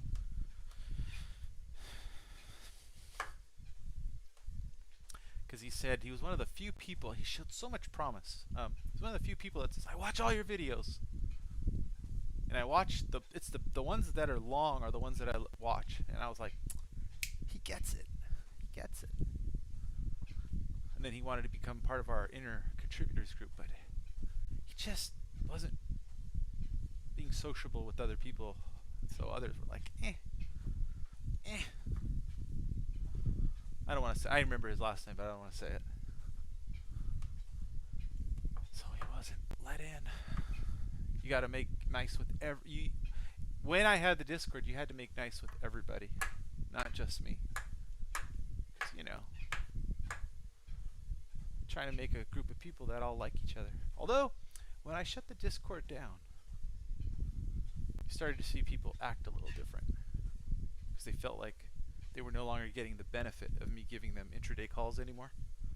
How short-sighted can you be, by the way?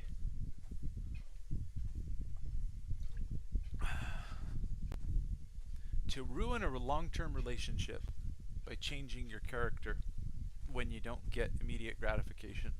Short-sighted, but people are like that. Some traders are ruthless, only care about money, not all the other things that go along with, becoming what you think are friends, right? But oh well, part of life.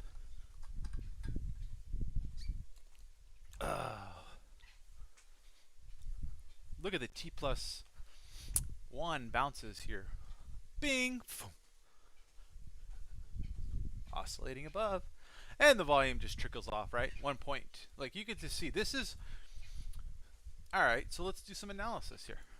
Here we go. You're like, that's why I'm on this channel, not to hear you complain about your Discord relationships. Okay. Point taken. Alright. So we had 200 contracts a second, then 60, and in the 60, the majority of the volume was done around the settlement. We explored higher, and as we explored higher, there was less and less interest. 29 per second, 25 per second, 7 per second, 6 per second, 2 per second. All the interest to buy and sell was around this level. So it wasn't explode, lots of interest to buy. Nope.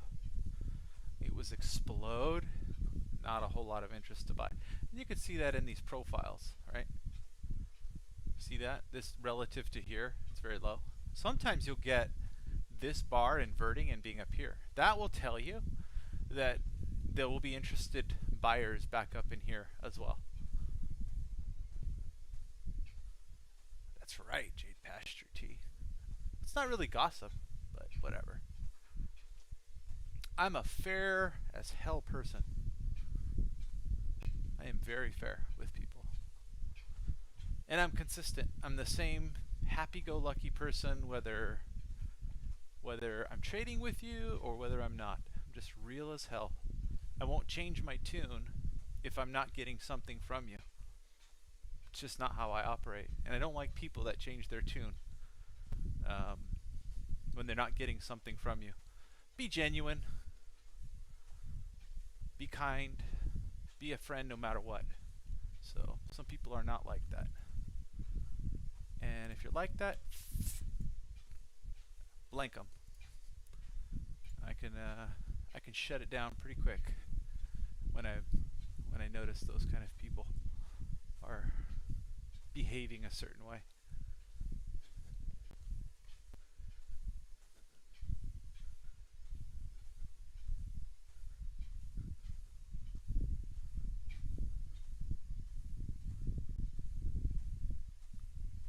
Ah, cool, Mike. There were more in that time than the previous year's market and Sierra. Cool, man. I'm glad.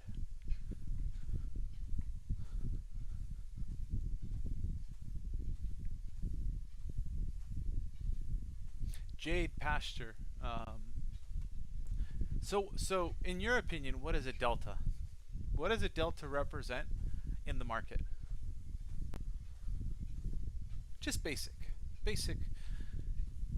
How do you translate a delta to an opinion? What does it do for you?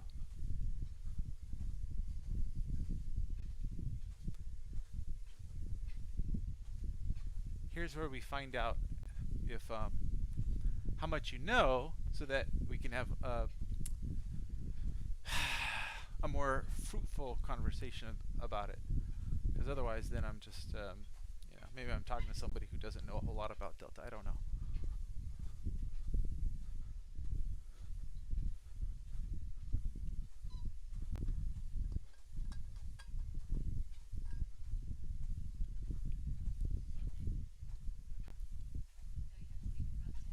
Nope. Dang it, I forgot. Gotta go, guys. My son has a dentist appointment in a few minutes, so have a good afternoon. Sorry, Jade Pasture. We'll continue the conversation another time. Have a good one.